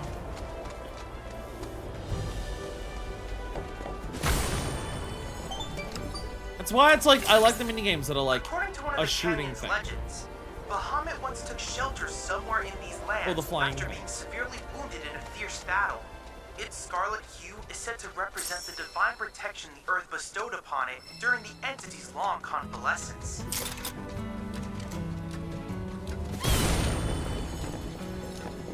See, cause you want to know my comparison of like a minigame in this game that has a lot of complicated options to it and a lot of different possibilities to choose. But I think it's a good way of doing it. It's Queen's Blood. The amount of mechanics that, like, the amount of options and the amount of things you can set for this Gears and Gambits is something that should be saved for something like a Queen's Blood. AKA a long-term projects that you're working on across the entire game. Not a mini-game that's localized to a couple of rounds in a single area. That's kind of my thing.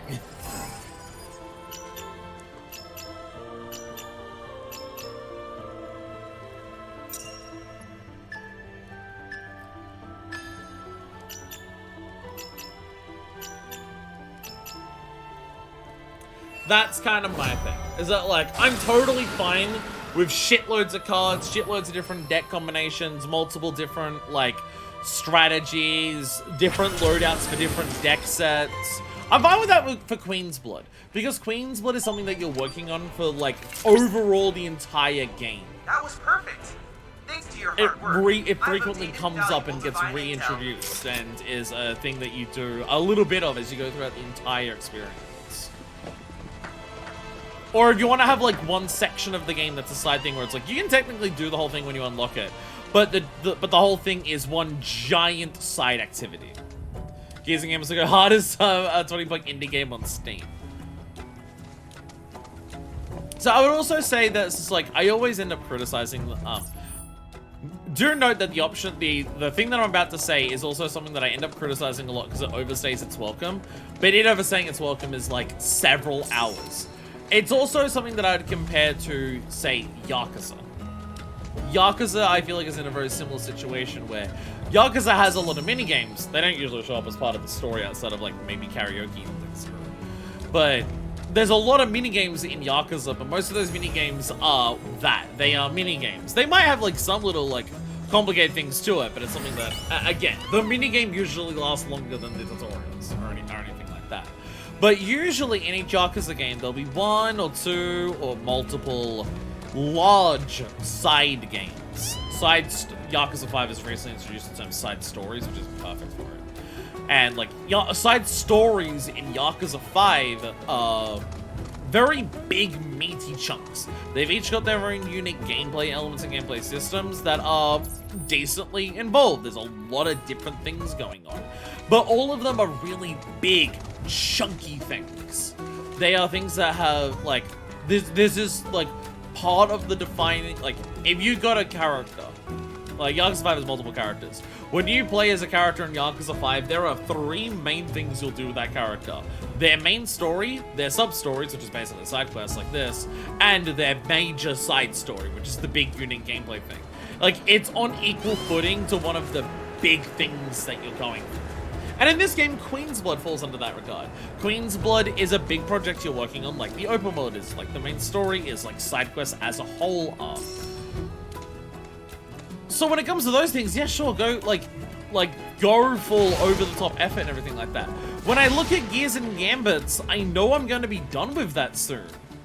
Like, I can literally look at my map and look at that I've done 2 out of 4 proto-relics here.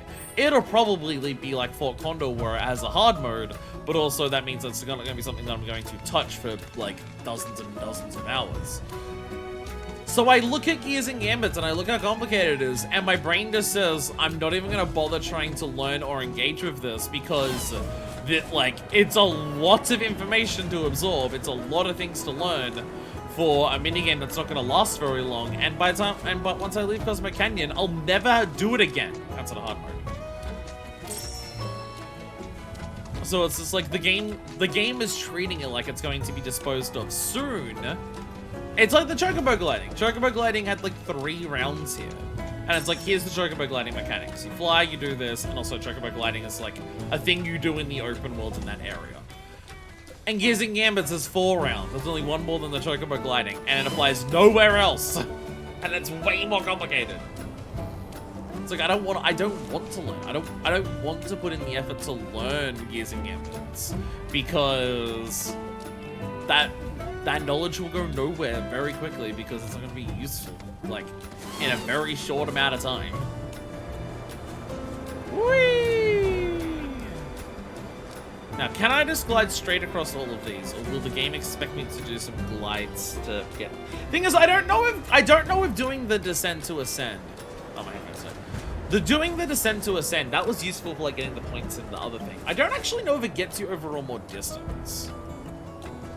I don't think it would. I don't think you get enough height for it to be more distance over. Yeah, just holding straight seems to be fun. By the way, very, very grassy area. So before I walk in there, in case dialogue like immediately starts because it's a thing, I'm gonna switch my headphones over. Actually, I'm gonna do a Buster Wolf. I won't be long, but I'm also gonna grab a drink at the same time, and I'm just gonna cut this out of the YouTube video because I'm gonna be nice to you for once, Spudheads. Yeah. Best Wolf! I'll go in the bathroom and just change this shit over. I'm being nice to the people who watch the VODs and not making them look at me like pull shit out of my ears.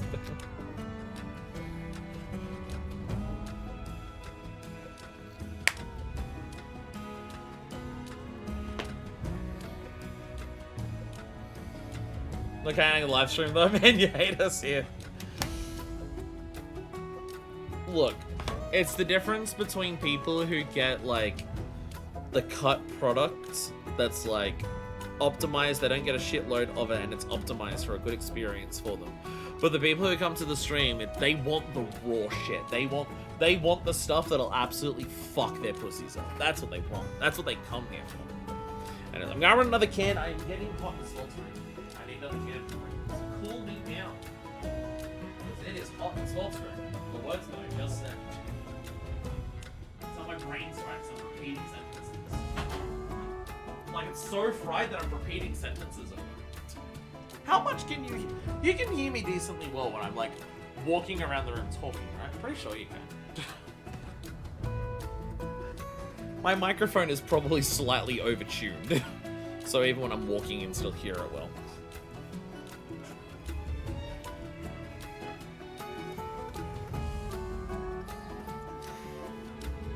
We can't hear you decently while you're walking around and stuff. Damn, that sucks.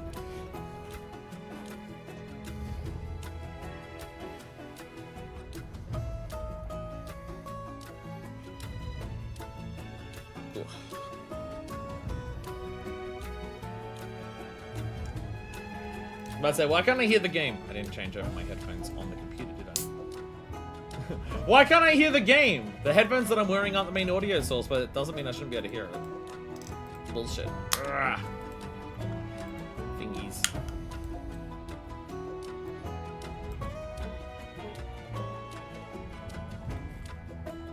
fucking love the open world in this game. It's just such vibey content.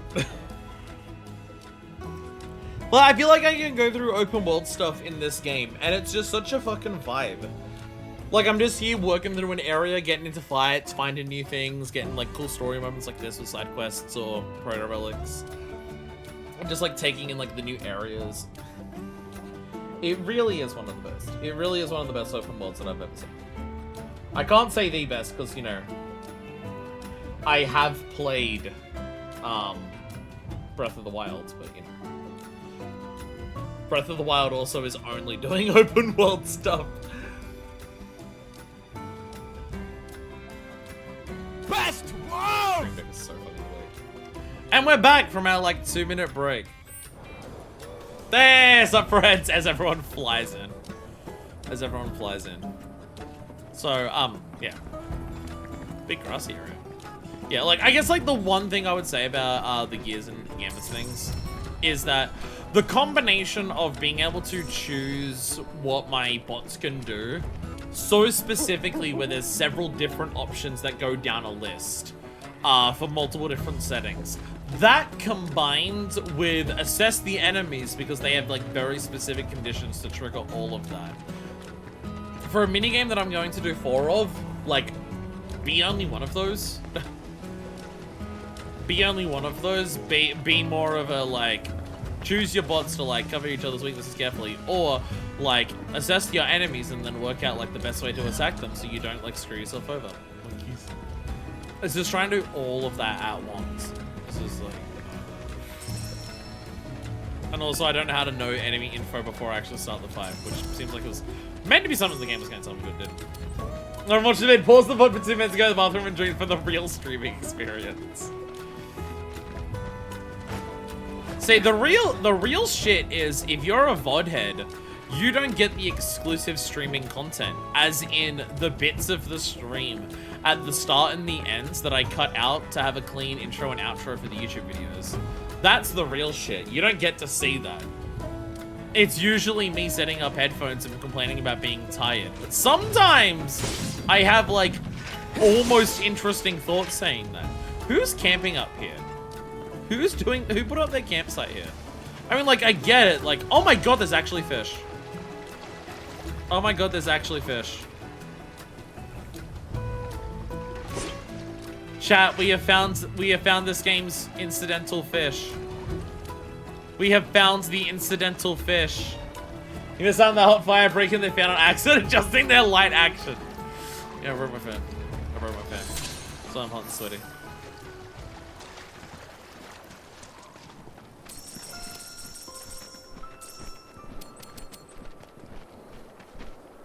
Beautiful area. Beautiful area here. And something that I've mentioned, and this is more so a lamentation of AAA games. Thing that I've lamented about this game, in terms of its open world, like the one thing about the open world that I wish there was more of, was more completely optional large-scale areas, unique dungeons, stuff like that. And to be fair, we have had optional dungeons. It's just any optional dungeon that we've had has always been attached to a side quest in some capacity. There's always been that. So yeah. Yeah, lamentation more so of AAA budgets in terms of just like what they can prioritize and what they can get away with versus what they can't. But something like this, like just this, like life springs are always pretty in this game, but this is a very unique looking life spring. Like I just come up to the top of this thing, like there's this big overgrown area. It's like, oh, there's like a nice little pond out there. Someone set up a camp here, and there's like a really pretty colorful things to going into this cave to the life spring. Like even. Well, all the towers are going to look very similar, but they do make an effort of just, like, even the life springs will be in, like, unique locations that look different. Like, in the Gongargadil or somewhere, it's, like, big, giant, open caves that you go into, and, like, at the back of it, there'd be the life spring.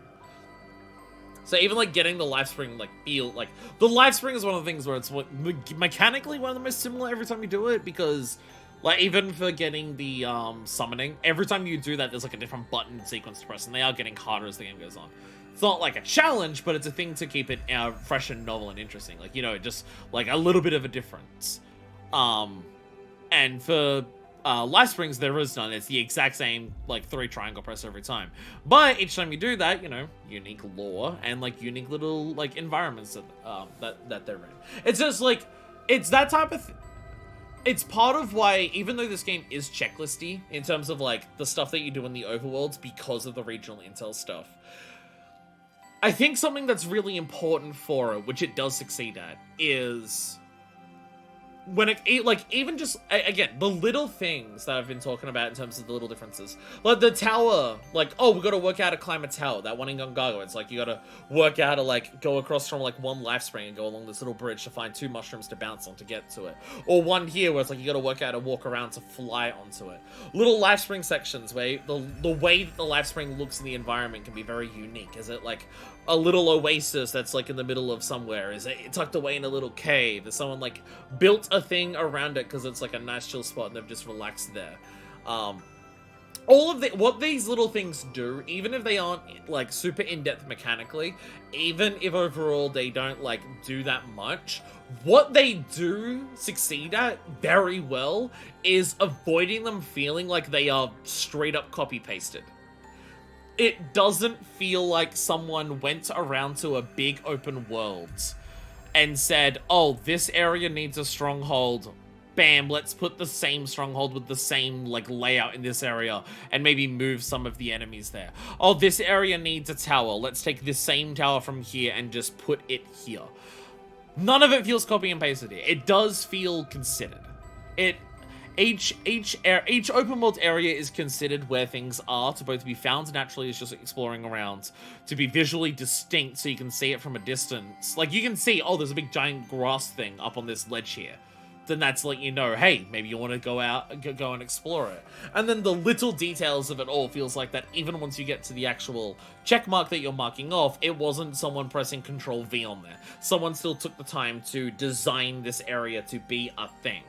It helps so much. It helps so much. So much of the issue of the typical, like, tower structure that video games have on AAA budgets now is that feeling of monotony due to complete and utter lack of difference in minutia. Every activity you do on the map feels, looks, interacts exactly the same, and it does just feel like they needed a certain number of these things in this world, so they just put them, and like they got a map and they just went, okay, we've got these big circle markers. Put this circle marker here, put this circle marker here, put this circle marker here.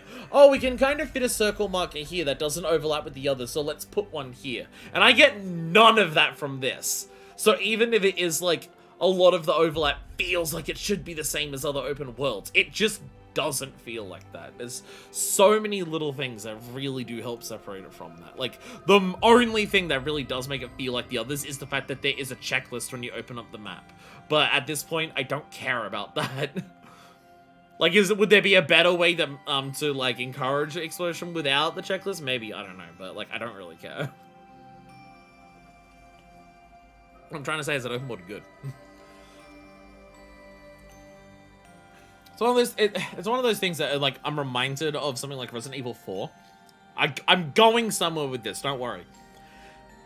I'm reminded of Resident Evil 4 in terms of how many aspects of Resident Evil 4 went on to be, like, a lot of defining aspects of a lot of video games in the, like, early PS3 360, even mid to, like, late of those console cycles. How much of the stuff that people lamented in those generation cycles got popularized because of Resident Evil 4, where people don't care about that shit in Resident Evil 4 because it did it well. Like, you've got so many aspects of it in terms of, like, I mean, it's not the first game that did, like, over-the-shoulder shooting. But stuff like over-the-shoulder shooting, making horror games more action-based, color palettes becoming a lot more muted because, like, 4's color palette's much more muted compared to 3's. Quick time events being, like, a frequent present thing in a video game. There are so many tropes of video games that people, like denigrate the PS3 and 360 eras for just being so fucking constant with doing all these things. And in a lot of ways, they are justified. And so many of those things come from Resident Evil 4, or were popularized by Resident Evil 4, and people don't talk shit about Resident Evil 4 for it, because it did it well. It did it when those elements are in 4, they're considered. They're done well. Or even just at the time, they were fresh. It's amazing how many things you can have that are just like common tropes in games that people would normally not like, but if you do it well, then people enjoy it.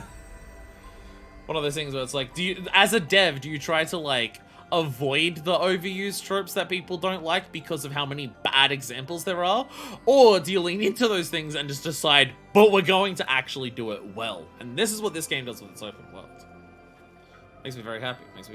It makes me happy to see that you can design an open world that has so many of the aspects of what modern open world game design is in a video game and still make it good. Which, from what I've heard, the people who played Ghost of Tsushima also says the same thing about Ghost of Tsushima. Whereas, like, you play Breath of the Wild, it's a completely different experience. Like, Breath of the Wild's open world isn't the same experience as others. Like, it has, even if it has towers, it's so not the same thing. So it's not comparable, where this is, oh, this is that. But, oh my god, you can make it fun. Pardon me. Live in Cosmo Canyon. The founders of the canyon's eponymous village made use of the naturally formed caves. And following the emergence of planetology, more and more people found themselves drawn to the place. Makeshift walkways and tent-like domiciles have only increased in number as the settlement continues to expand to this day. Rather than rely on Marco, the village is built an array of windmills, and each home is equipped to store the generated electricity. A leading paleontologist, Bugenhagen, introduced this form of wind power to Cosmo Canyon, and is that his technical marvel was inspired by the ways of the Setro. When it comes to nutrition, the village's diet consists mainly of grain and legumes grown around the village, supplemented by game meats obtained with traditional hunting methods. Oh my god! You can survive and thrive without killing the planet. What? What? I love this lore shit. I love this lore shit. Part of your reward for open world exploration being just like regional lore is so good. I mean, I've also said it before, another massive aspect of just this game's open world being one of the freshest takes on it in recent memory is also just the fact that it's Xenoblade design. It is not one singular gigantic open world that sprawls the entire like game. It is a bunch of small open worlds that are self-contained, have their own stories, have their own ideas, have their own gameplay things, show up at their own sections for the story, and then move on. It was very nice. It was very nice. I also feel like it manages to avoid the issue that, like, when it comes to open world design, even fucking Breath of the Wild falls into this issue. Because you're going into each open world section in order, and each open world section is a certain amount of, like, length because there's only so much to it. This is an open world that manages to completely avoid the issue of how do you scale enemies. Even Breath of the Wild completely and utterly, like, falls apart with its enemy scaling. Tears of the Kingdom is so much worse at it. It's one thing I will say that, like, about Tears of the Kingdom that I haven't finished that game, but I'm kind of already sick of it in that game. Is enemy scaling. The idea that just, oh, as you wander around Breath of the Wild and get more powerful weapons and more powerful materials and fight more enemies, then the enemies around you slowly become more powerful and stronger. So just the entire game is just like you're getting more powerful, and the same enemies in the same areas that you were in before are now just scaled to now match you. So you never feel like you've like surpassed an area, and you never feel like a new area is challenging you. And I mean, like, this game, like, I'm literally playing on dynamic difficulty, so it is doing that. But where this manages to avoid that pitfall is because this game isn't just relying on numbers to make enemies different and, like, harder and more different between areas.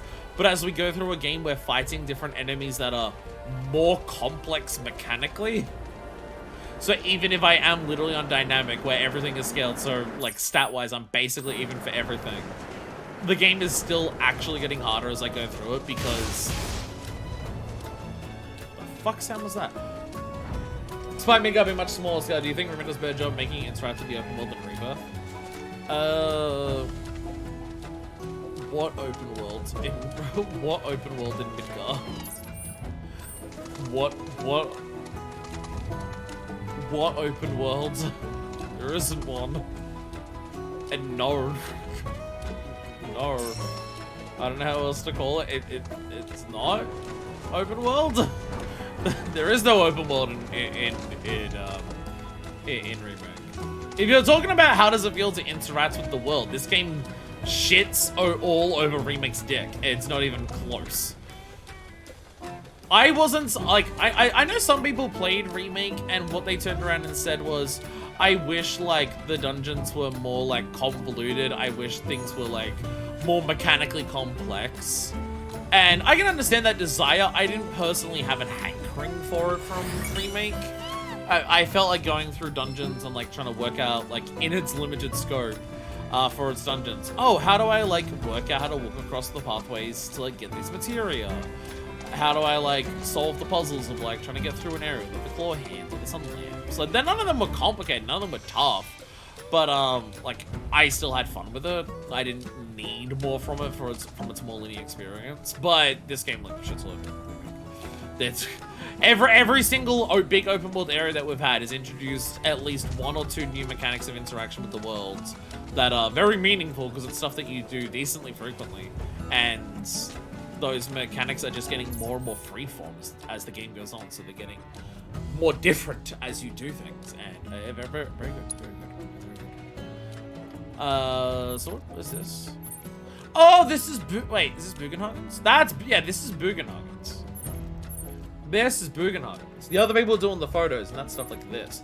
This is Bugenhagen's side quest. Right. Which is also having a thing there. Okay. Well, I mean, I'm gonna go here and see what's up. I'm gonna just jump in here and see what's up. Hello! Wait, there's a gate. How are we supposed to get past it? Or is there another entrance? Forgive me. Hi, Bugenhagen! It slipped my mind. What are you doing here? You're supposed to be at home. You flew down here on your orb. Do you need tools? I simply wish to see this with my own. Do you need the tools? You flew down here on your orb. I forgot you all don't have magic flying orbs. Oh, this lap spring looks very different to the others. Okay. Oh, so this is what you mean by the life spring changes. So this was a life spring, but it's now dried up. Okay. We actually get to see a life spring when it's dried up, and this isn't like extracted forcibly. It's just the planet stopped giving this area as much Mako, and so now we have life springs in a different section, like over here. Okay. It would appear this spring has all but withered. You have the Mako meter. This is cool looking. I like it. As you can probably tell, my way it's 5, 8. Not looking good. This thing isn't picking up much. I see. But it's still too soon to draw any conclusions. Let's try another location, shall we? We may yet get encouraging results. Go on ahead. I will catch up to you. All right, yeah, he gave me bye. I have to go now. My planet needs me. The fellow life string flickers with the dim lights, as if frightened. Right, I forgot that I had notes to actually tell me, like, where this shit is. They literally marked it on the map, so I didn't even bother. Okay, well, I know where some of this is. Some of this is back near the fourth proto relic section that I need, and the other one is on the way to. Okay.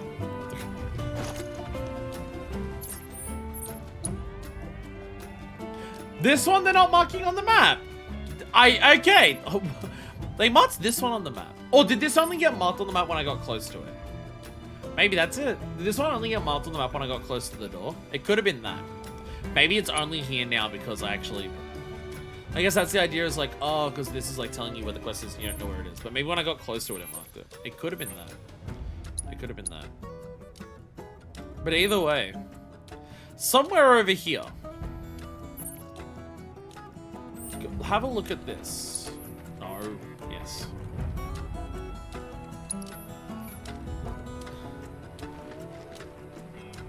I had to wait for Clyde to physically get out of his pocket. I was rushing too much. Okay, so it's probably in the cave underground. Okay, it's probably in the cave underground then. So let's go back over to here, and let's go to... Fuck it, we'll just go here. Let's go here. Because I can. Because I can. Oh, the barricades! Oh no! Oh no! Where did all these monsters come from? Hurry! We gotta you like taking over. What the hell? Am I on a time limit for all of this shit? How about you Am I on a time limit for all these? Oh my god. Taking over. Take the lead. Yippee! Double quake!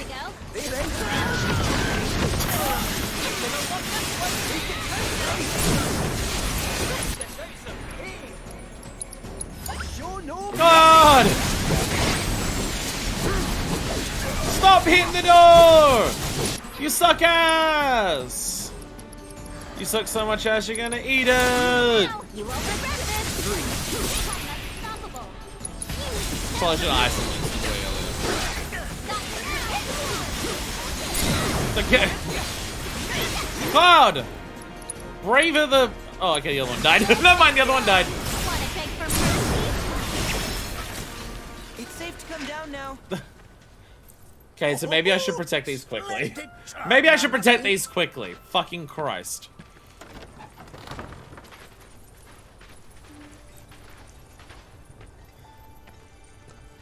Don't worry about the next one. It seems all but spent. Or perhaps it is on the verge of awakening.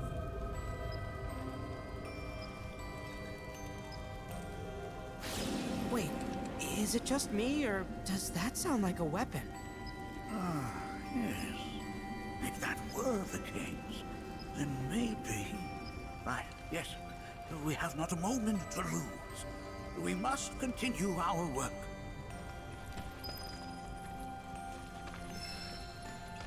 As if frightened. Are they scared by the fucking... Are they scared by the weapons? Is that what's going on? Anyways, the next one was like somewhere here. Right. It was somewhere over here, I believe. Oh, right, I'm in this little section. Get out. Go, go, go. Run! Things are dying!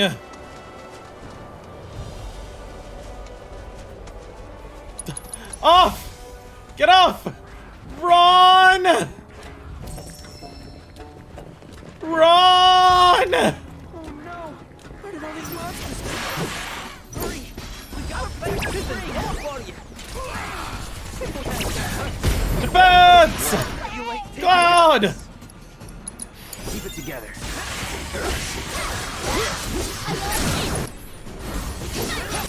Windstorm! Ready to mess them Cloud! Take him down. Okay! Get out of here! Roll the dice! God! Get off the ledge! River! That was a little simpler. That one was a little simpler. I mean, it was skis. It was skis. A little simpler. That was excellent work. Yay! None of them died. Let's go. Yo, it's a rock. It's dead as shit as well. Oh, this doesn't look good. 10. No. 400? The meter's going crazy. What's a GZ anyway? How do you even read this? GZ stands for Geisel, his first name. Bugenhagen was the first person to discover that the life stream emits energy we can measure. So you got the unit named after him. But that's not worth mentioning. 400 geisels. More importantly, our work remains unfinished. We'd best get Controller on with was it while we vibrating still have the differently. light. Like, This pulsing is the site to erratically. which I would have you attend next. Good luck to you all, and safe travel. 400 Gisselgrains! I've got way more than that. You need to get on there, Booghagen. My mini-map has slightly a couple things on it that it's trying to show me. Never actually looked at my mini-map when I'm in the middle of basically everything at once, and Jesus. Pull out the notes. I don't think I've been here yet. I think this is somewhere I have not yet been. Oh my god, it shows me the Moogle house. That shows me the Moogle house.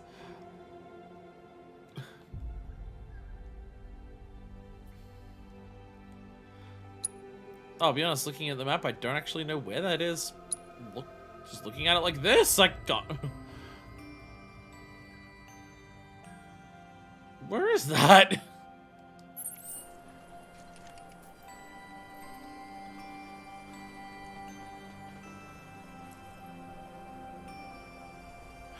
Oh, I think it's tricky. I don't think it's actually facing north, this one. Look at the top left. See the pointing of the arrow? The arrow at the top left isn't pointing north. That's normally a compass indicator. So this is almost upside down. Possibly?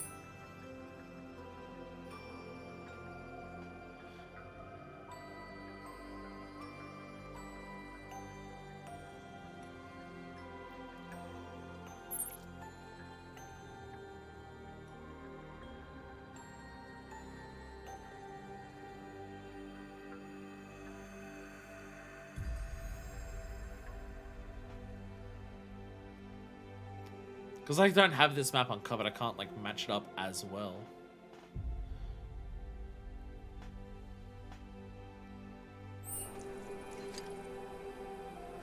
I'm cheating.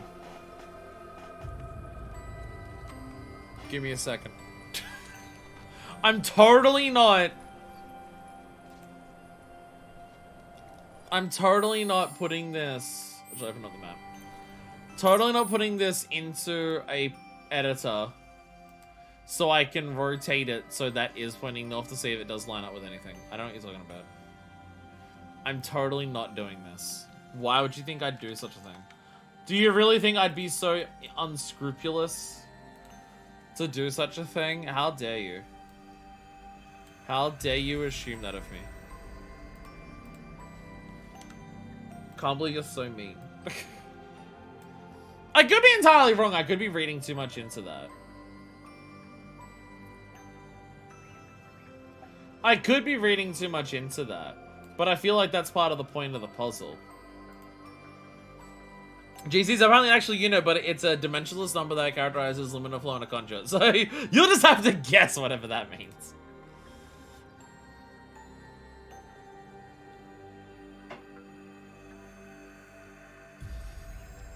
Oh, okay, this absolutely, yeah, that's tricky, video game. Video game, you're sneaky. That is 100% what's going on here. It's somewhere around this area. It's somewhere in here. Let me bring it over to my monitor.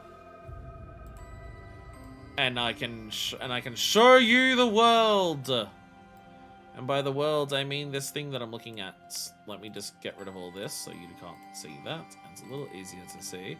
But if I do this and then go, boom! Look. Oh, guess who hasn't edited their monitor stream properly to have all the information on it. Whoops. But look! Look! Now it's pointing north, and this totally lines up with this.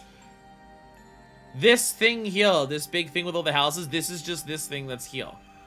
This little circle and bits end here. Because also, like, this pathway here and then this little line here, that's absolutely this section over here that lines out to here and goes to here. This is clever! They trick you by not even giving you the map lined up.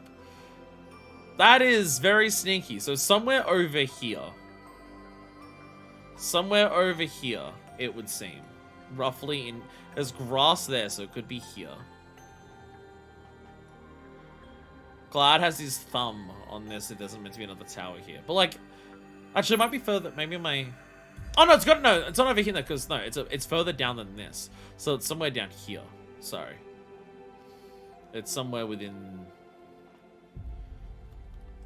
Again, not being able to see the map exactly because I don't have everything unlocked. Well, okay, so the first tower is here, right? Because it shows like Tower 1 and Tower 2 is here, and then there's Tower 1 and Tower 2 here. So it's above the first tower. Is this circle here meant to be these? There's also another part I'm unsure of, but it's somewhere within this vicinity. If I had to guess. Possibly within there. So I'm going to drop a pin over there, and we're going to run over to there and see what we can do. We'll see what we can do.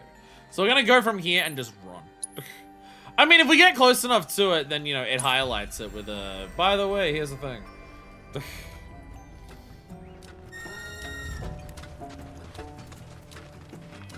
Oh, there we go. Bird. Oh, there it is! It's right there. It's right there. We found it. Something isn't right here. Stay back! Be careful. What? Griffin? Where the fuck did you come from? What the fuck? Prehistoric winged beasts that abide in arid environments. They spread their gorgeous tail feathers to manipulate air currents and whip storms. They'll eventually cast their protective wind shrouds to send them hurtling around the battlefield. At this point, they'll become pressured. Okay. Don't overdo it. Take the lead. Griffin factory. Ow! Stop it. Got it.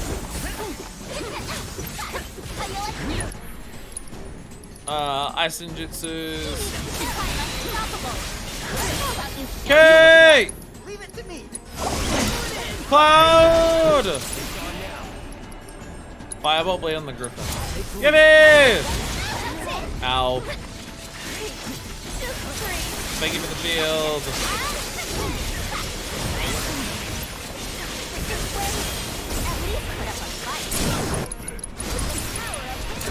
After you. Okay! Silent slam! Boink.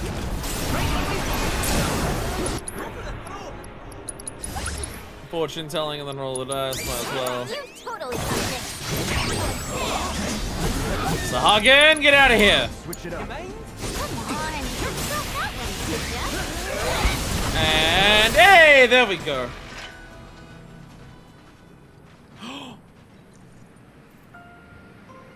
Oh. Whispers? Oh, we have been praised by curious guests. Hey, I was wondering, do you believe in fate? That something out there controls our Because we may have killed it. Oh, fate is a salve we use to soothe the sting of disappointment. We are the masters of our lives, Nanaki. Would you not agree, Cloud?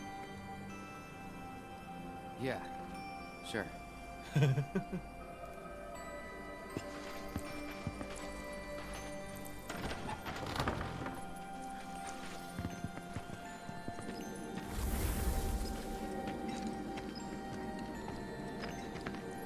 See, all the whispers we see now have an orb in their face. Over 7,000. And we're learning about black materia. I'm having to wonder what's like black materia, white materia. This is an unprecedented level of activity.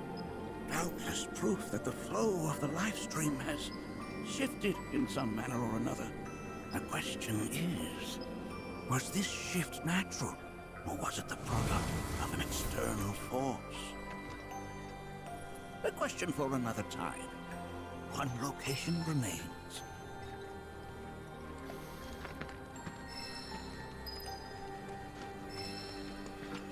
Flickers with the dim light as if frightened. Still frightened. Live stream still a pussy.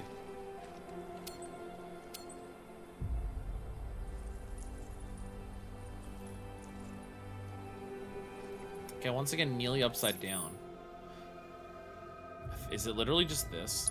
You know how this spot's been unmarked, like, shown to us the entire time? Is it this? Is it this? Ow. Yeah, big giant thing that goes down. It's at the very end of it. I think it's just this. I think it's this. Well, I'm gonna go to that now. We're gonna run through a lot of this open area. We will properly scour it out at some point, but we're gonna run through a lot of this open area right now, so we can do this quest because I'm excited to do this quest. With that being said, I'm going to quickly go here so I can sit on a bench. Why cast cure spells constantly when instead I can use a cushion? I have so many cushions on my ass. I should use them. Can I make any more of the... I don't realize I'm not actually... If it has come up at any point, I have not noticed. Can I make any of the things? Any more of these? I am one divine heartwood away from making more of this. But I've got enough Planet's Mercy and Bao woods to make another couple of them at least.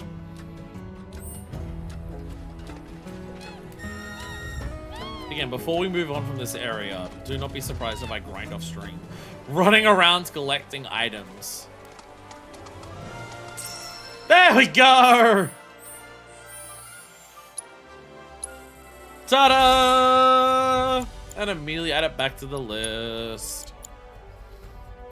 Okay, who wants some good shit? Oh, Barra wants the good shit because he only has 4. With this, every single character will have at least 5 on their thing, with a number of them being 6. Barrett! Barrett, get rid of your enhanced outlaw bangle. Get a spirit-bound armlet in there. Let's go. So you had steadfast precision. Do you have HP? You don't have HP up or MP up. You need those. You need those. Yes, I doubled up his spirit and Vit ones. Don't worry about it. I doubled up his spirit and Vit ones. Don't worry about it. It's fine. There we go. There we go. Look at how much fucking material we have equipped. And how little of it is green and yellow. How little of it is green and yellow. Alright, run!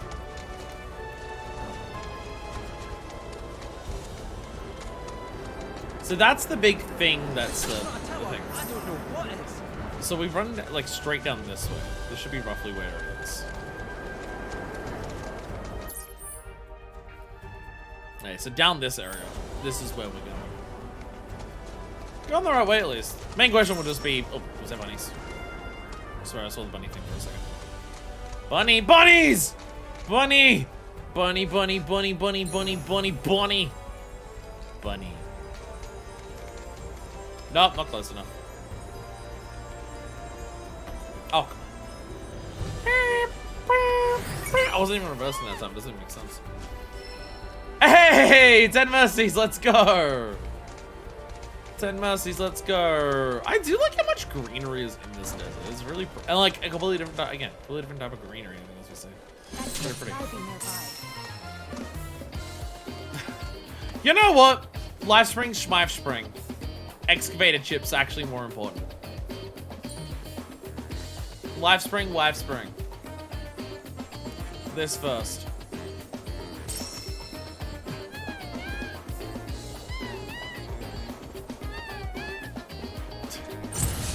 I guess I have to find these. Don't overdo it. Okay! Go wild! Why is summon already? Are you serious?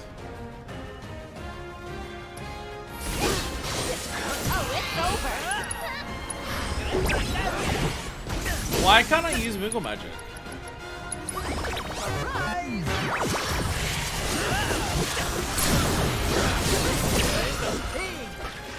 I could summon, but I couldn't use Moogle magic.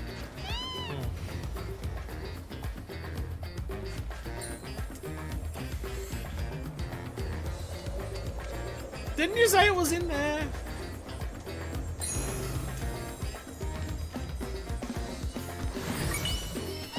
There we go. Ah, we can transmute a remedy. Hell yeah, love that song.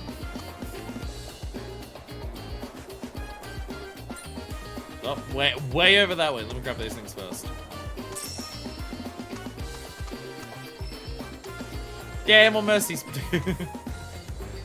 We need so many mercies. Well, actually, I need to make like what? 4? No. Yeah, 4 more. I need to make 4 more of the bangles. I probably have enough mercies to actually do all of that. But that being said, I'll have to make all the stuff that I'm doing from this as well. I can make a healing carcanet? Yo, that's awesome. The healing carcanet's the one that makes it so when you heal someone else, it heals more. That is pog. I have that on Cloud, which I keep forgetting to like set up Magnify regions for, which I should really do. Because Magnify regen good. Oh. A little ways. But that box in particular.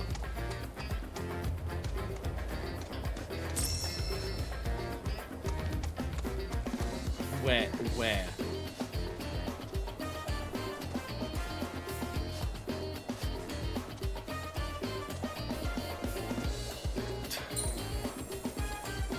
Video game instructions unclear. Dick stuck in fan now. Oh, this is the crash ship he was talking about. This is the ship he was talking about. Hey! I found the ship. Yeah! Enhanced Commander's Bracer. Right, good, because we can get the increases. Enhanced Spirit-Bound Armlet. Spirit-Bound was like the last thing. I don't want that one. Or is the Spirit-Bound one the one I'm actually is the Spirit-Bound one the one I'm upgrading right now? No, I'm doing that! Oh good, I can also upgrade all of these. Oh no. I can also upgrade all of these. Oh no. Transmuted chips are usually cheap ones, so yeah. Remedies, there we go. Cures all detrimental status effects. Okay, that's pretty good for random. Celeries. I straight up can't make. I got this in this area and I can't even do anything with it. Like, here's an item you can craft. You can't craft it until the next zone. Okay. Can actually, oh my god. Oh, it requires more divine hardwoods. Is the hard thing to get.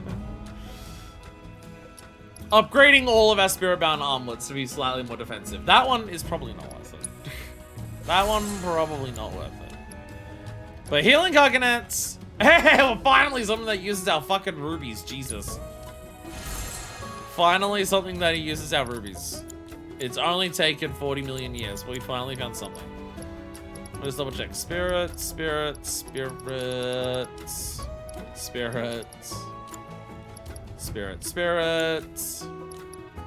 So yeah, it's basically just the enhanced spirit-bound armlet that we can still actually do here. All right, perfect. There will possibly be more transmuted chips. Again, 6 life springs usually means 2 transmuted chip sections and 1 super boss. Though if they wanted to give us 2 super bosses in one area, I would not say no. I would not say no.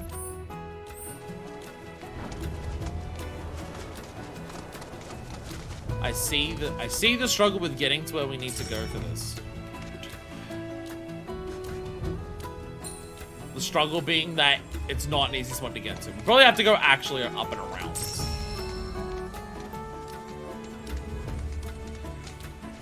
I cannot just walk to it. Probably need to work out how to actually get there.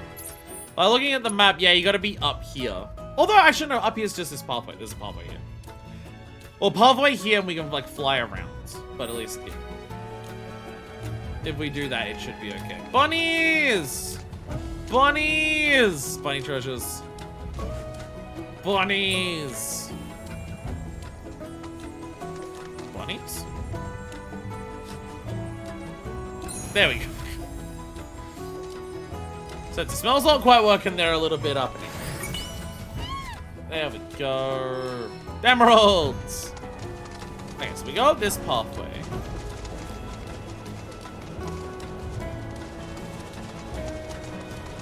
Can we just go back up that way when we're up here?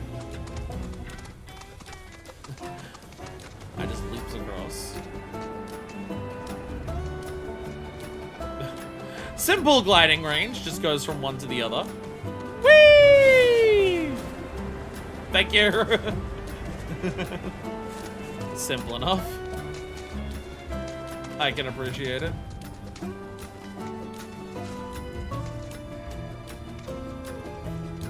Do we use this to get over to that one? There's still this giant one in the middle that we've not gotten to yet.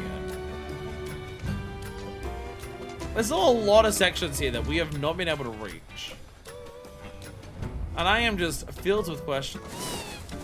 I am just a questioner.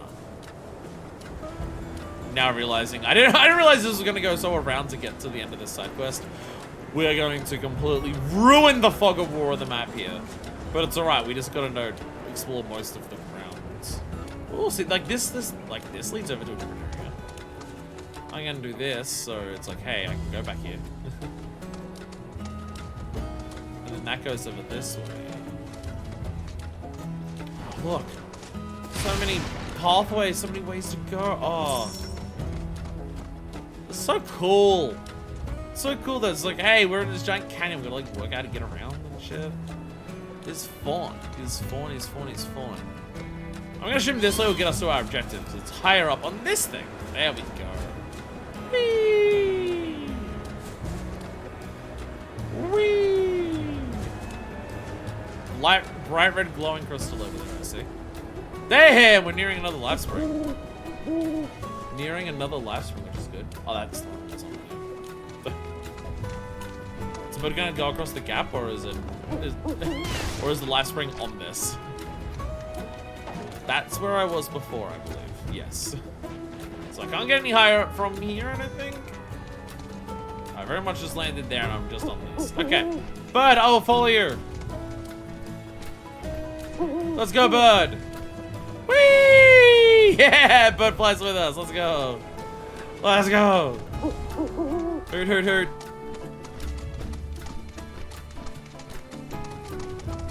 Ah, here we go.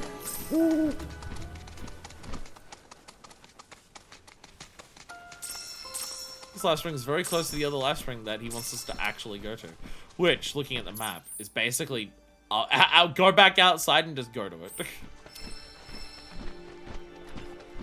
Hopefully it's not currently under attack while I'm doing this one. Hopefully. Otherwise, we will be sucked. So, immediate super boss or transmuted chip? Because Gongaga kind of tricked us with that. One more and I can get my, one of the other materials. Well, 70-80. I can't remember which one I wanted next. Upon analyzing The one that data leveled up. from the life spring, I was able to locate an Hey, transmuter transmuted chip. chip. It's buried in some nearby mountain ruins. Currently, a survey of these ruins is in progress. But we suspect they were built by the ancients, or others like them. Perhaps you could conduct an investigation of your own while looking for the transmuter chip. So do you mean it's going to be near like a side quest that we're doing? Or a proto-relic quest that we're doing? It is! It's where the proto-relic is! Which is that the proto-relic that I still haven't... yeah, I don't think we actually worked out how to get to that proto-relic. I think that's the one that's up on that giant ledge that I still am yet to get to. Anyways. Probably up here? Probably up here is where we gotta go for this. It seems.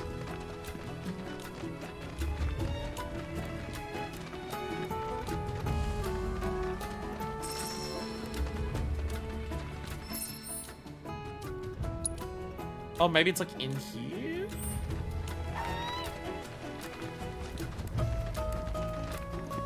There we go. Oh! This one's not under attack. Yeah, I was about to say it is close to the other life spring. It's literally I can still see my bird at the other one. Buganagan! Weird. I don't see any monsters this time. Too hard for them to get to. It appears that this site has gone fallow.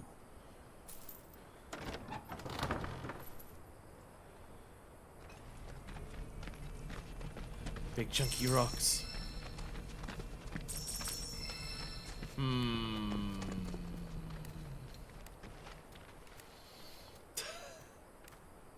You know the moment when you look at an area and you just wonder why it's a little too big? And how there was no enemies here before. Cloud, the Mako meter, if you would.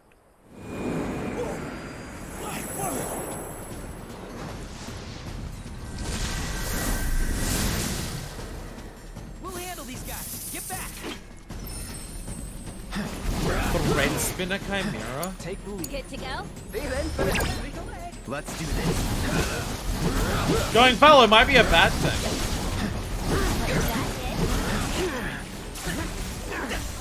Excuse me. Let's go. Damn it, I was getting it. Don't get grabbed. Hot tip, don't get grabbed. The Mako meter, if you would.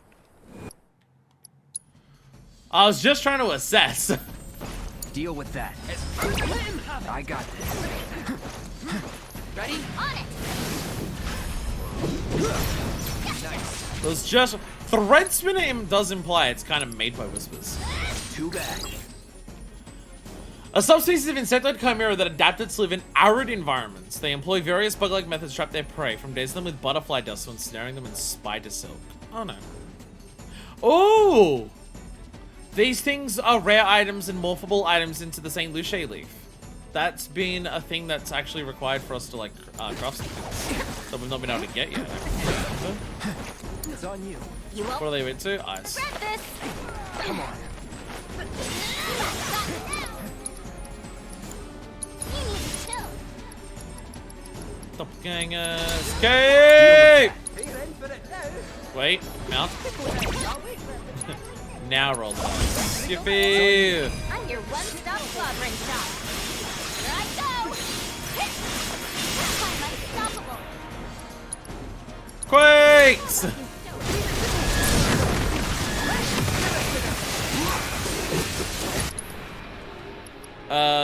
Fortune telling. Fuck it, it's fortune telling that shit. Skippy! Want to beg for mercy? All right. Wait. Oh, there we go. Roll the dice. Cloud!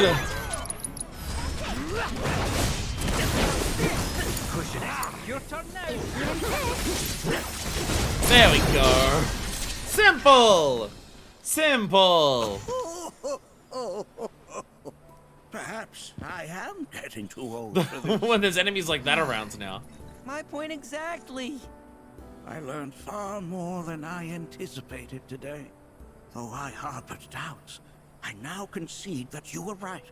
Something is happening to the planet. Many questions remain, but I can share with you some answers. What's wrong with the life springs? Life springs are founts of Mako, whose locations are dictated by the life stream's ever-changing flow. Yet in all my years, never have I seen a once thriving spring wither in so short a time. While still just a theory, given all I have witnessed, I believe the planet is changing on an unprecedented scale. Shit's bad, basically. What are the weapons? Ah, the weapons. I first learned of them from amusing fables and Cetran tomes. Quite frankly, I did not believe they existed. I thought them merely allegorical. Thus did I dismiss the tales of your encounters with these incredible creatures. No, that's not it. In truth, I was terrified. Weapons are born into existence when the planet is in crisis. When the survival of all creation is at stake.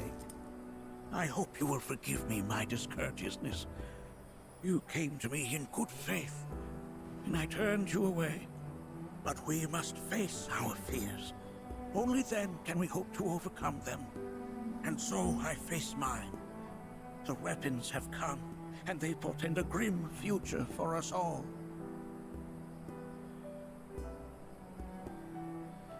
What was the last spring to see? A malevolent energy descended upon that life spring. Never in all my years of planetological research have I ever seen such a disturbing phenomenon. Basically, everything's fucked. You, however, appeared unfazed by what you witnessed. Yeah. We may have fought them before. You needn't explain, Nanaki.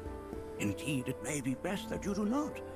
The experiences of others may skew our own perception of the truth.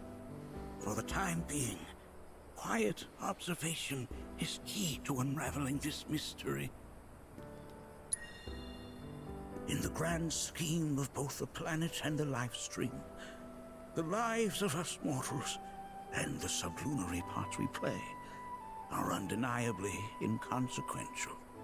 For our world is the accumulation of trillions of souls, an assemblage of all life that ever was and will ever be. But that is far too reductive a way to view the cycle which sustains us. We are, after all, a part of the planet, and the planet is a part of us too. We mustn't forget that even the smallest of ripples can gather the strength to become the greatest of waves. It is thus incumbent upon us to do all we can in the time we are allotted, to not die a ripple. I endeavor to do just that. I will continue to work to uncover the planet's secrets, and if I find anything, I will let you know. All right, just try not to overdo it. For me?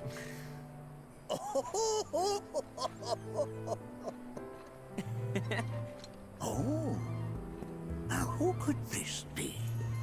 Why, it's from a watchman in town. How odd. Oh, what did you say? Is something wrong? I fear there is. The survey team has returned with reports of sightings of key spirits within the Veil. But they were sealed within the cave. Indeed they were. I can attest to that. So how did they get out? Well, these are spirits, Nanaki. Who knows what they can or cannot do? Though I know this is sudden, will you lend us your aid? Go and speak to the watchman at the gate. I will return to the Veil on my own.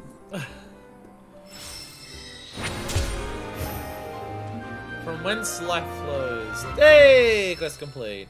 And now there is a quest for go back to town and pick it up there. We're gonna go back to town and pick up yet another quest for shit going real bad. All items that I see and I cannot reach.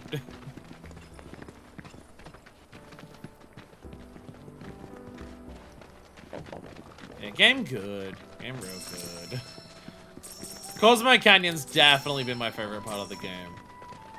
I've enjoyed other sections and I've enjoyed a lot of what they do, but Cosmo Canyon is like, oh, I fucking love Cosmo Canyon so much. There's so many aspects of Cosmo Canyon that I like too. It's not just, oh, Cosmo Canyon does this one thing and I really like that one thing and it's cool. It's like, no, Cosmo Canyon does a lot and I like a lot of it.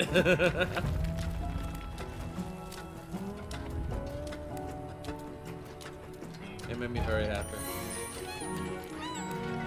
Yeah. There we go. Yeah. Wait. Whoa, sorry. Almost got the bad ending. Almost got the bad ending. Almost got the bad ending. Kind of think I'm gonna do a last little exploration of like this area that we're already in, like up the top here. See if there's anything else up here. And then probably teleport back to town so we can pick up a new quest next time we're here. And end it there. Moogle House! Actually, let's do... Yeah, let's do Moogle House so I can also get a materia when I go back to town. Let's do Moogle House. We will have to re-go up this area, because there's multiple pathways here. So we will have to redo parts of this section. But, like, this upper area.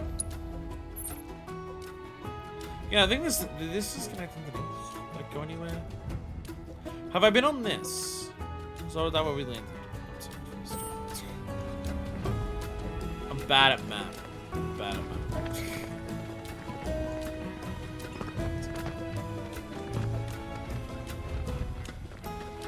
Oh, hey! No, okay, so no, I've not been up this section, no. We came in from beneath. But hey, more griffins. More griffins, by the way. And mist flies out from here. Oh, this might actually get us to that middle section. Which, by the way, giant glowing red thing over there. Yeah, this has connection to that. This might actually get us to this whole middle section. There's this entire thing that we've not really been on top of. We've gotten to a couple bits on there, but I'm pretty sure there's still a lot of sections here that we've not actually been to. Or I haven't explored thoroughly enough on here to actually get most of it. One or the other. One or the other. Look at how much of this map is now marked off for down here when I've not actually explored most of it. That's a worry. That's a worry. No, don't you dare. Don't you dare. Don't.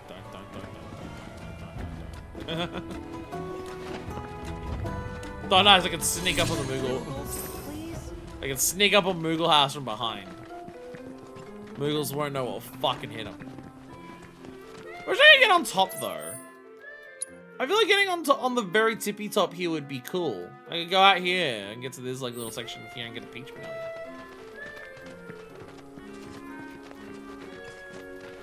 Surely somewhere here takes you on top of this, right? It's such a big landmark. Let me go tippy tops. Like, look, this goes up, right? And it will follow underneath. And the items guide you over.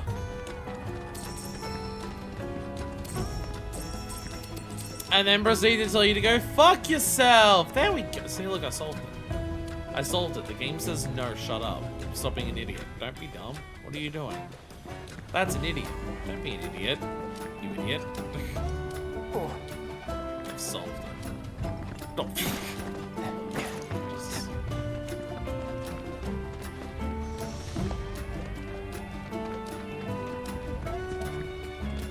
Okay, definitely not from this side. I was about to say. What about from this side? No. The answer to that is a strong, fucking no. Oh, it's so close though! It's so close though! Come on, like, oh, I'm so close. If I got up there, no, because that's not actually connecting to that side at all. But it's so tantalizingly close. It's so close. Come on, I can. Oh. Come on, it's alright. Boo. I want to go up top. Game won't let me top. Unfair. Unfair. Queer-phobic, really, if anything.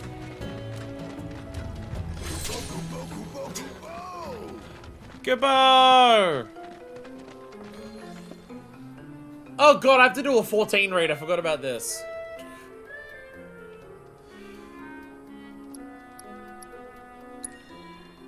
It's giving me the difficulty option before I even go in. Is that because I failed one of the previous ones? Is it giving me a difficulty option because I failed one of the previous ones? Or is this the difficulty option for this because they know that this one's completely fucked? Do they know that this one is so fucked that they're just like, we need to offer the difficulty option before people even fucking start?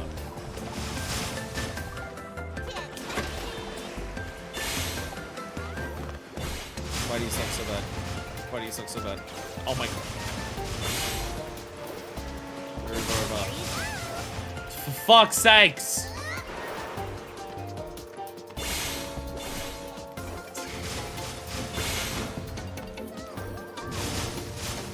Get over there, asshole. Oh. No! Get it, thank you. Thank you. Whee! Who's over here? That's a lot of bombs. That is a concerning number of bombs. Here you go. Oh god, oh god, oh god, oh god. Oh god! Oh no, oh no, oh no, oh no. They've possibly done this in a bad order. Get in there. Alright, ready? Whee!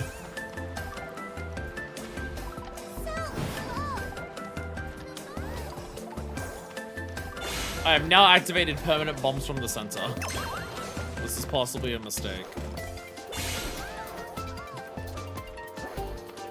I've also now activated permanent fucking winds from the center. This may have been a mistake. All right, one left. Mololo.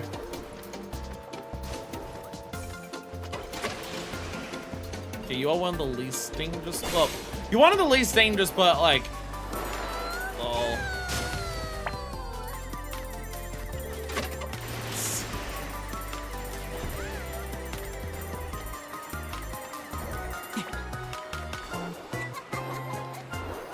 Ah, gotcha. No, come on. There we go. There we go. Thanks so much. I didn't even get hit once. Absolutely fucking dunked on. Let's go. Let's go.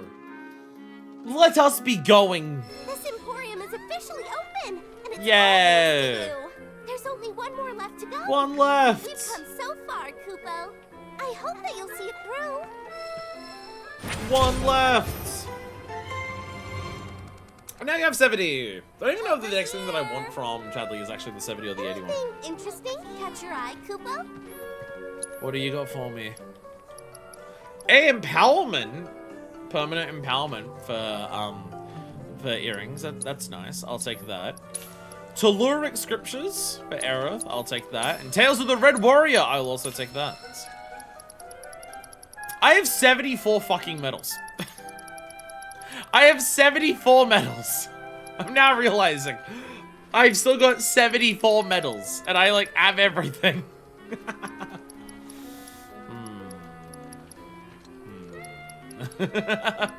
Maybe the game expects me to buy some more rubies or emeralds or sapphires.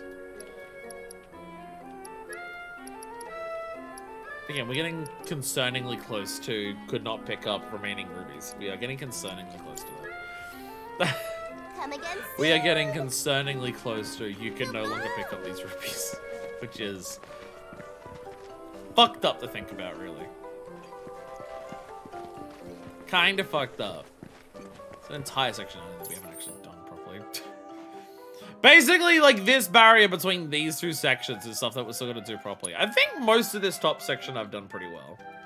I feel like most of this area up here I've thoroughly explored. I feel like up here is relatively good. Let's put it to a test. Let's put it to a test. I'm gonna grab this. This is just so I can decide, like, because I know some of them 0-70, some of it's 80. So I can choose which one I want to grab. I'm going to go activate this tower.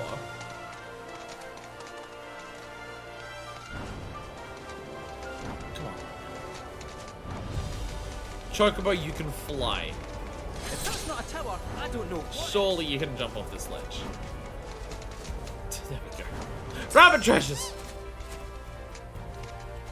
Hey rabbits, how are you today? There we go. I swear the stream will end at some point. I swear at some point it will end. Sorry, something I'm also realizing. Hey, I can do the Spirit Bound Armlet. Let's go. I can do Spirit Bound Armlet. Yay! There we go. Yeah, I have enough. Well, I have enough Bao wood for 2 more of these. I have enough Planet Mercies for 5 more. So Planet's Mercy, we're doing absolutely fine on. So let's get this tower. More rare items. There we go. More mercies. I'm gonna get so many mercies. I don't even think I need right now. Not even think that I need. I need way more of the common materials. Let's get off the bed. Sogim! It's on you. I'm your one-stop shop. Yuffie! Isenjutsu! K! Roll the dice! Cloud! Ow! Yuffie! You won't regret this.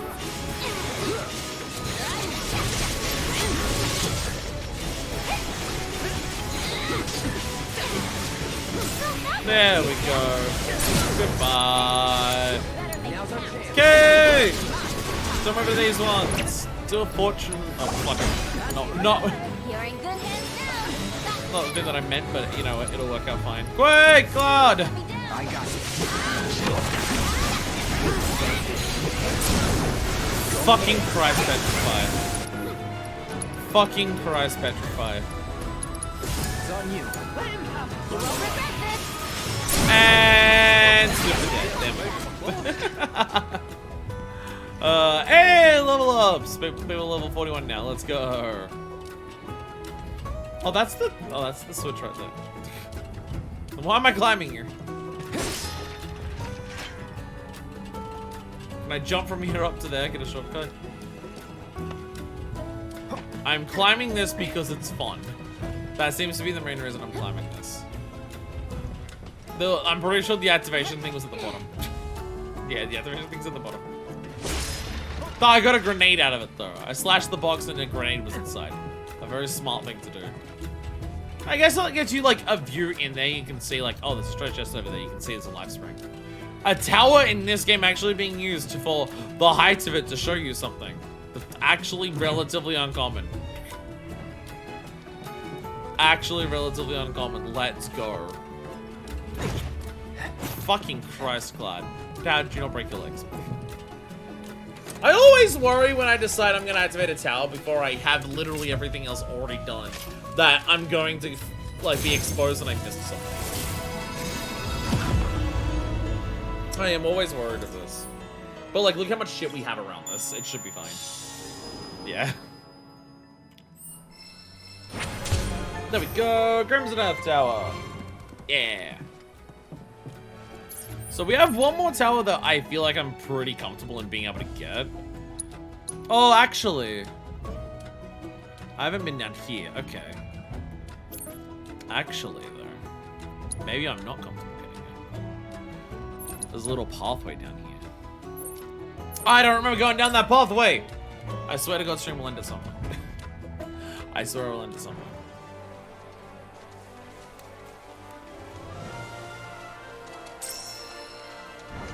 You VOD heads. Now real.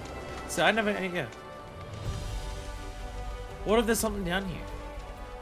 Fiends! See? Okay, guys. Shameless acid. Is this gonna be Chimera's? Yes, it is. Rare Basilisk variant detected. Basilisk. Why did I say Guidance protocol. It's the last thing I thought. Basilisks can change the color of their skin to blend into the environment and hunt prey undetected.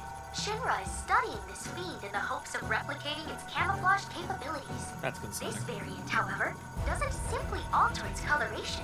It manipulates the properties of its skin in accordance with the temperature, humidity, and light. It's even better at it. Its powers are 9 Ninja-esque. It's even better at it. All your senses if you Well, fortunately, the best way to fight these things off is another ninja, which I do have.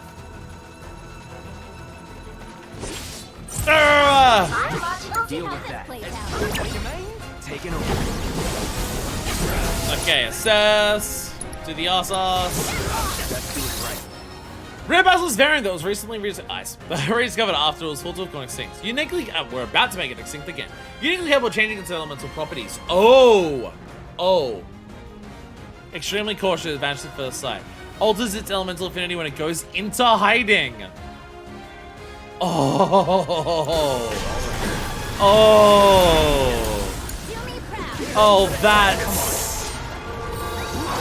that's devious.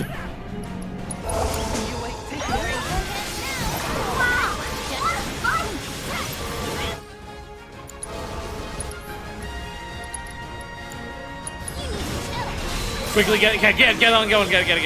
Okay, good. Shit, okay.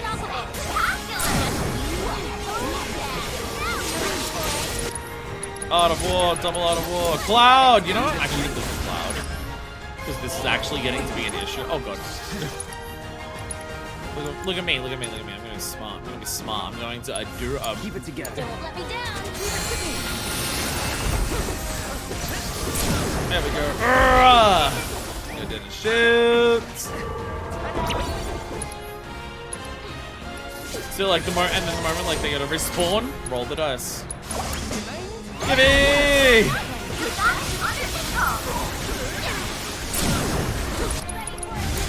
Finish it. Fortune telling, Cloud. Oh my god. Okay! Limit break, magic mug box!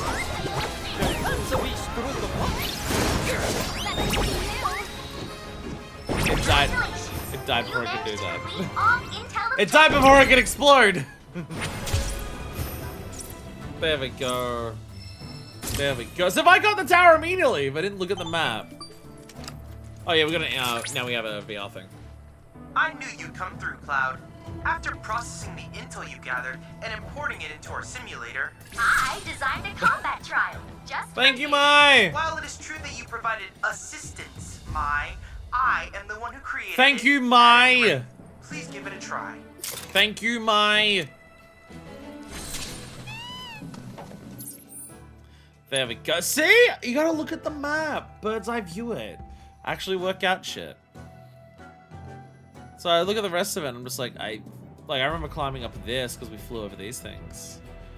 I feel like I've taken most of these flight paths at some point. So I think we're okay, is what I'm gonna say. How'd I get... Where'd I come from? Where'd I go? I can't work it out. I'm panicking. I'm shitting, crying, throwing up. Ah! I got this. Don't overdo it. Give it. Get ice powers. Cloud. Cloud 2.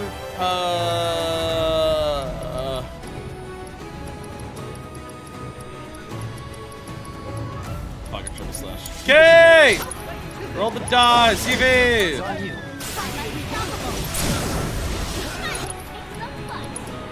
Quake! Oh, yeah, I'm pretty sure the game's meant to be on a setting right now where it scales based on my strength. And I still feel like I'm crushing shit a lot. Maybe I'm just too good at the game. Maybe I'm actually just so good at the game that everything dies really quickly. I'm not just too good at the game. I'm actually 3 good at the game, and that's the secret that none of you realize. And whee! Thank you, Uppany, and the several other Uppany clones who are showing up. Thank you.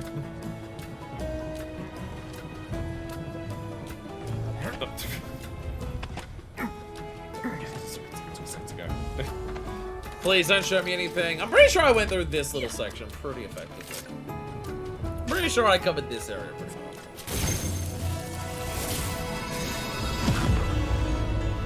How much have I actually cleared off of, like, regional intel in this area? Yeah! Glad I got that thing. Let's go. 100! Well, I definitely have more than enough for anything. For anything that I was planning on getting. Wrong button. I'm basically exactly halfway done. I've done half of the towers, I've done half of the combat assignments, 2 out of 3 summon crystals, 4 out of 6 life springs, 2 out of 4 proto relics. I'm almost exactly halfway done with the regional place. Which, given like this is our section of the map that we have left to explore, that does kind of add up. So basically go through all this, work out this shit, work out I get up here and do these things as well. Work out how the fuck to get to... I'm still confused by this one. I feel like I gotta go back here, like, up to this section and look at this better, because I can't work this one out for dicks. But what we are going to do is go back to Cosmo Canyon. We're gonna teleport back to Cosmo Canyon. Where are this? Oh, I never did the piano thing that was here. Oh, I completely forgot about that. There's a piano song to do. I completely forgot about this.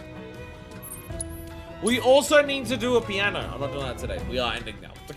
We're about 2 minutes away from 5 hours. I'm gonna end it before 5 hours. What happened? Even though I do have to do the piano thing here as well. That is something that will be required. So we're gonna wait. Oop. I actually like. I'm about to say, I need common items more than anything. Those are literally the 2 common items that I need to make the thing. Oh, so and that's like literally what we need to go for the We're at the Cosmo Canyon, Cloud. The A Cosmo long-standing Canyon. dream of mine has finally come true. Yay! Planetology rejects our Mako-consuming society, insisting that we have much to learn about this world. Yeah! We have Comrade, the opportunity to Comrade share in their planetary Chadley. knowledge. Comrade Chadley, let's go. Yeah, so Skill Master was the 81. I wanted this one first because it can level up. Slyville's ATB with multiple ATB commands are performed. Curious, I'm curious about these, but you know I can get these in time. Skill Master. Skill Master. Now the question is, who do we put Skill Master on? Cloud, have you made any progress lately in the hunt for that proto relic I mentioned before? If not, don't worry. I'm halfway through I'm it, sure you Chadley. have more pressing matters to attend to. Chadley, Anyway, just checking I'm in. halfway through it. Please fix your dialogue. I'm literally halfway through it. Shut up. Who is the best character to have multiple different commands? Gives them I feel like honestly possibly him. Because he has to get on the Moogle, and then he has different things to do on the Moogle. Because you'd want to give it to a character who has a lot of setup. I guess Aerith would also make a lot of sense. I've got to change Aerith's weapon out. Aerith has the shit weapon. She only needs this weapon to learn stuff. Yeah, she needs her Wizard's Drop back. It's one of her lowest damaging ones, but it has more materia slots. So she needs it. I feel like Aerith would make sense to get the... like, when you use different commands, you get a big boost. Because she has to do so much setup. But once her setup's done, I don't know how many different things she's using.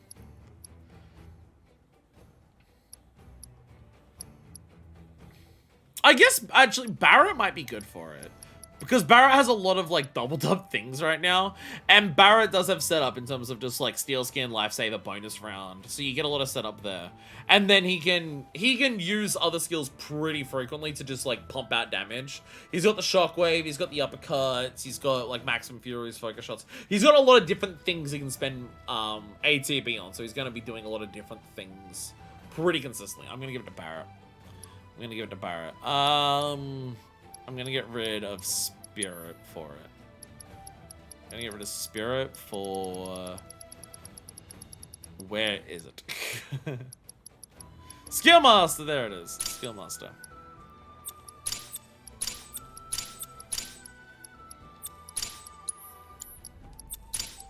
Fuck. There we go. Just swapping it out so the unique ones are at the front, where he's got Skill Master and Provoke, and then he's got Vit, Spirit, and Vit.